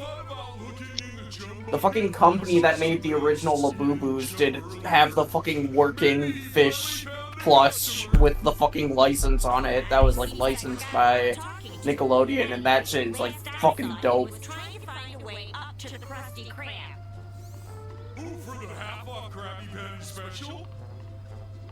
So like, and in China, it's like less common that people have consoles. They usually play on PC, and then the ones who don't like play on their phones. So I would think that maybe they're porting to mobile just so that more Chinese players can have access to the games, but I don't know. Was Cosmic Shake 2 gigabytes on mobile? It's like 7 gigabytes on Switch. I'm guessing they compressed its graphic quality a lot. Yeah.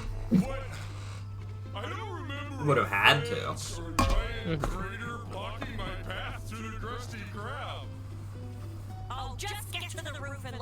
They should have made brand new Tiki equivalents, just like the movie in Truth or Square. Yeah, these That's the kind of thing. are still the Tikis from Battle for Bikini Bottom. Yeah. But also, Heavy Iron was also similar in a similar way rushed with Truth or Square. So I'm assuming they made those beforehand when it was called Happiness Squared. But yeah, these are the exact same as Battle for Bikini Bottom. So I do agree with the sentiment that they should be different to differentiate each game. What's getting me is that this has a season pass. Is it gonna be like new levels? Fucking SpongeBob season pass. Season pass? And we will not be buying. This is like what would you... A season pass for a platformer is so absurd. Like, I found out, like, recently that apparently Hitman World of Assassination has a season pass. How are you doing a season pass for a stealth game? You might as well just sell the online, like, no, not online. You might as well sell the DLC monthly at that point. Yeah. Hitman World of Assassination is weird, because, it's like a redone version of Hitman 3, which was a redone version of Hitman 1 and 2, and then they just kind of, like, kept adding stuff for it. World of Assassination specifically, how it worked is that, like, every new Hitman game that would backport, all of the old levels to the new engine. So they did that with Hitman 3, and then, eventually, after a couple years, they just made it World of Assassination, which includes all 3 Hitman games in the new engine, because they decided that they weren't going to keep upgrading the engine, and they were just going to, like, leave it like this. And then they've just, like, kept adding new content to that, rather than just, like, making a new Hitman game. So that's what, like, the season passes are about. I did see the Patrick's Cheeks pre-order bonus. And they that is true, that's big.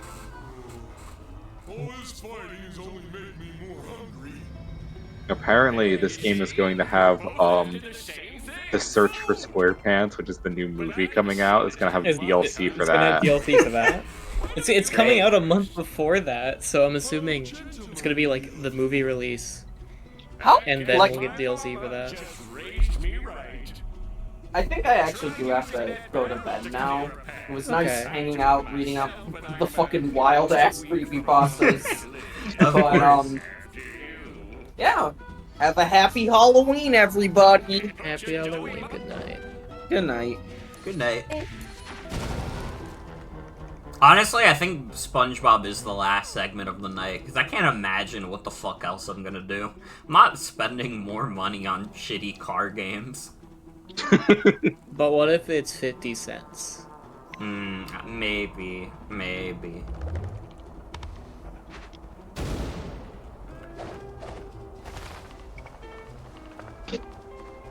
It's funny how they got Patrick's pants right for the gliding, yet SpongeBob's gliding is still the pizza box.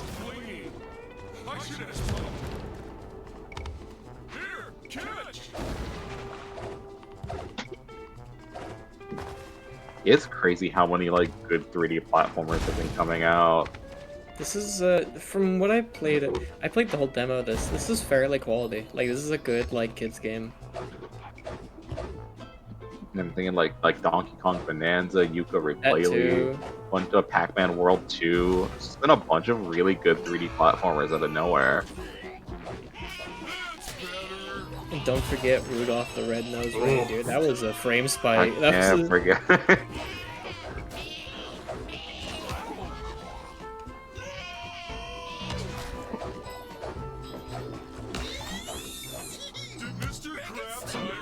I wonder how much this game focuses on combat, because if so, I can imagine more frame dips like that could happen here. Maybe. Or maybe it was because of the boxes, because the boxes have physics. And a bunch of them were broken at once. Yeah, this year will be the first Christmas stream. I will be doing Elf on a Shelf Christmas Heroes. That's not true, I made that up, sorry. No, that's me. Can you play Hello Santa for Christmas? Hello Santa. That's true. The funniest thing is that's probably Secret Neighbor. They probably have Santa, like, events that happened every year. And thank you Date Cafe for the follow, thank you.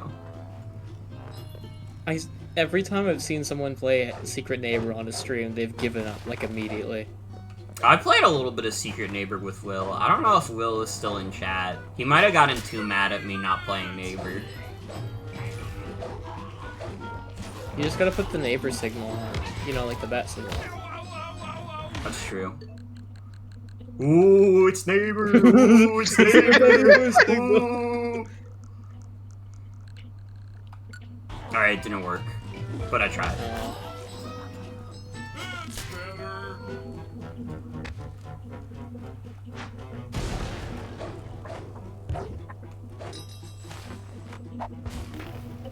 I always forget. I don't know how to do the shoutouts, so I don't do them on my own, when I probably should learn.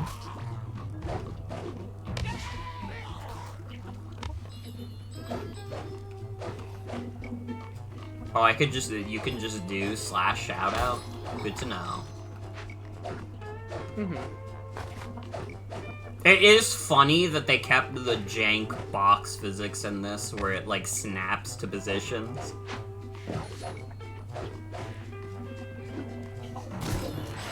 I might even be as bold as to say it's Soul.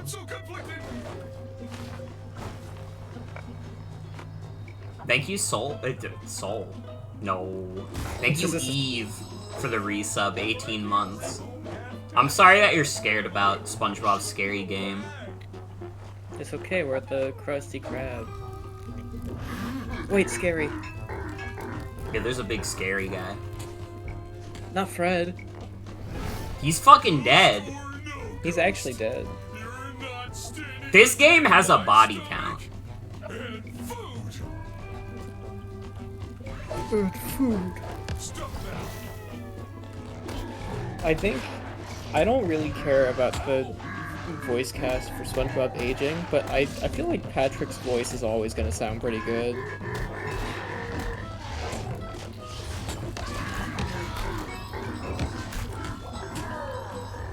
Yeah, I mean, the voices in this game don't sound too bad. I noticed it a bit with Tom Kenny specifically. SpongeBob definitely sounds like a little older. That's the one everyone notices.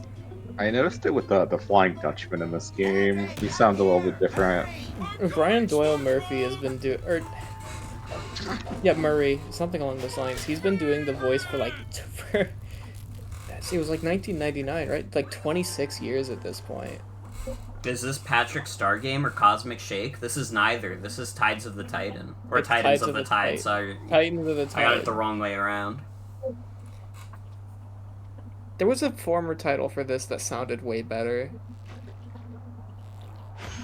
I'm trying to remember what that was, because I did see the leaked name for it at some point. This comes out in a month. They just released a demo for it. A monster!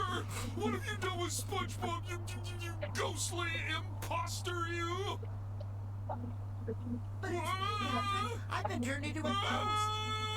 That's just what a ghostly imposter would say. I can prove it. Here's my BFF ring. And you're not BFFs with a monster, are you? Huh? I feel like there should be a little bit of oomph with that. Like maybe a Cosmic Shake had the same thing. I hope they're not as gross as Cosmic would get, because Cosmic had some pretty good ones, but it also, like, picked random situations to give a gross out card. Yeah. I'm sure this one will be a little more reserved with it. It was just, not only was it gross, it was just very jarring that there was, like, no sound effect or anything with it. Yeah. I will say, so far, this seems to have, like...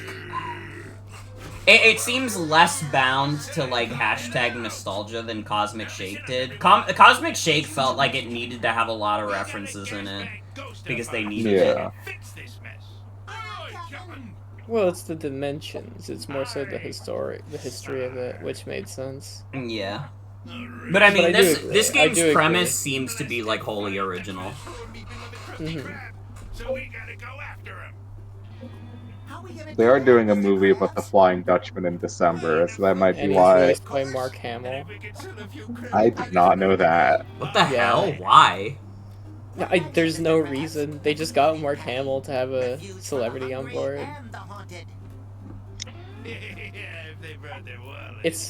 And I'm hearing, like, he's gonna do a good job, but also it's like, it's odd, because you're Brian Doyle Murphy. Like, he's still alive, and he's still doing the voice. He does the voice here.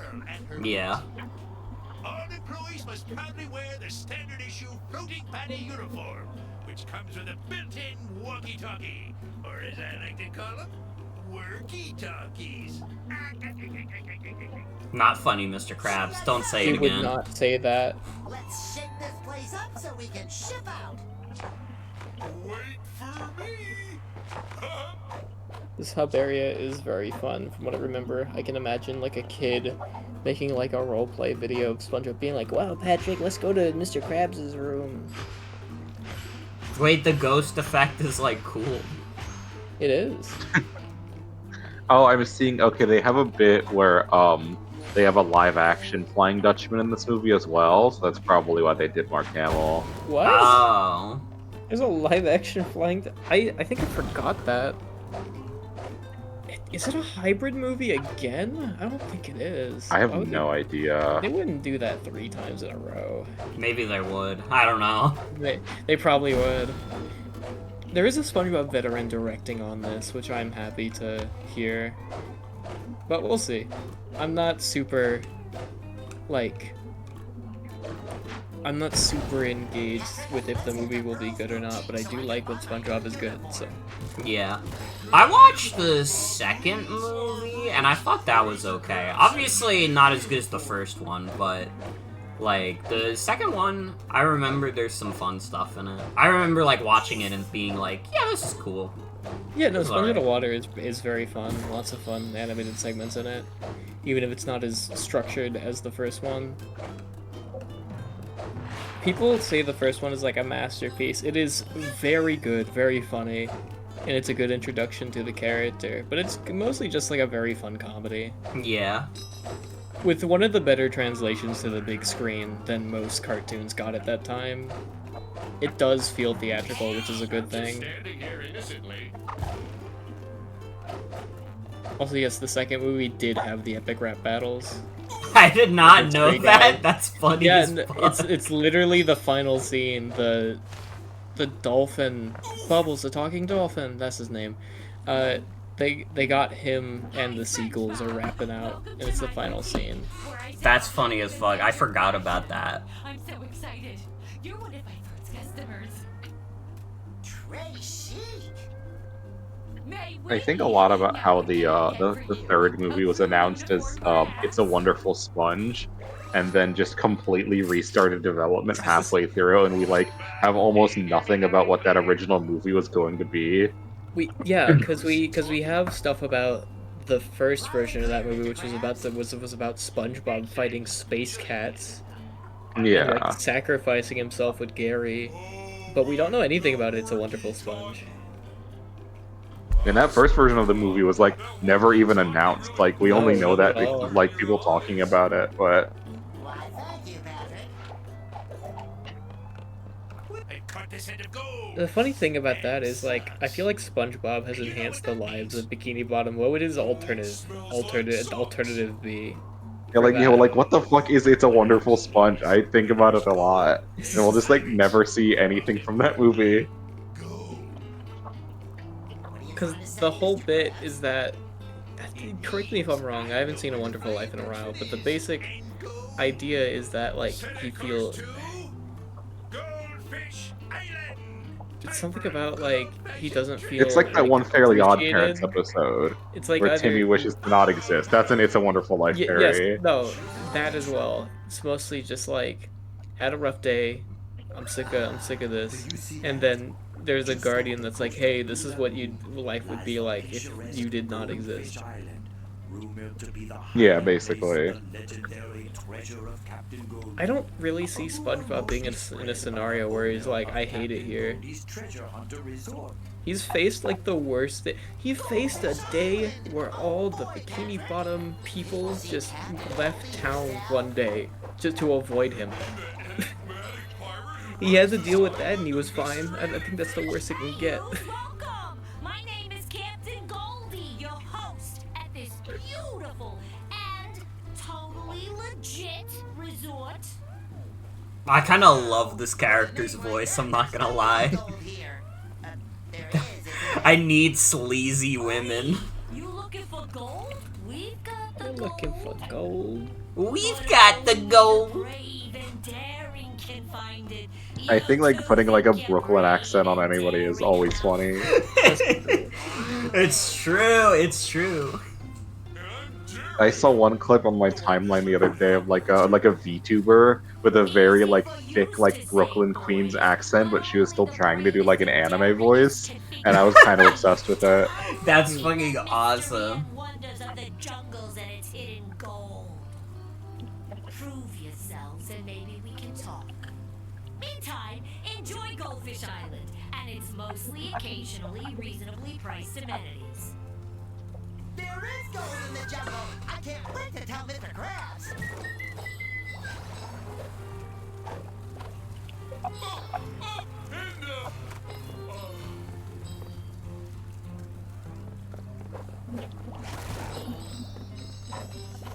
Jen's questioning me as if I couldn't have made myself more clear in that moment.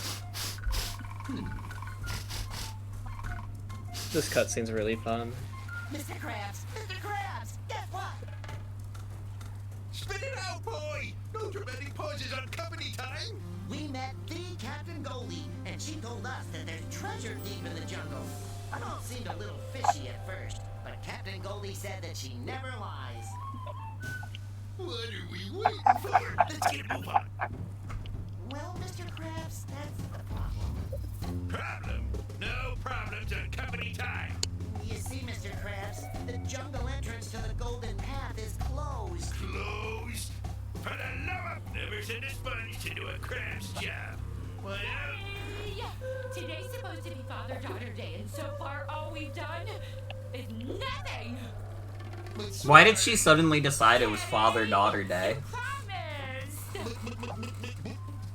It's bad enough that we're spending Father-Daughter Day on this dump of an island. Have you seen its Kelp reviews? 1 star. Well, we're gonna squeeze the most out of that 1 star. Help reviews is good. I like that joke. People give it flack, but that's actually not a bad bit. Precious Father-Daughter Day it is. Yay! Change of plan. You two make sure we get on that jungle path and find me gold. It'll be an interesting bit if Yelp shuts down in like 10 years. You will hear from my union. What do you? You don't even work for me. I ain't paying. I like the delivery of, what do you... like, he's just, like, slowly... That's good, too. They've never had him extend his neck like that in the show. This game looks fun. This looks like it's like top 5 SpongeBob games, which is not like a high bar, but I don't even know if there are 5 good SpongeBob games. There's definitely 5 good ones, but... Well, now there's the original Battle for Bikini Bottom, there's the movie game, there's Battle for Bikini Bottom Rehydrated, there's Cosmic Shake, and there's this. So there are at least 5 good ones. Top 5 SpongeBob games. That might literally be the top 5. I don't know. I haven't played some of the other stuff. Finally, we got a way to get rid of Truth or Square. Truth or Square fans, when they play their 6th SpongeBob game and have to remove it from their top 5. That's also only if you count like Rehydrated and the original as like different games. That's true. That is true. If you count them as the same game, then SquarePants is 5. You get Revenge of the Flying Dutchman on PC with those cutscenes. That's all of them on PC. Bikini Bottom, movie game. Yeah, I think like Revenge of the Flying Dutchman or whatever was like the especially janky Operation cutscene. Krabby Patty. It might have been Operation Krabby Patty.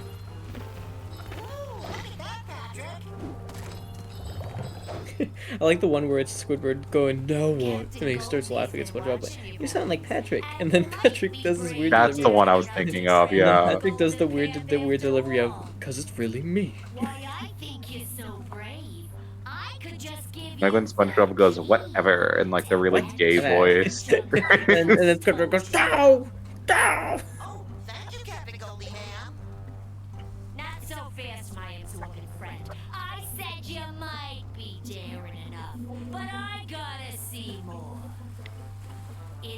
enough to be brave. So you guys heard that the Lorax is like the 6th most popular Halloween costume in the US right now? I understand it. I don't know why the Lorax like blew up out of nowhere. It's a very funny costume, but like 6th most popular. I've noticed over the years that I know we're talking about the Lorax as like a character, but that movie has gotten like a weird amount of appreciation over the years by general audiences, which I don't mind, but also I find it weird since when I grew up, people hated that movie. Yeah. It's like not a good. It's not a good movie, and it's definitely not a good adaptation of the Lorax story. But it did change history forever, is the thing. It did.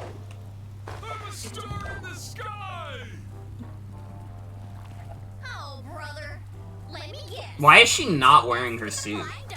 Because she's. I guess because it's the beads. Yeah. That's like not how her helmet works. Yeah, that's why I'm confused. The helmet is part of that. I'm She's sure. worn the full suit to the beach in plenty of episodes. Sandy's a girl?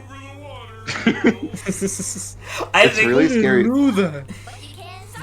I don't actually, Morgan, I don't know if you've played Psychonauts 2, but like some of the deliveries of like Tom Kenny as SpongeBob here really sound like Richard Horvitz in Psychonauts 2, like doing an aged version of Raz. I have aged played version, but like his Psychonauts. voice is like naturally. I played Psychonauts 2 like years ago. Psychonauts 2 feels more intentional in its delivery than this, but again, it's different circumstances. I mean, Psychonauts 2 takes place like an afternoon after Psychonauts That's true, 1. that's true.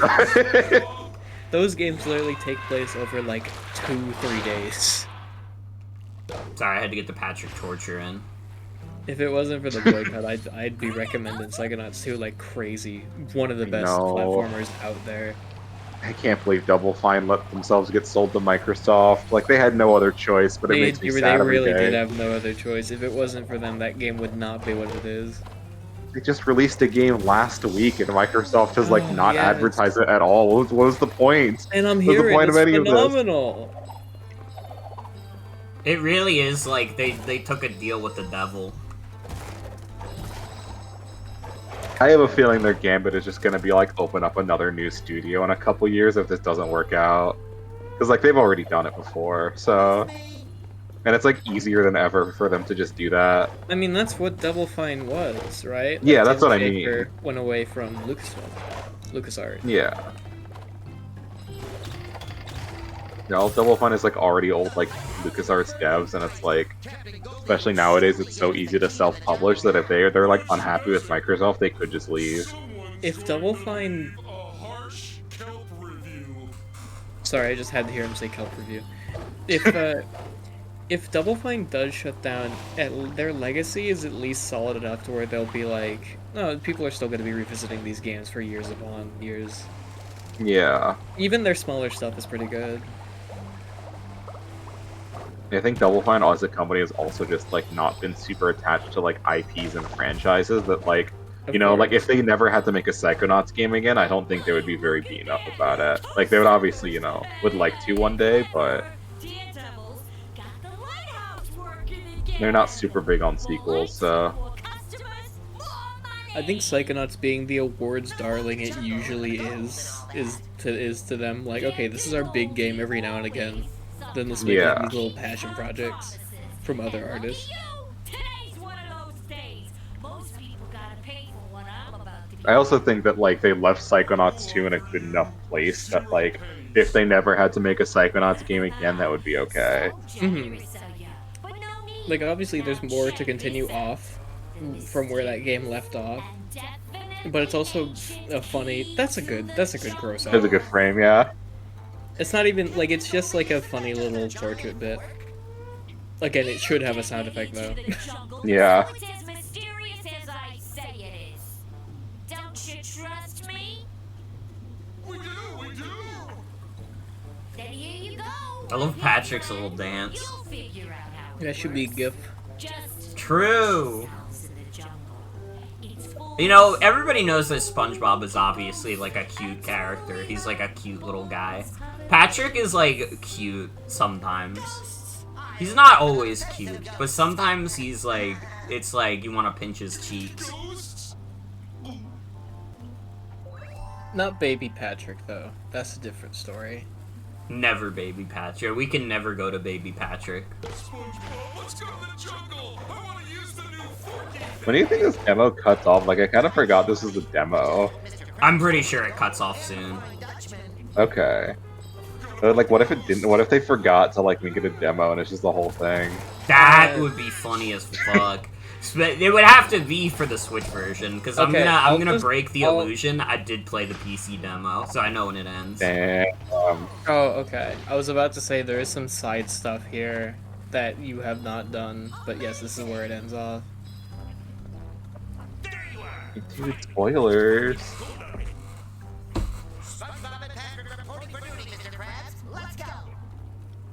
So much for Father-Daughter Day. Is this game a keycard on Switch? Is it even getting a physical? It's keycard, yeah. Okay, I figure.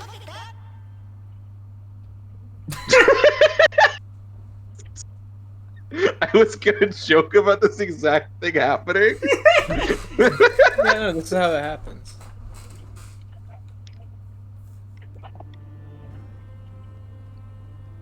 Is SpongeBob is fun. It's high budget somehow. Or maybe it's just really managing his budget very well.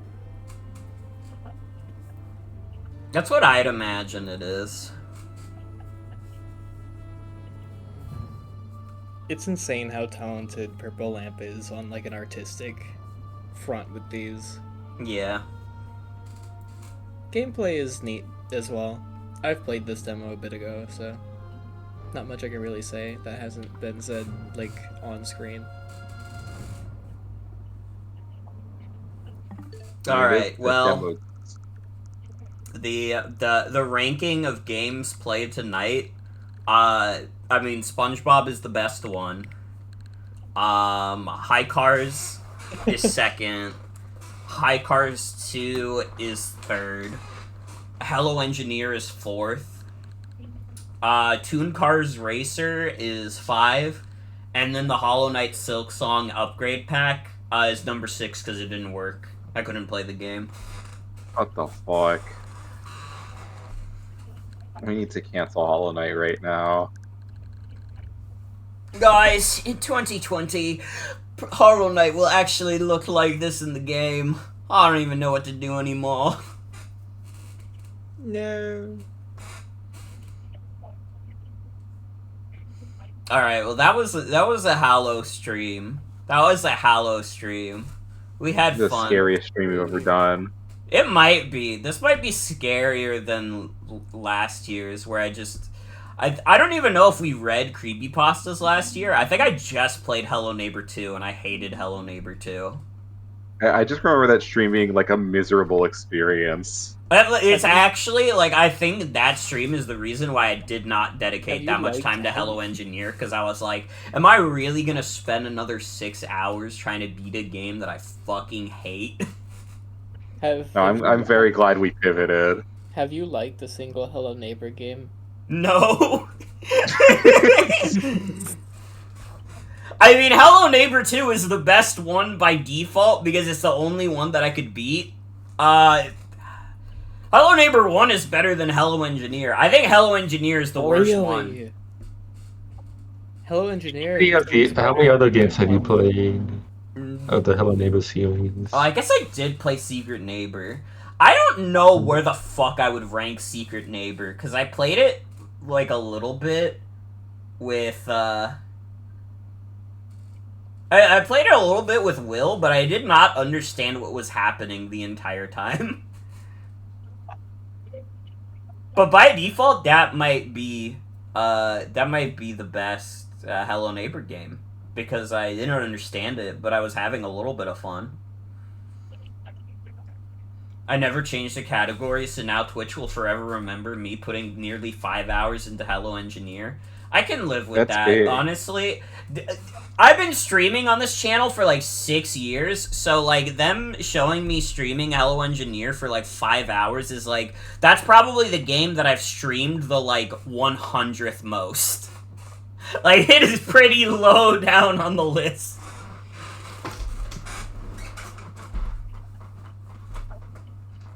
I don't know, now I'm curious. I'm gonna check the Twitch stats. I haven't checked, like, a Twitch stats website in, like, forever. Mostly because I think looking at that kind of stuff, makes your brain hurt too much.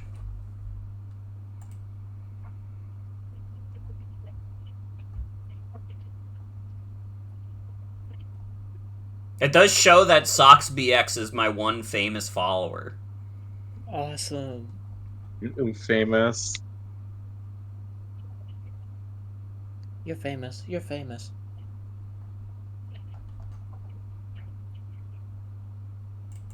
Yeah, statistics.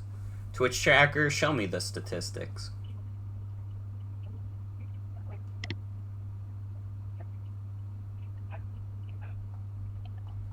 Okay, this is not games.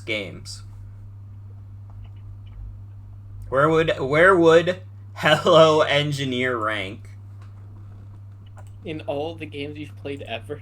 on stream at least? Yeah, okay. So. Hello Engineer, according to Twitch tracker, is 188th. So I think I'm okay. I don't think that's gonna leave a stain on my legacy. You've cut off for a second when you said which other game it was. Oh, I said it was the 188th game. It was 100 what? 88th. Oh. Yeah, no, it'll be fine. It'll be fine. It'll be fine. You're not anchoring the neighbor nation.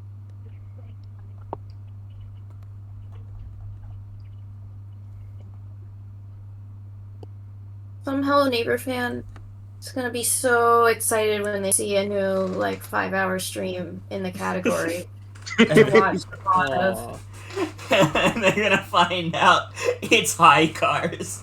It's high cars 1 and 2. It's Toonkars fucking Racer. high car. You know what? Let's do one level of high cars to round it out for the night. Just one. I mean, maybe level. they'll find a new favorite game. I like That's that you true. picked the first one. You're on 34? I'm on 54, which is actually the 14th level.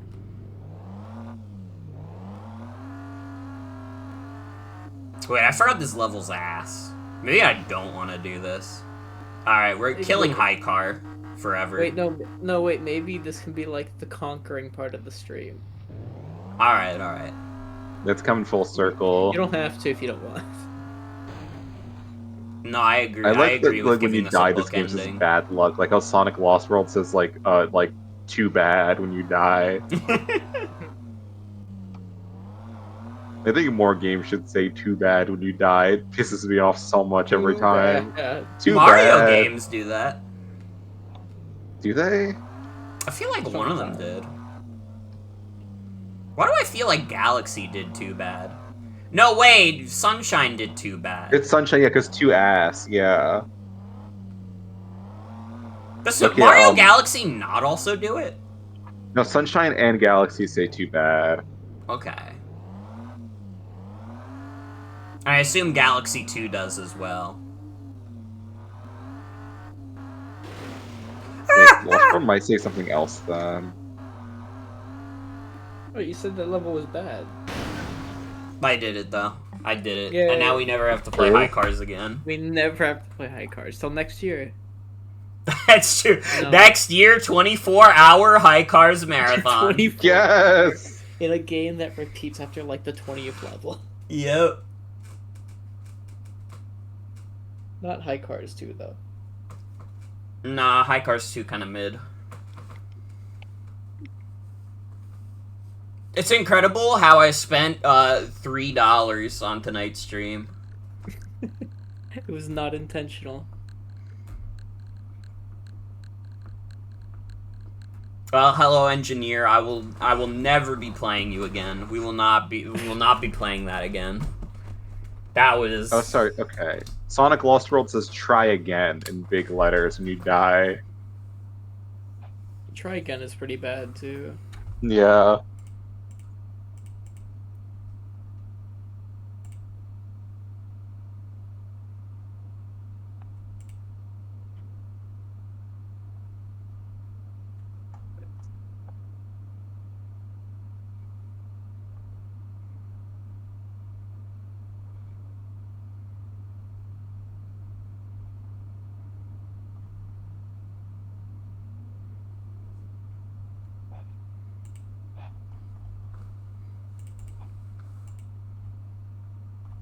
Alright, well, that should be it for tonight. Thank you all for joining me for HALLOWSTREAM 2025. Sorry we didn't play more Hello Engineer. I know people were really looking forward to Hello I'm Engineer. not sorry. I gotta catch that part of the VOD. There's how bad was it? It was like borderline unplayable. Really? Awesome. Okay.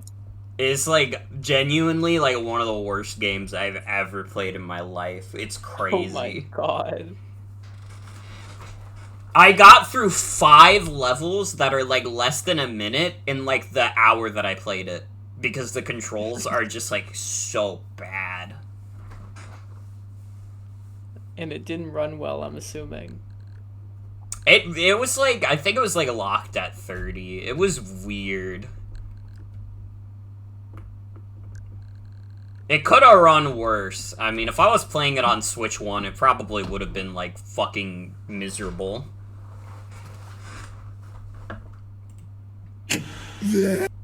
Well, is there anybody live right now that I can raid?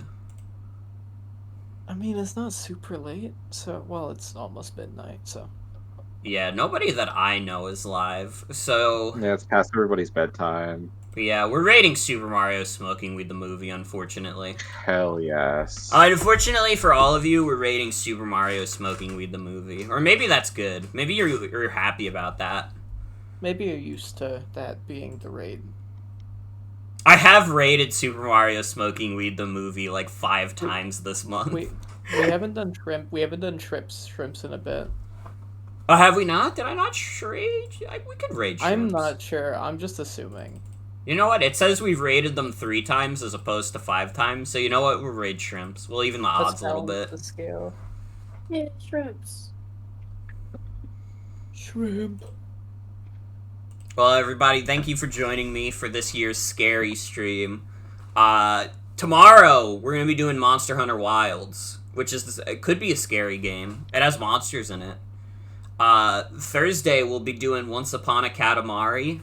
And then Saturday, I'm going to be continuing Legend Zaza. Ooh. I decided to take Halloween off just because I was like... I was thinking about it because I was like, damn, I had to cancel my stream on Sunday, and then I was like, wait, but it's fucking Halloween. I'm gonna want that day off. Holiday. It's literally a holiday. Thank you all for joining me, though. Thanks for it. I think this is a great stream. You know, despite the fact that it went off the rails, I think it went off the rails in the best way possible. I think this was fucking awesome. This is a scary good stream. That's fucking true. Thank you all for joining me. Have a good night, everybody. Take care. I'll catch you all tomorrow for Monster Hunter. Goodbye. Hey, good. Goodbye. There, don't smile because it happened. Cry because it's over.